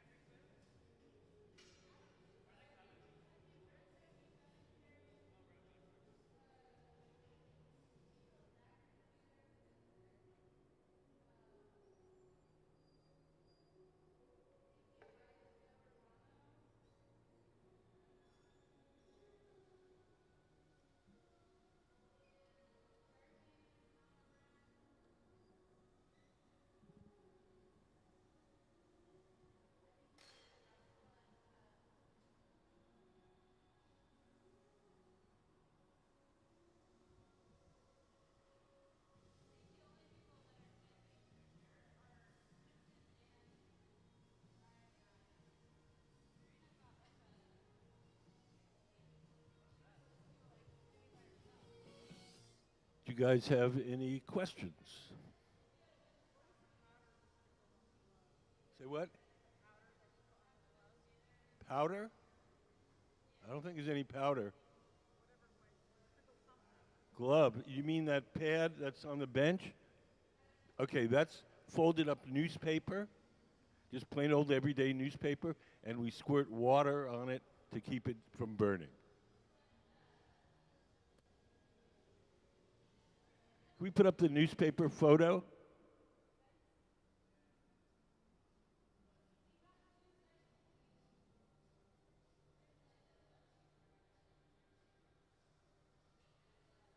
So it's just regular, everyday newspaper folded up a bunch of times and soaked in water. A new one is on the bottom, and the one that's been used a little while is on the top. The water bottle is just this funky old bottle that's been sitting around.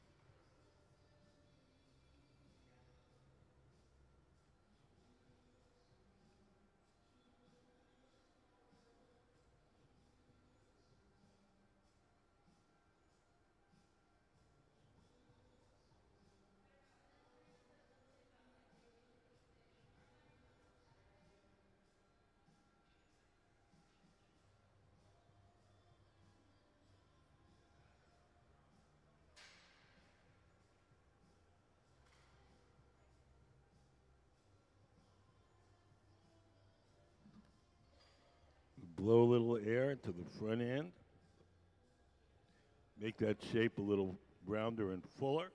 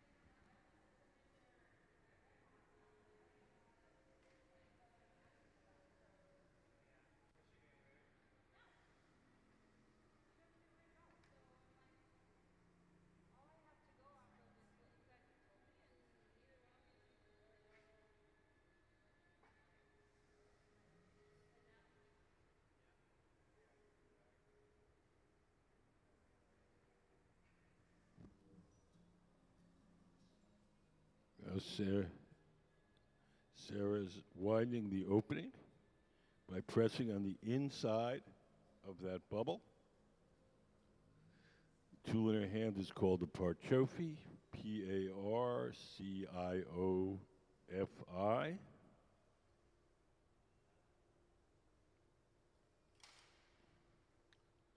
Slowly but surely, she's going to coax it out to the bowl shape.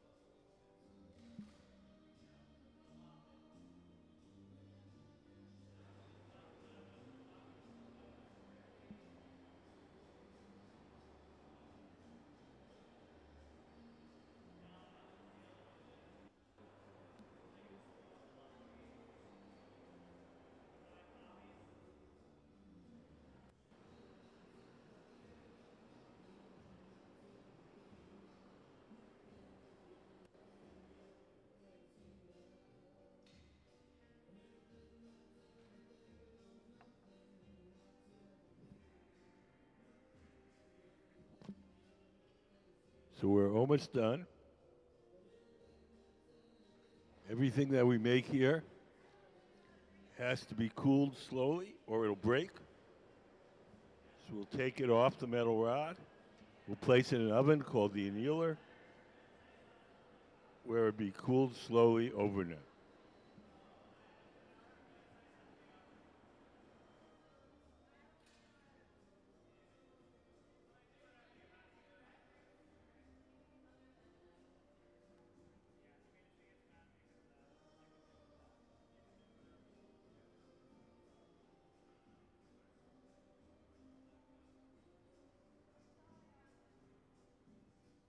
We'll drip a little water on the joint between the metal rod and the bowl itself.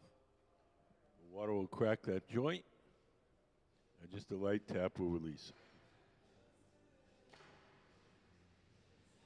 We'll soften the spot on the bottom of the bowl and stamp it with the museum logo.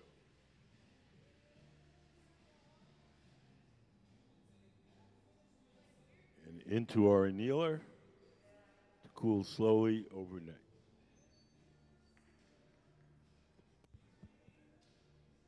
And that concludes our demonstrations for today.